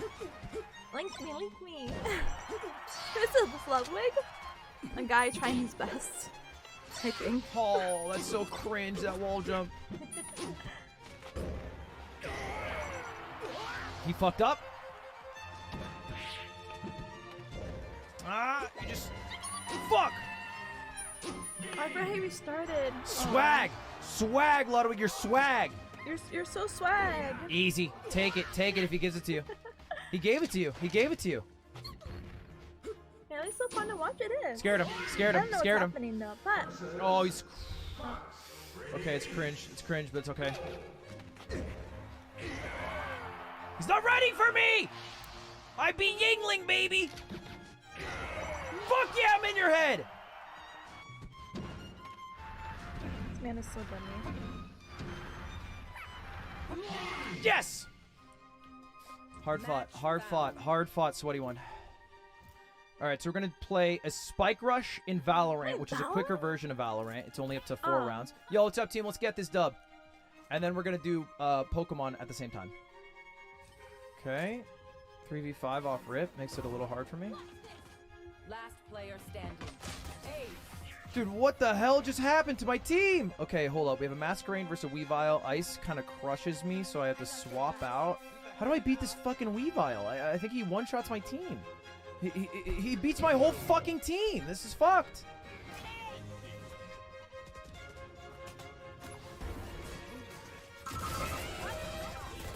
One enemy remaining. I think my team can win in Valorant. Oh, 1% is so cringe. 1% Bug is Steal. cringe. Bug Steal. Bug does a decent amount of damage to me, but we could also stay in. No, we couldn't, actually. 30 Earthquake should kill. attackers win. Wow. Never mind. As colorful as Carnival. Oh, I think that's okay with me. Yes! We won in Valo, by the way. GG, GG. Oh my god, 2 more games, 2 more games. What else do we got?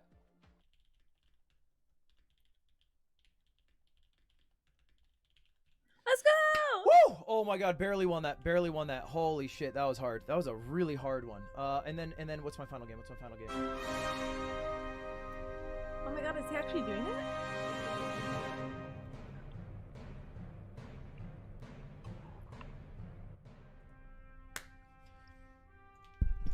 There it is! Oh, 40 minutes. What a journey. I challenge anybody, anybody, Let's go! to beat those 10 games in less than 41 minutes. We're talking spike rush, melee, chess. In one time for the one, I just have to say, Meow. God Gamer! never forget that. Never forget our pact. What a fun video. Need a good PC. First video. Yo, how's it going, squad? Let's get this dub. Speedrunning comms. Speedrunning? Yeah, we lost.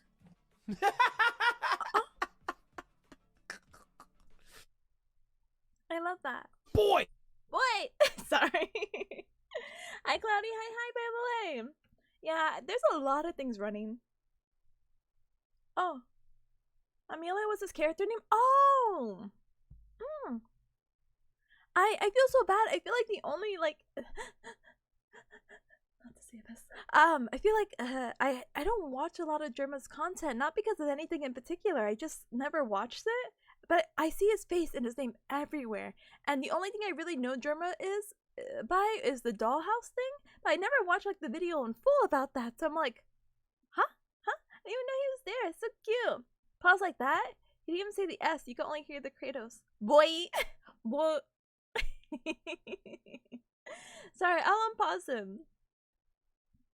Germa's one of the few streamers I know who are richly creative. I wanna see.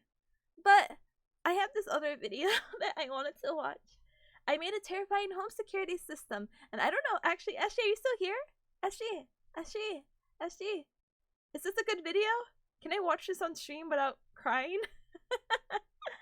Sexy Australian man? Okay, we can watch it. So, oh no! Kenyama, thank you so very much for the follow. Welcome to the Cup Club. Welcome. I mean, sure.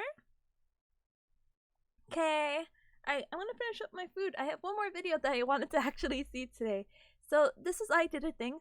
It's apparently a quote-unquote from SG1029 sexy Australian man who does stuff and literally called I Did a Thing, and today he made a terrifying home security system. So let's check that out while I finish my soup. How you going? This is my mate's house, which, as you can see, doesn't work very well. And he doesn't know who burnt his house down. Police are tonight hunting an arsonist who targeted the home of controversial Friendly Geordies YouTube blogger. But I promised to help him by making a terrifying security system which would prevent anyone from coming near his house ever again.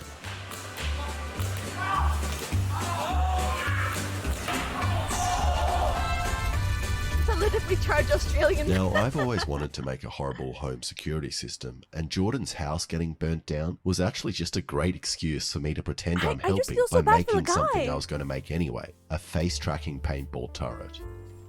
And to start this build, I did what I always do, and went online and just found someone that had already made it, this child. I then stole their design and code without giving them any credit. Now the child is using two motors to move the Nerf turret up and down and side to side, and I reckon if I just upgrade the motors and wooden frame, it should work in the same way, even with a much heavier paintball turret. And to do this, I bought a much more expensive material that children can't get their hands on. Meth, which I pressed into white sheets. Bring him out, let's go! Then I took it to my only mate that hasn't had his house burnt down yet and used his custom-built CNC machine to cut out the frame. Oh my goodness. I'm not from... And while the Sorry, machine is hold on. doing all the work, I'll tell you about Jordan's place being burnt down. Jordan, or Friendly Geordies, makes videos about Australian politics, a lot of the times about corruption within the government. And as you would expect, this has pissed quite a lot of really powerful people off. And recently, he spoke to a whistleblower named Troy, who revealed the extent of money laundering that happens in Australian clubs on poker machines, and how the people that are meant to regulate this choose to ignore it. And we actually demonstrated this by laundering $25,000 in a single day with Jordan. But after Jordan spoke to this whistleblower, his house mysteriously got firebombed, and that meant that Jordan had to go into hiding. But now Jordan's back, and just released a video explaining what happened and who he thinks might be responsible. So you should go check that video out after this. But this also means he definitely needs security. And why would you rely on police when you have me? Am I able to just pull these off now? Yeah. No. If you're able to. I'm not strong. Yeah, screw it up. Okay, once the pieces were all cut out, I put them together. This bearing in here, this servo on the bottom, which will move the base around, this one on the side for the up and down motion, this Arduino, these bolts on the bottom so I don't have to use any glue. Then I screwed in this arm, and then put a leg on the other, and then finished it off with a little bit of hot glue to stop it creaking when it moves.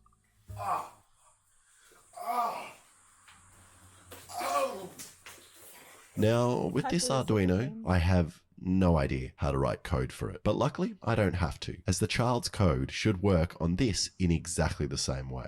So I opened up my computer, which of course has Opera GX on it, the sponsor of today's video. Thanks to Opera GX for sponsoring this video. Opera GX is my favorite and go-to web browser because it doesn't use all of your computer's resources for no reason. I would normally skip through the ad, but I feel like I have not seen anything about Opera except Paige mentioned it yesterday, so I feel like it's going to be like a theme. What a beauty, honestly. And I'm not familiar with Super Hammer. I've seen the man catcher one, though. As it has a special feature which allows you to limit the network bandwidth used by Opera GX browser to gain performance in games and streams. This is my first Opera GX ad. I was going to say meme. Wow. Anyway. I love that you opened up the desktop monitor like a laptop. Yeah, it's a laptop, my dude. To the Arduino, and then these two servo motors, which work together to move the webcam so it points directly at a person's face. So scary. It's finding me. Okay, let's see if I move to the side. This is terrifying. It finds my face so well. What about down here? Robo, put it in the Cup Club. What about up I want to watch it. What about moving? Thank you.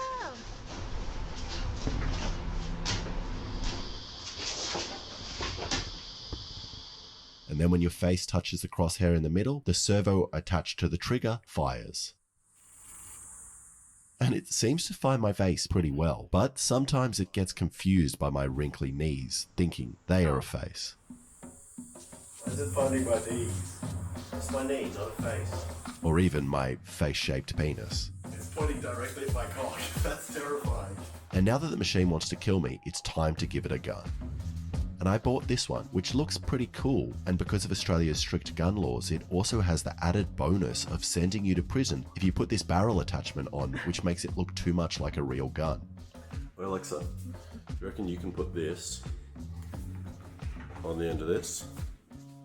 Yeah, just that way, just help me push it. I just can't do it because I got a camera in my hand. Yep, and push, and then just hold all of it. Yep, there you go. And the plan is to attach it up here on these arms. But I completely forgot about the gas tank, so hopefully it's weighted evenly and isn't too heavy for these servos. But I'm hopeful, as these servos have 33 kilos of torque, or in American units, enough power for half a school shooting, I didn't watch that video. which should be more than enough. And this looks pretty intimidating when all together. This is terrifying. I definitely don't feel like firebombing my own house. So time to see if the face tracking still works with the gun and gas tank on the end. Oi Alexa, do you reckon you can look up and tell me if this works? Just look into this and we'll see if it finds your face. Just keep looking there. Oh! Why is it shooting? And even though it was firing blanks, it's still terrifying and is loud and my ears are ringing. So it's time to test it out with some real paintballs. But there's a problem. This is also illegal. Like, very illegal. If I put a ball in the turret and shoot it in my house, the police will come and give me a $100,000 fine, put me in prison, and then touch me, which is not what you want from a home security system. But my logic is, if you are actually defending yourself from a person wanting to firebomb you and potentially kill you, then this would be considered self-defense and must stand up in court. So, just to be safe, I found a paintball venue crazy enough to let me legally test this device on their premises. Spitfire Paintball. Now, they said they didn't want to be in the video if I get in trouble with the police, but I won't actually find that out until after the video is released. So, Spitfire Paintball, everyone. Hello, everybody. Hello. Hey, how are you going? How are you going? Pretty good. I'm excited. Are you proud of this contraption? Do you it's going to protect you? I think it's definitely going to protect you as long as you don't look at it. Like you, because it's face Yeah. tracking. Yeah. You just always have to be looking away. And okay, then so you're I going to don't- be safe. So you're not programming in the faces of the enemies that you want, it's just Any face. Better safe than sorry. And then you'll be fine. You just can't look at it. How good do you think he is of a programmer? He can't do any of this. It's all faces. Also, I didn't write this code. I stole it from a child on YouTube that made this for a Nerf gun. Yeah, just don't look at it. But forehead. sadly, the owner did have one condition, and we needed to wear masks to prevent us from getting shot in the eyes, which means the facial recognition won't work. So the plan now is to get Jordan, his producer Christo, Alexa and I to all wear shirts with the faces of people that might have a reason to burn down Jordan's house. That way we can also test if their inhumane looking faces are even recognized by the computer as real faces, and also means we get shot in the chest. So time for the first real test, which I decided to do as a matador.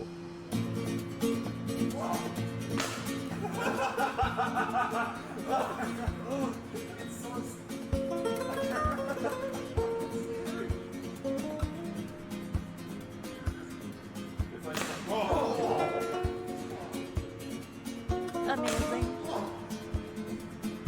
Stop.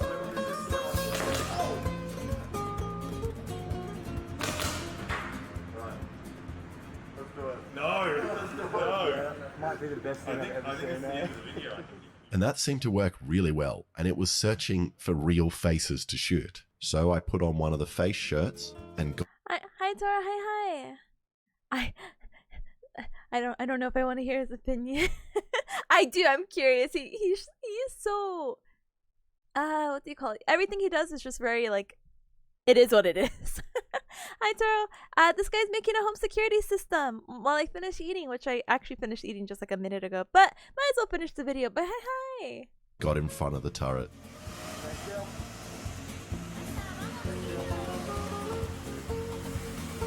Nice Chaz.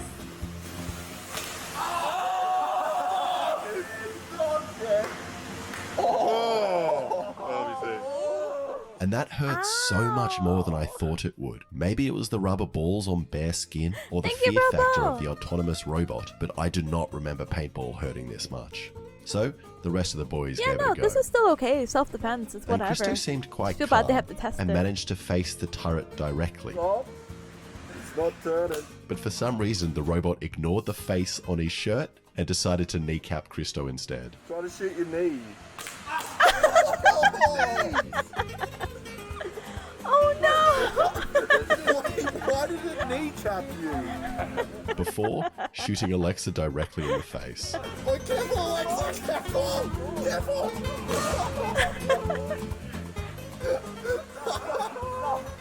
Then it was Jordan's turn with the Gladys Berejiklian face. And the robot, for some reason, really struggled to recognize her as a human. But eventually, it worked. It's just not...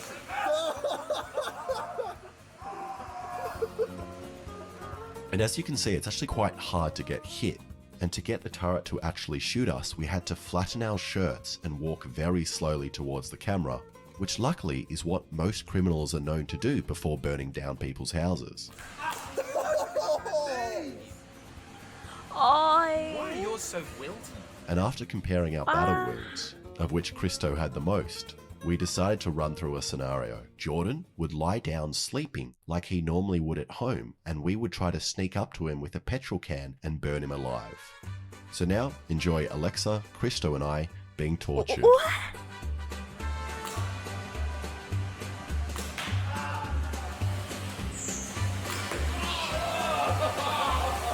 And I was hit first, but luckily my apron stopped me from feeling anything, and that almost seemed to piss off the turret, and it decided to aim lower, and once again, kneecapped Christo.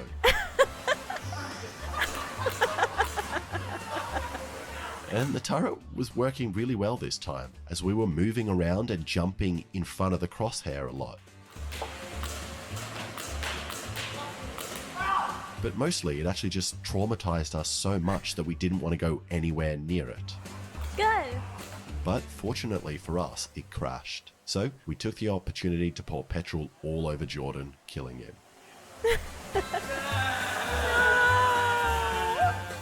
And then, to make it worse, just as his cameraman was asking Jordan if the turret made him feel safe, Feel safe? No, not at all. the turret crashed and shot Jordan in the neck.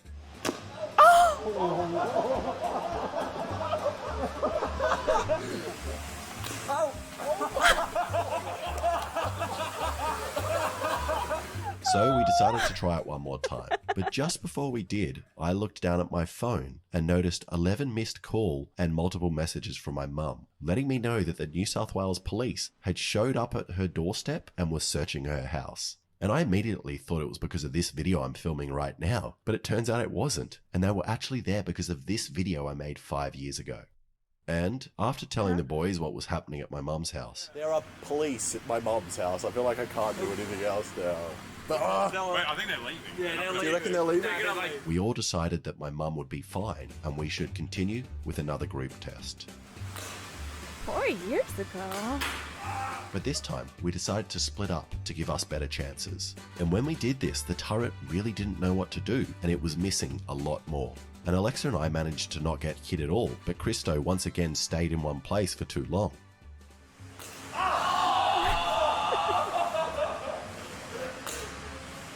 Before Alexa snuck around and burnt Jordan.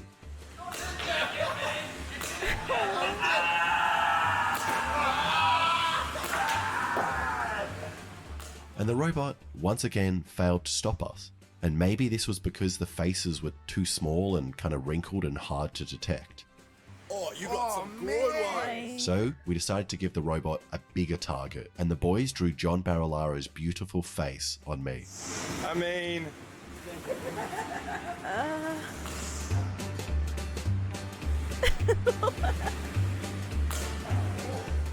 Right, spot on. Oh my gosh, this man is so muscular. Ah! Ashley was right.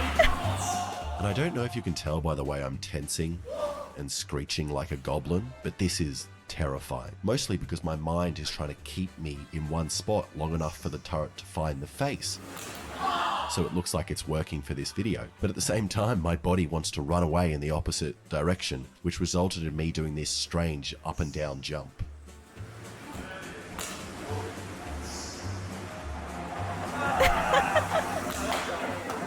I'm done. that one really hurt. That one hurts so much. Oh.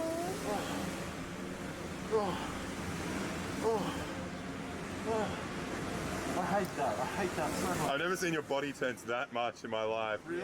You're like, ugh, you're like a monster. It was disgusting. And in one way, that worked really well, and all of us have some nasty wounds. But it wasn't enough to stop us from burning Jordan alive in all 3 tests. But I don't think he's in a position to be picky. So I welded up a bracket and went to his new address at 109 Kirribilli Avenue, 2061, New South Wales, and installed it next to his front door. And now, at the bare minimum, the next person that burns down his house will have some recognizable paintball hickeys on them. Thank you so much for watching. If you like that, please subscribe and check out some of my other videos. Oh my gosh. Oh my goodness. Yeah, no, of course if it was a real gun, but you can't have a real gun like that. So at the bare minimum, you could do this. And even then, that's still like, oh, but that's still not appropriate. But again, all for the sake of self-defense. Like, why did he put the address? I mean, at this point, of course, it's kind of one of those, like, haha, funny memes. Like, if it does happen, then, you know, we know. But yeah, the scream still makes me laugh. I just don't know why he did that. Oh my gosh. Alright, Cubs. I don't have any funny, wacky videos. I mean, I have more. I would love to watch more. The issue right now? Like, Simple Flips just released a new video, too. I want to watch the videos. I want to have fun. I want to study. Yo, what up? Study? Yo, what up? Yo, what up? Yo, Yo, what up? Yo, what up? Yo, what up? Yo, what up? Yo, what up? Yo, what up? Yo, what up? Yo, what up? I have this video ready, but no, it's fine. I can definitely watch this on my own time. I'll just play different music. Tip Rebel, tip. Ah.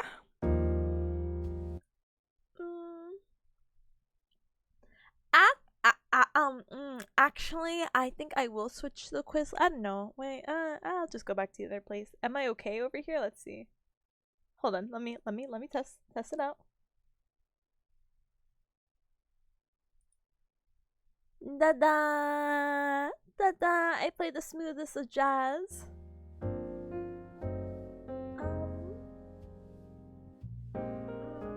Hold on. Now I have to get everything set up again. It's okay to put a TikTok?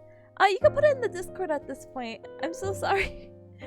I'm so sorry. So sorry. Not to like BM you like that. It's very hard for me to like change windows and then size it and then be like, hey guys, you don't need to see this, hold on. You know? So I'm so sorry, but put it in the Discord, I gotcha. Alright, so what are we doing? Let's see, drumroll. Let me check what my classmates said.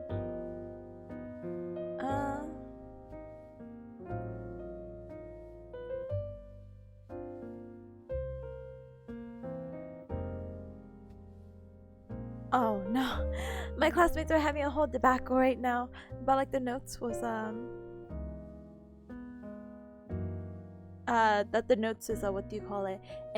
It's not the same basically. Like, oh, whatever, we have the textbook and the PowerPoint are two different things. And I'm like, oh, study time? Yeah, but now I just have to like politely regurgitate my notes. Hold on.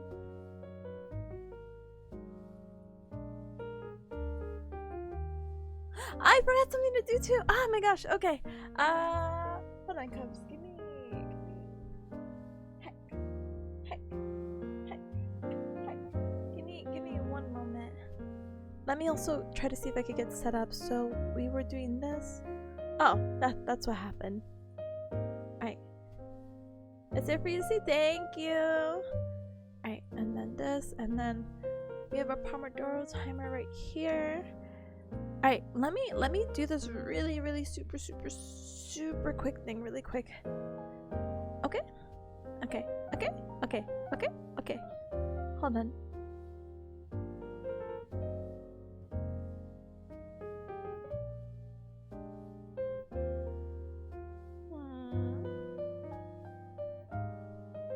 It's already the 15th today too. Heck.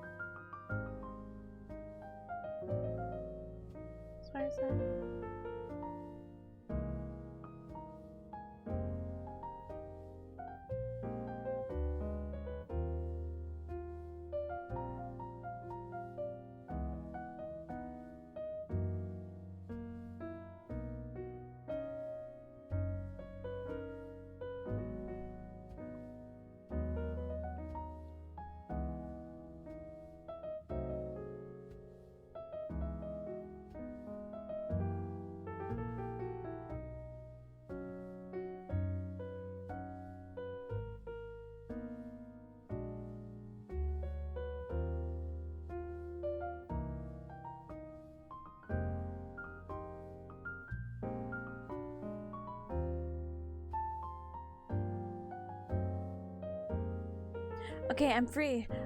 I love my life. Alright, let's get through this. Let's get through this completely, okay? Okay. Alright, so we will now turn on the Pomodoro timer, and I will now politely, as quick as I could be, go through these notes that we have remaining, so then we can go over the Quizlet, and then life will be okay, hopefully. So these are, now I'm just zooming past it. These are stuff we just have been talking about for like the past almost 5 hours. So it's kind of like, this is nothing new. 20 to 30 minutes. So maybe we can go straight to the Quizlet. Ooh, hold on. Wait. ultrasound. This is clarification for ultrasound. So we have the motor duty cycle. So again, we agree that continuous 100% duty cycle is thermal effects, but anything less than that, I suppose, is going to be non-thermal. So we have a pulse for 50%, which is like some warmth, but not completely. Apparently, I think, excuse me, that might be okay for open wounds. I have to double check. And then 10 to 20 is definitely non-thermal. So big thumbs up emoji. The biggest thumbs up emoji in the world. Let's see, does this one also help us with the math really quick as well?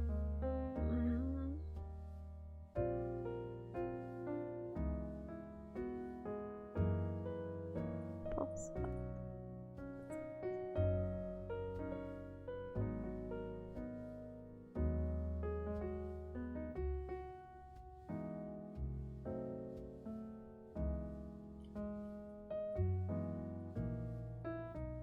Okay. Alright, let's switch over the Quizlet. Ta-da!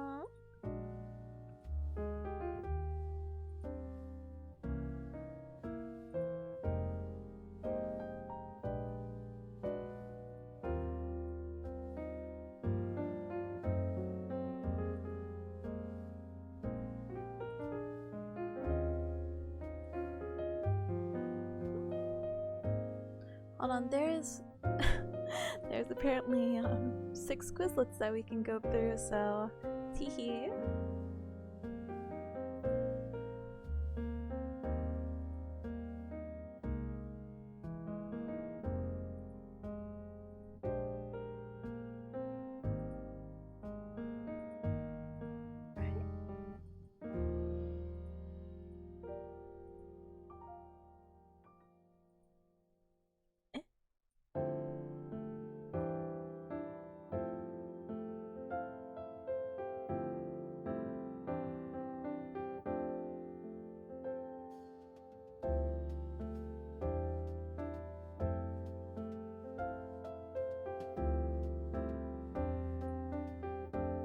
Okay, this should be okay. Maybe one more thing, I suppose, to add on to like the dreamy lighting. Could slightly chroma key it and make it slightly transparent and be like, wow, aesthetic. Alright, so there are multiple of these, which is very unfortunate for us. So I'm gonna pick my favorite one. I think the one I am going to try to see about focusing on is the one that's specifically focusing on numbers. And then we could just play literally the numbers game and literally try to hope for the best. And if I don't know it, please don't politely judge me. Alright, I just have to flip all of these really quick too, sorry.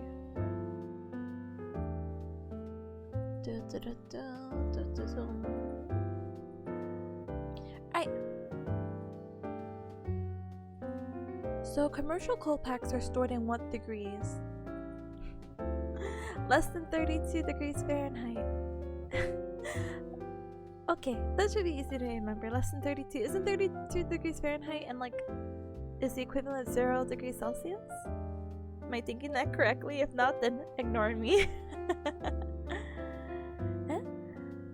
How long should a commercial cold pack be on for? 20 to 30? Let's go, you know it. How many layers do you need? Oh, they didn't really talk about layers for a commercial cold pack.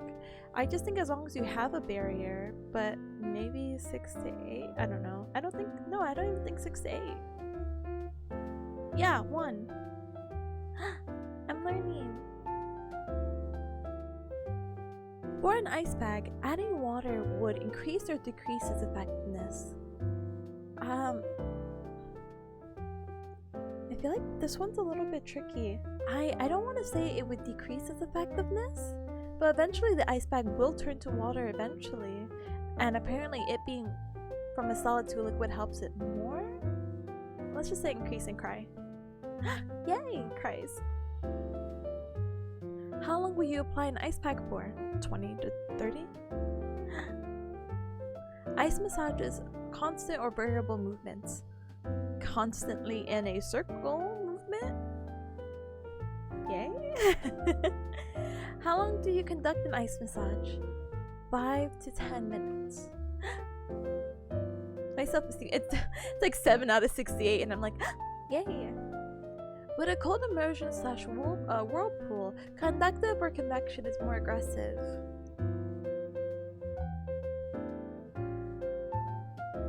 Conduction? Convection.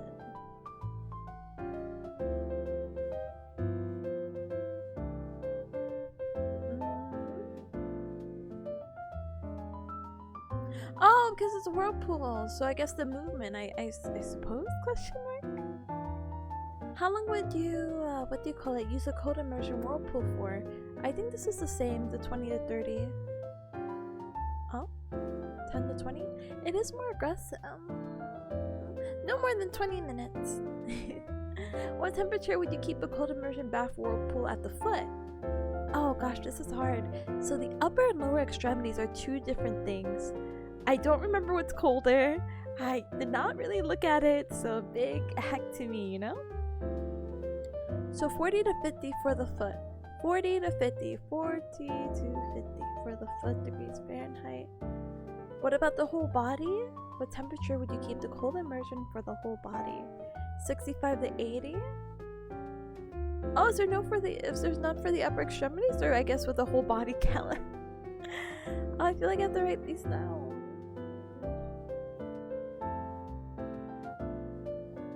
Hold.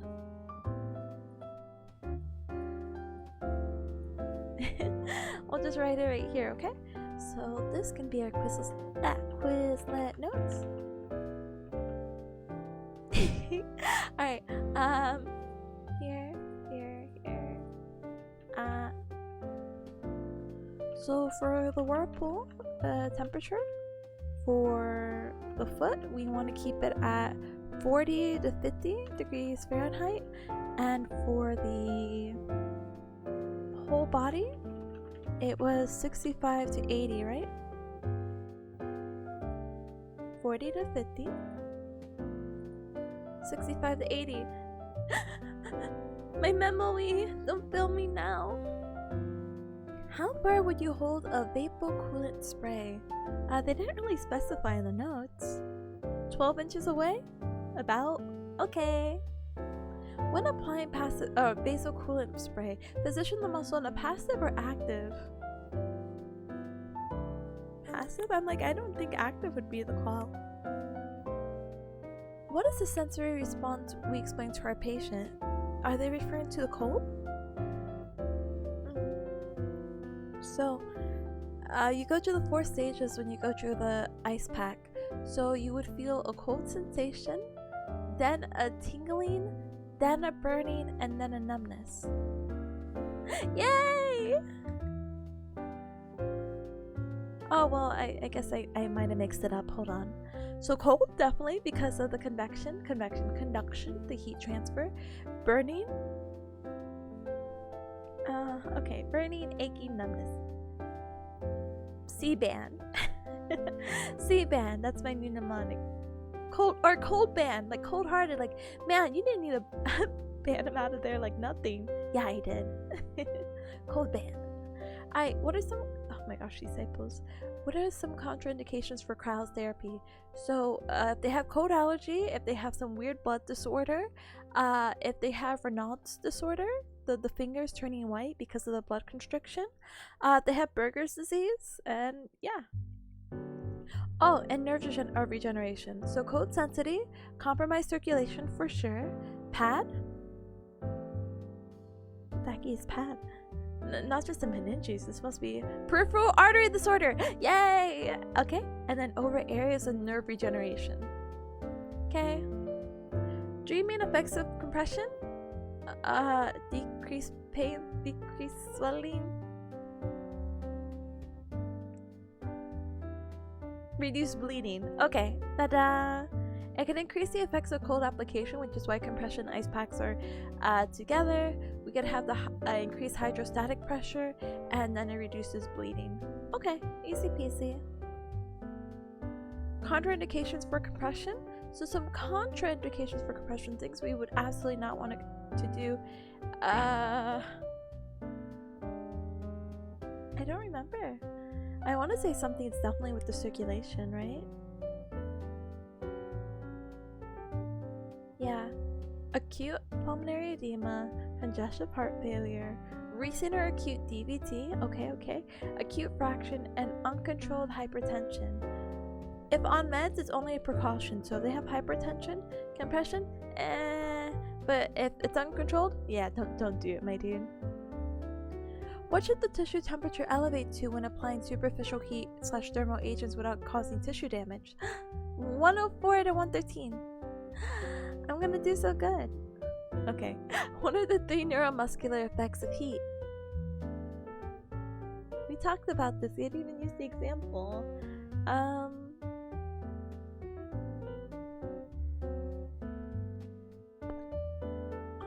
don't remember.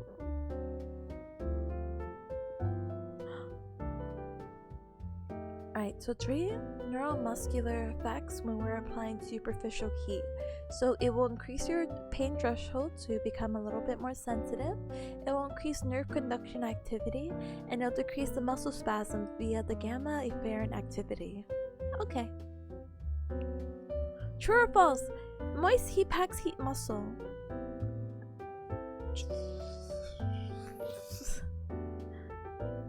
True. Excuse me, it's like either muscle or adipose in a group, yeah? False? Only tissues 0.5 centimeters away from the surface? Okay, but what if there's a muscle 0.5, huh? Alright.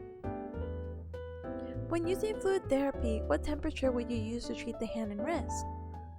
Oh, I don't know the temperature for fluid therapy. Alright, in here. Fluido therapy. And what was the number again? 114, 118?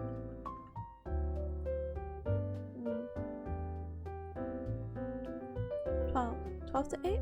Okay. When using now I feel like I'm saying it wrong. Fluidotherapy. What temperature would you use to treat a foot or ankle? Heck, you use these for the lower extremity? Let's see.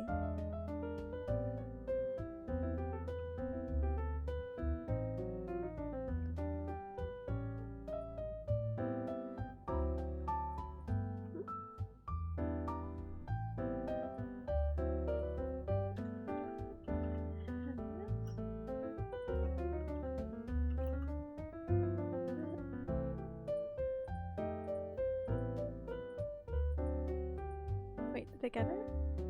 Heck. Okay. 106, 112.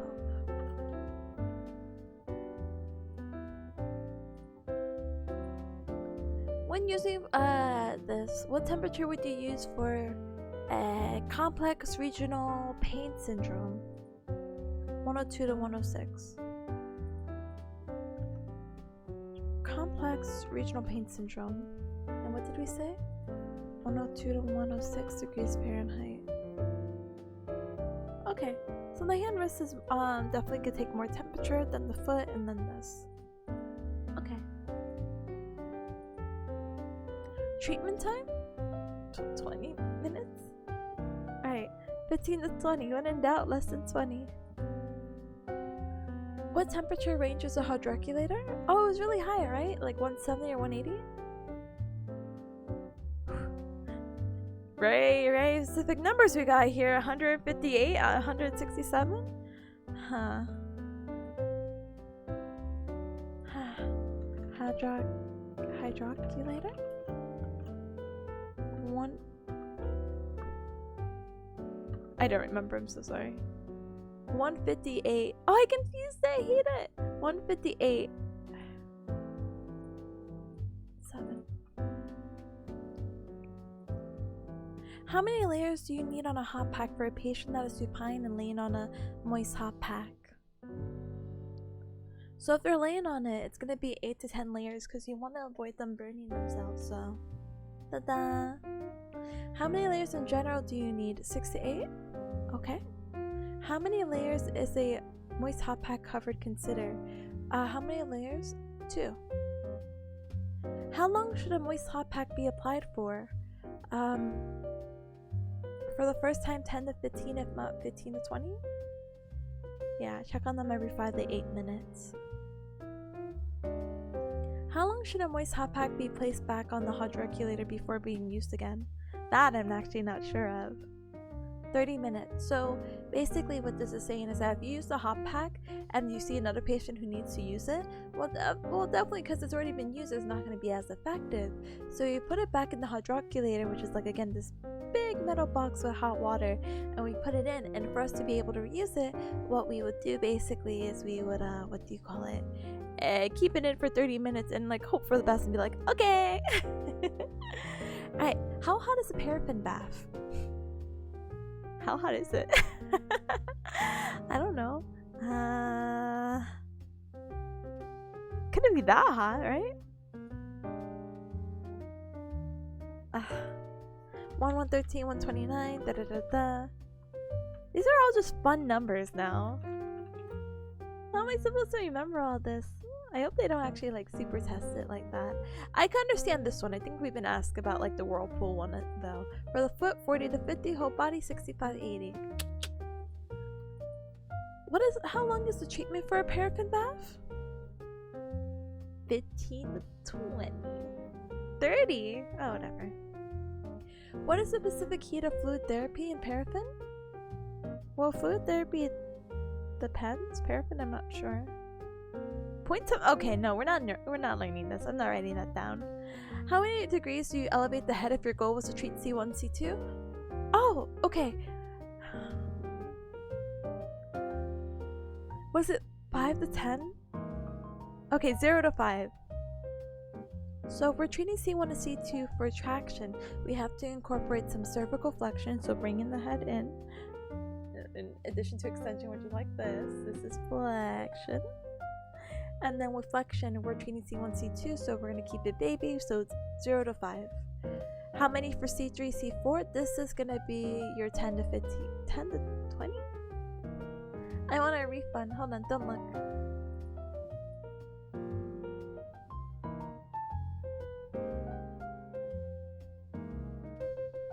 Oh, I did see it here. Oh, it is 10 to 20. Okay, 10 to 20. So to treat C5 to C7 is 25 to 30. Okay, that's fine. What intensity? 10 pounds. Intensity for C3, C4? 10 to 15. And then C5 to C7? 15 to 40. Ta-da! A conservative starting point for patients is between... Huh? Max power always? Ta-da! Max power! Alright. Are they talking about lumbar traction? If so, it can be... 1/2 or 1/3 of their weight? Or, no. A conservative treatment should be between 10 to 25. Keep in mind the intensity is max per segment. Okay. Okay. Basically, keep it easy anytime you see a conservative treatment. You would use static or intermittent for DDD? I believe you would use intermittent. You would take intervals. I think static is like for hypertonicity and... Oh, it's just in my head. I forgot. I'm so dummy. Oh, HNP. Herniated nucleus pulposus. Yeah. And then for this, you would use static. You would use static for HNP. Use of superficial heat will heat tissues blank centimeters from the skin surface. We just saw this. 0.5 centimeters? Yes! Yay! Temperatures will increase to a max within blank to blank minutes using superficial heat if the area has adequate blood supply.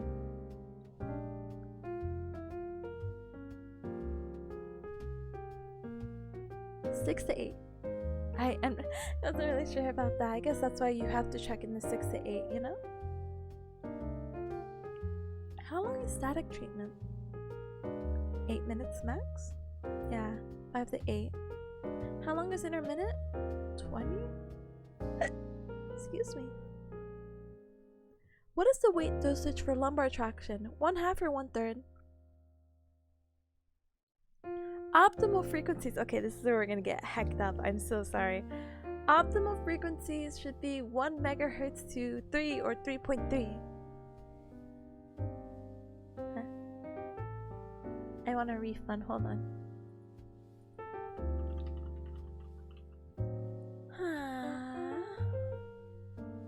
Yeah, this is a typo. 100% emoji.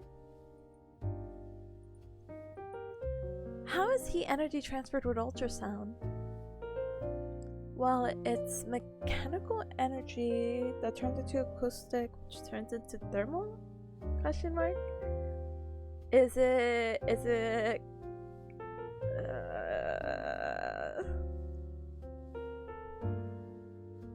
I mean, well, it could actually be conversion. Oh! This is literally what I just said, what it was. So conversion, I have not seen conversion. I've only seen conduction, which is like the air is like circling around. Conduction, like a direct transfer, like if you touch a hot surface, it's hot. Yeah. Conversion. Converts electrical energy to sound waves via transducer. Okay, converts electrical energies to sound waves via transducer. Da-da! Sound waves are capable of which of the following? Isn't it both reflection and refraction? Oh no. But didn't we talk about depth of penetration like 1 billion times? So see? All the above? Okay. Okay. That's fine. That's fair. True or false? Heat produced by ultrasound could produce pain? I guess. I mean, if it's too hot. Alright. We got 16 more. Degrees of the absorption is directly proportional to what content of water? Degrees of absorption is directly proportional to what content of the tissue? Fat? Protein? Guys. Very little temperature increase occurs in which of the following with ultrasound? Fat? Due to it being a homogeneous tissue, yes. So, very little temperature increase with fat. Degrees of absorption is directly proportional to the protein in the tissue. Sure. The higher or lower the beam frequency, the greater the absorption? It's not even a true or false. I'm so sorry. I don't know. Higher. The higher the beam frequency, the greater the absorption. Okay, makes sense. Blank megahertz penetrates deeper tissue. 1 penetrates tissue approximately 6 centimeters deep. 3 megahertz penetrates tissue approximately 2 to 4? 2.5? 2.5.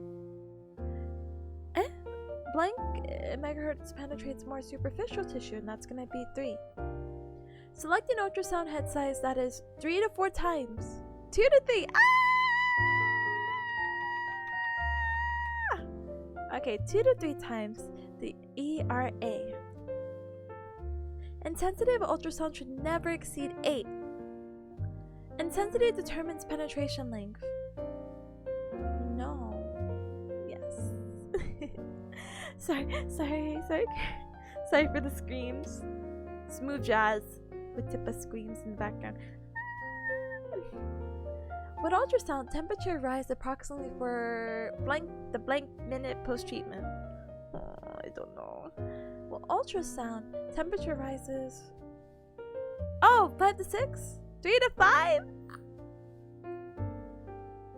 Temperature rise remains after ultrasound, 3 to 5 post-treatment. Okay. Use thermal or non-thermal for subacute. We would use thermal for subacute or chronic inflammation. For acute conditions, use thermal or non-thermal. Non-thermal. For wounds, you would use, I think, 20% pulse, and type of ultrasound you should use is non-thermal. Or very low continuous, but 20% is preferred. So for wounds, you'd use 20% pulse, and when it's pulsed, it's non-thermal. or very low continuous, but 20% is preferred. Okay. What is the appropriate duration for pulse or non-thermal continuous treatment? Was that the 5 to 8, 5 to 10? 5? Just 5? Okay.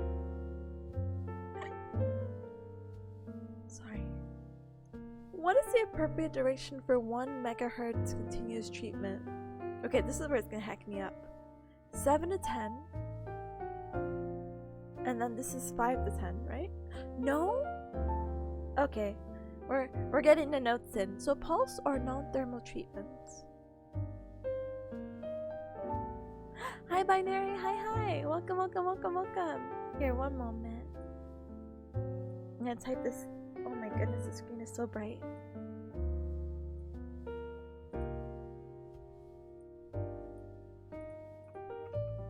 Where is it?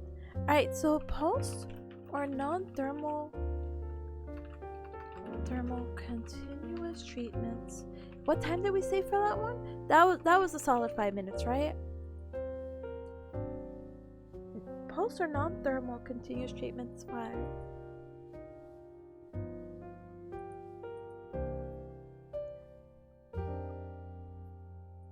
Sorry, wrong one. Alright, so what about 1 megahertz continuous treatment? That one, because it's 1, it's gonna do more deep. This was the 10? Yeah, 7 to 10. 7 to 10 minutes. So the next one has to be 3 megahertz. Oh my goodness. Continuous treatment. I should have just copy and paste. And that one was superficial, so that's gonna be 3 to 5 minutes. Ta-da! Wait, sorry. 3 to 5. Ta-da! Alright, we're done with that one. Let's get out of that one. That's 106. That's 162 cards. This is 301. This is 35. This is 150. Alright, let's do the 35 one. How fun does that sound? We have 17 minutes. Let's do it, Cubs. Aw, my old bones. Hi. Hold on.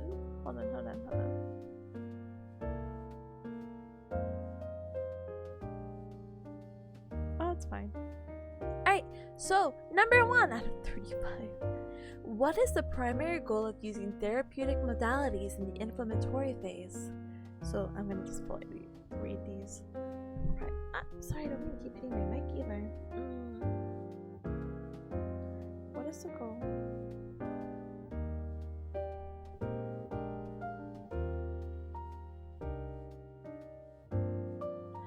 I want to say C, reduce blood flow and decrease cellular metabolism, right? Because you want to stop it from forming. Right? Oh god. Oh, thank goodness. I'm like, everything else sounds like, yeah, you should be treating it for these things, but I'm like, no, it's like the opposite. That's why you want to apply ice, so it can also like reduce the blood flow and like decrease the metabolism. Fluid therapy uses primarily which kind of heat transfer? Convection. Ta-da! All the following are pain management strategies associated with cryotherapy, except let's see.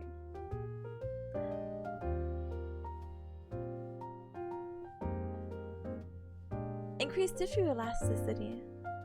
Yeah, that's a weird one. You would use heat, like again, if you're feeling stiff and all that, and you're like, oh, I can't move this. You would use heat to increase elasticity. You would not use ice. Ice will decrease your afferent input, slow nerve conduction velocity, and stimulate thermoreceptors to gain pain signals. Because remember, we talked about the whole when you put an ice pack on yourself. Yeah, you may be hurting, but the ice, because of the gate theory, which we'll talk about way later, it's kind of like, it's cold. It's like, but I'm in pain. No, you're not. You're cold. And that's what your body basically focuses on. Which is not a contraindication of cryotherapy. DOMS. So we just talked about Renault's being the one with the lack of blood circulation to the fingers. Cold sensitivity, we don't want to apply a cold pack if someone is cold. And then PVD is peripheral. Yeah, that one. It's like if I have a headache and drop an anvil on my foot, my headache's gone. Exactly. You have priorities, baby. Let's go. And it's your big toe. I got welcome back. How's stream? I'm sorry I've been streaming this long. How's pizza time? I think that's what you played, right? You're no worries. Myofascial pain syndrome for cryotherapy. T, indicative. F, contraindicative. I don't remember. Pizza time is good as always, and I played the jiggly anime shooting game. It really jiggles? Wait, you played... Oh, wait, hold on. Let me not say the name like a dummy. I only explained this game in one way, and I can't explain that. Those words cannot come out of my mouth right now. Did you play Galgun? Please tell me you played Galgun, because I would cry. Unless there's another jiggly. Oh, the other jiggly shooting. How was that? I want to play it. I think ever since I saw Tara do the art and then I see they have like a Chainsaw Man like collab, I'm like, oh, I want to play it, but I've been debating, do I play it on my phone or do I play it like through my computer? You know? Huh? And then like, how would I stream that? And then will I get addicted to gacha hack? Like, the world really may never know. Anyway, I don't know if myofascial pain is indicated for cryotherapy. I know it's good for ultrasound, but true? Oh, okay. It's fun if you can look past boobs, being bobbly and thighs jiggling like they're made out of pudding. I played it for a little bit. Did you like it? I think the character designs are really cute, and apparently if you used to be in the top 5, oh my gosh, carries.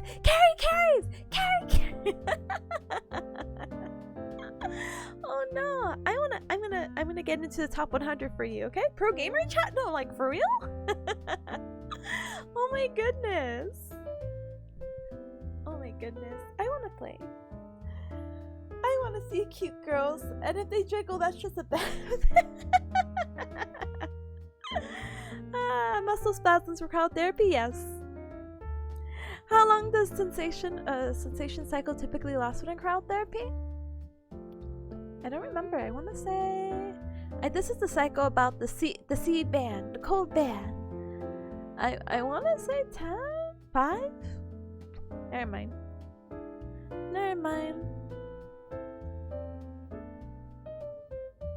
What is the expected skin color changes associated with cryotherapy?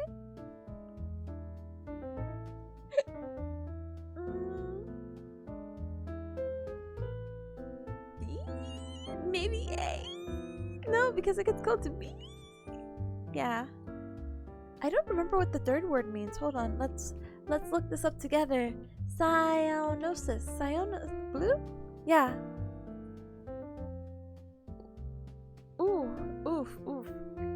I do not want to look at pictures of this anymore. And then erythema is just like red. What is approximately the temperature for cold immersion for the upper extremities? I told you! I knew there was one for the upper extremities, but the cold immersion for the other PowerPoint only listed the foot and the body. Alright, so the foot is 40 to 50. Do you think it's the same thing? You think it's the same thing? Huh. 55 to 65. Okay, it's warmer. Alright, time to add that one on the list. How many lists do I need? A lot. Hold on. Alright, so the foot is 40 to 50, the arms are 55 to 65, and then the whole body is 65 to 80. Bam, we have our numbers now. We're pro gaming. What is the appropriate temperature range for cold immersion bath to the lower extremities? So what is the appropriate temperature range for cold immersion for the lower extremities? 40 to 50. Bam. Whole body? 65 to 80. Bam. Sorry. All the following are desired effects of superficial heat except cutaneous vasoconstriction. Heat doesn't do vasoconstriction, it does vasodilation. What is the correct temperature range for a moist hot pack? I don't know. 165 to 74. Oh, we talked about this one, the weird numbers. Alright, the correct temperature for a moist hot pack is going to be 158 degrees to 167. Wow, amazing. When a patient is lying supine on a moist hot pack, how many layers are needed? Sorry, let me. 100. Okay. If they lay down, they need 8 to 10 layers. When a patient's sitting with a moist hot pack behind their back, how many layers are needed? 6 to 8. Ta-da! What is the correct flexion angle for cervical traction when targeting C1, C2? This is going to be the baby one. We want to do 0 to 5 degrees. When we're targeting C3 and C4 due cervical traction, what we want to do is 5 to 10. Nope, I lied! 10 to 20. And then when we're doing C5 to C6, what we want to do is 25 to 30. 10 to 20, okay. What is the correct traction force or the poundage that you should put for the C1 to C2?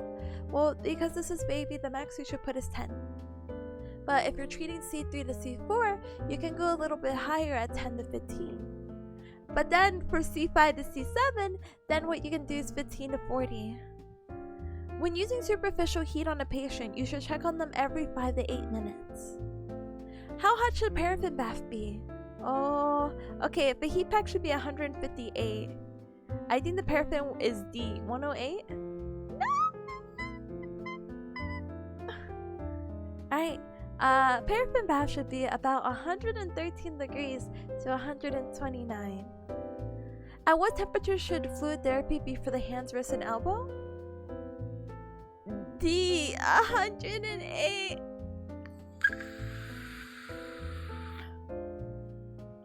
I'm gonna start starring these.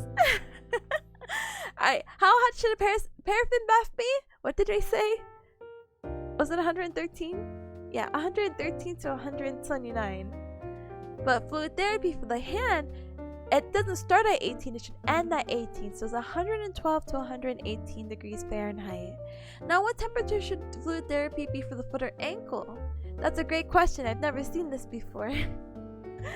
Okay, if paraffin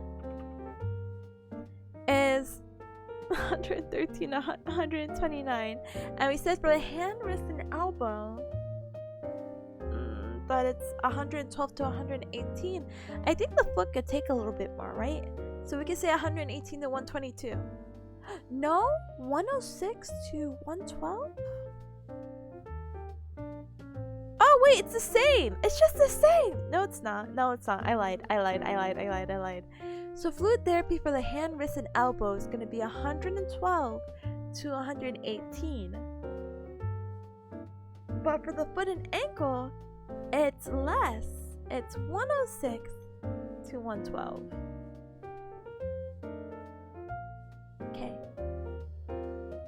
What temperature should fluid therapy be for CRPS? Oh no, this was... Oh, we talked about this and I even wrote it down in my book. I think you're really sensitive. I actually think I do know this one, but I'll still start it. I think it's A, 102 to 106. No. You're performing ultrasound on a patient and plan to use the average intensity of 1.2 with a BRN of 5. What is the peak intensity? I don't know how to do the math on this.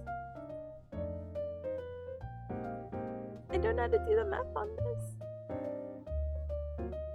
Hold on. I'm calling in my classmates for this one. Let me see. Let me harass them. 6.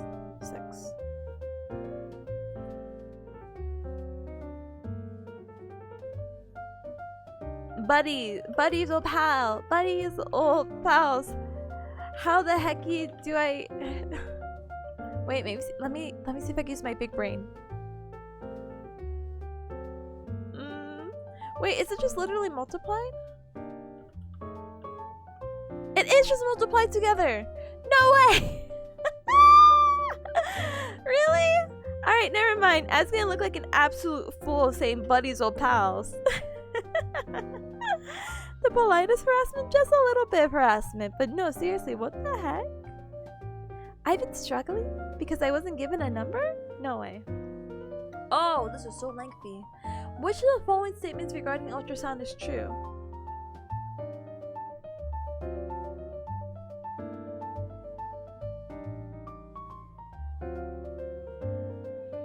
B. 1 megahertz frequency ultrasound will will penetrate deeper than the 3 megahertz ultrasound wave. I didn't even check that. Yeah. What is the max range target? What is the maximum target area for an ultrasound head that is 5 centimeters square? 20. I think, what was it? They kept saying, oh my gosh, what were the numbers? 2 to 3? Like the area of, oh my gosh, ERA? Gosh, I don't know. My brain is all like mixing all the knowledge from the past 5.5 hours. But okay, so it cannot be more than 4 times. So then that's why it would be 20. I think it's 2 to 20. 2 to 4. 2 to 4 is the area that you can treat. So the largest you can do it is 4. So that's why this is 20 centimeters. Yep. What is the maximum peak intensity that is appropriate for ultrasound before unstable cavitation occurs in the tissue? I'm going to say B. I'm going to say it is 8. Sorry, I don't know where the other half of the 8 went. All of the following are non-thermal effects on ultrasound except A. Increased tissue extensibility, because non-thermal will also decrease pain, inflammation, and promote healing, but any type of heating that we're going to have is going to increase that tissue extensibility. Which of the following is a contraindication for the use of ultrasound? Contraindication? Healing wound? Wait, let's think about this. It's healing, it's not open. I think impaired circulation is an answer. It is a contraindication for ultrasound. The thing is that they were saying, my classmates were having this whole discussion, and they were saying that there's like contradicting information in the book. So impaired circulation is a precaution for, I think, thermal, and then a contraindication for non-thermal, something like that. I'll look at it in a little bit. We're almost done with these, and my timer's almost done, but I don't think I'll finish in time. There's strong evidence for the use of continuous ultrasound in treating what? Heating?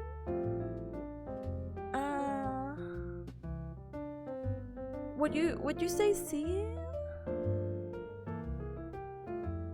Yay. All the following are effects of cryotherapy except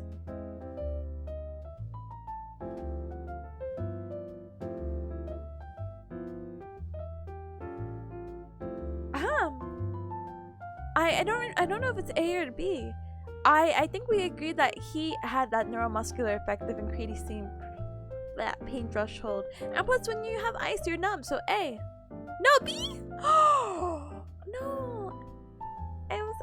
I'm so bad at 50-50. I was gonna say B. Oh, decreased blood viscosity, because I think it increases because it coldens or hardens. It's like honey, cold honey. And the last one, what is the common dosage for lumbar traction? 1/2 of the patient's weight.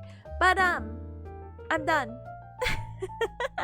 Little ta-da confetti makes my heart a little bit better. And with that, we even have 20 seconds. Let's go. We're gaming. We're gonna be ding ding ding ding ding ding ding. Ta-da! Ta-da! I am relieved to say, and I am probably calling it there. I'm probably gonna take a little baby break, maybe for like an hour or something like that. That would be so.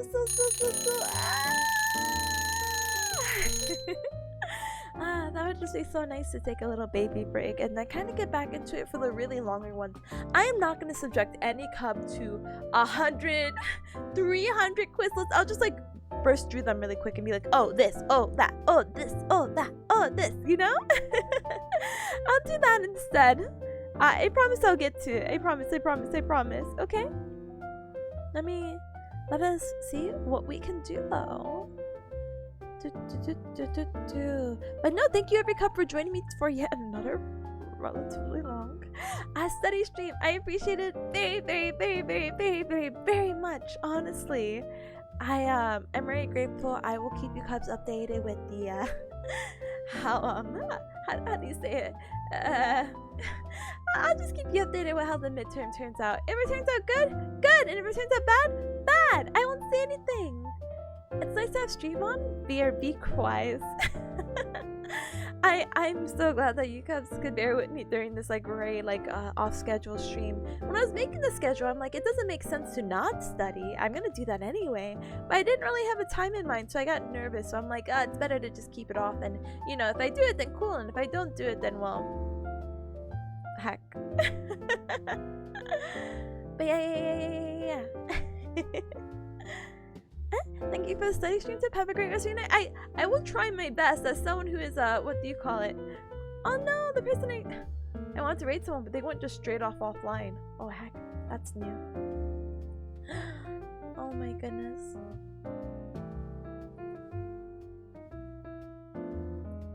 Hold on. Oh, this is cute. Sorry, I got distracted.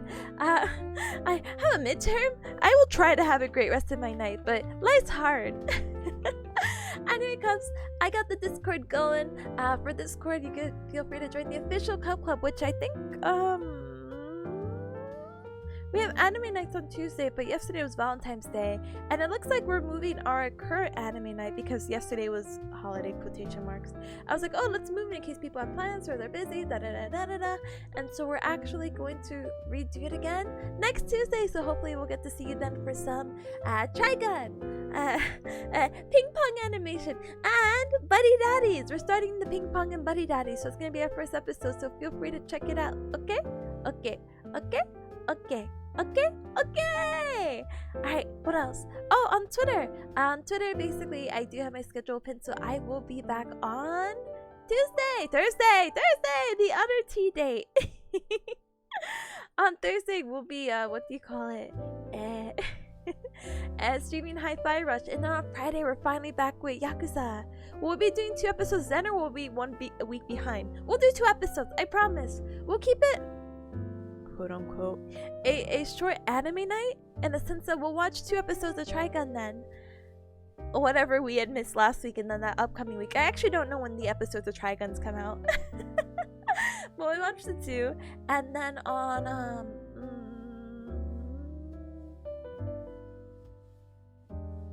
and then we'll just watch 1 episode of Ping Pong and 1 episode of Buddy Daddy. So easy, right?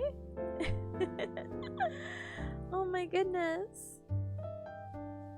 But yeah, so that's definitely a plan that I personally have in mind, and hopefully life will be super good. Alright, cubs. This sounds silly, but I'm like, who do I choose? I think Bug is actually doing the new model reveal, so I'm like, oh, we should go support them. That'd be super cute. But there's also someone playing Power Wash Simulator, which I feel is like the same like calming effect. The same calming effect of, oh yeah, this was basically a study stream. I love people cleaning. I haven't played Power Wash Simulator, but I've actually heard some pretty good things about it, so yeah. Huh? Stream elements? No! It's so laggy. Oh, but Bug looks like they're having a lot of fun, so we'll go right into them, okay? Alright, cubs. Feel free to copy and paste the raid message. So we have, if you're not subscribed, absolutely no worries. Feel free to participate in the Gao Gao raid with the berry emojis. And if you are subscribed, feel free to use the Tipanya with the Gao Gao raid. Thank you so very much for joining me for a study stream today. I will be back tomorrow at, what time did I put? 3 p.m. I think? 4? 3? 4? 5? No, 3 p.m. for Hi-Fi Rush as well as 3 p.m. for Yakuza on Friday. So see you then. Hi Fair, by the way. Bye Fair, by the way. Let's go support Bug and their cute, really cute model. And they're so cute and colorful. Please check them out. Please give them your support as well, okay? But I'll see you later, okay? Have a good rest of your night. Lots of love to you. Bye, bye, bye, bye, bye, bye, bye, bye, bye. Gamble. Oh, in this economy?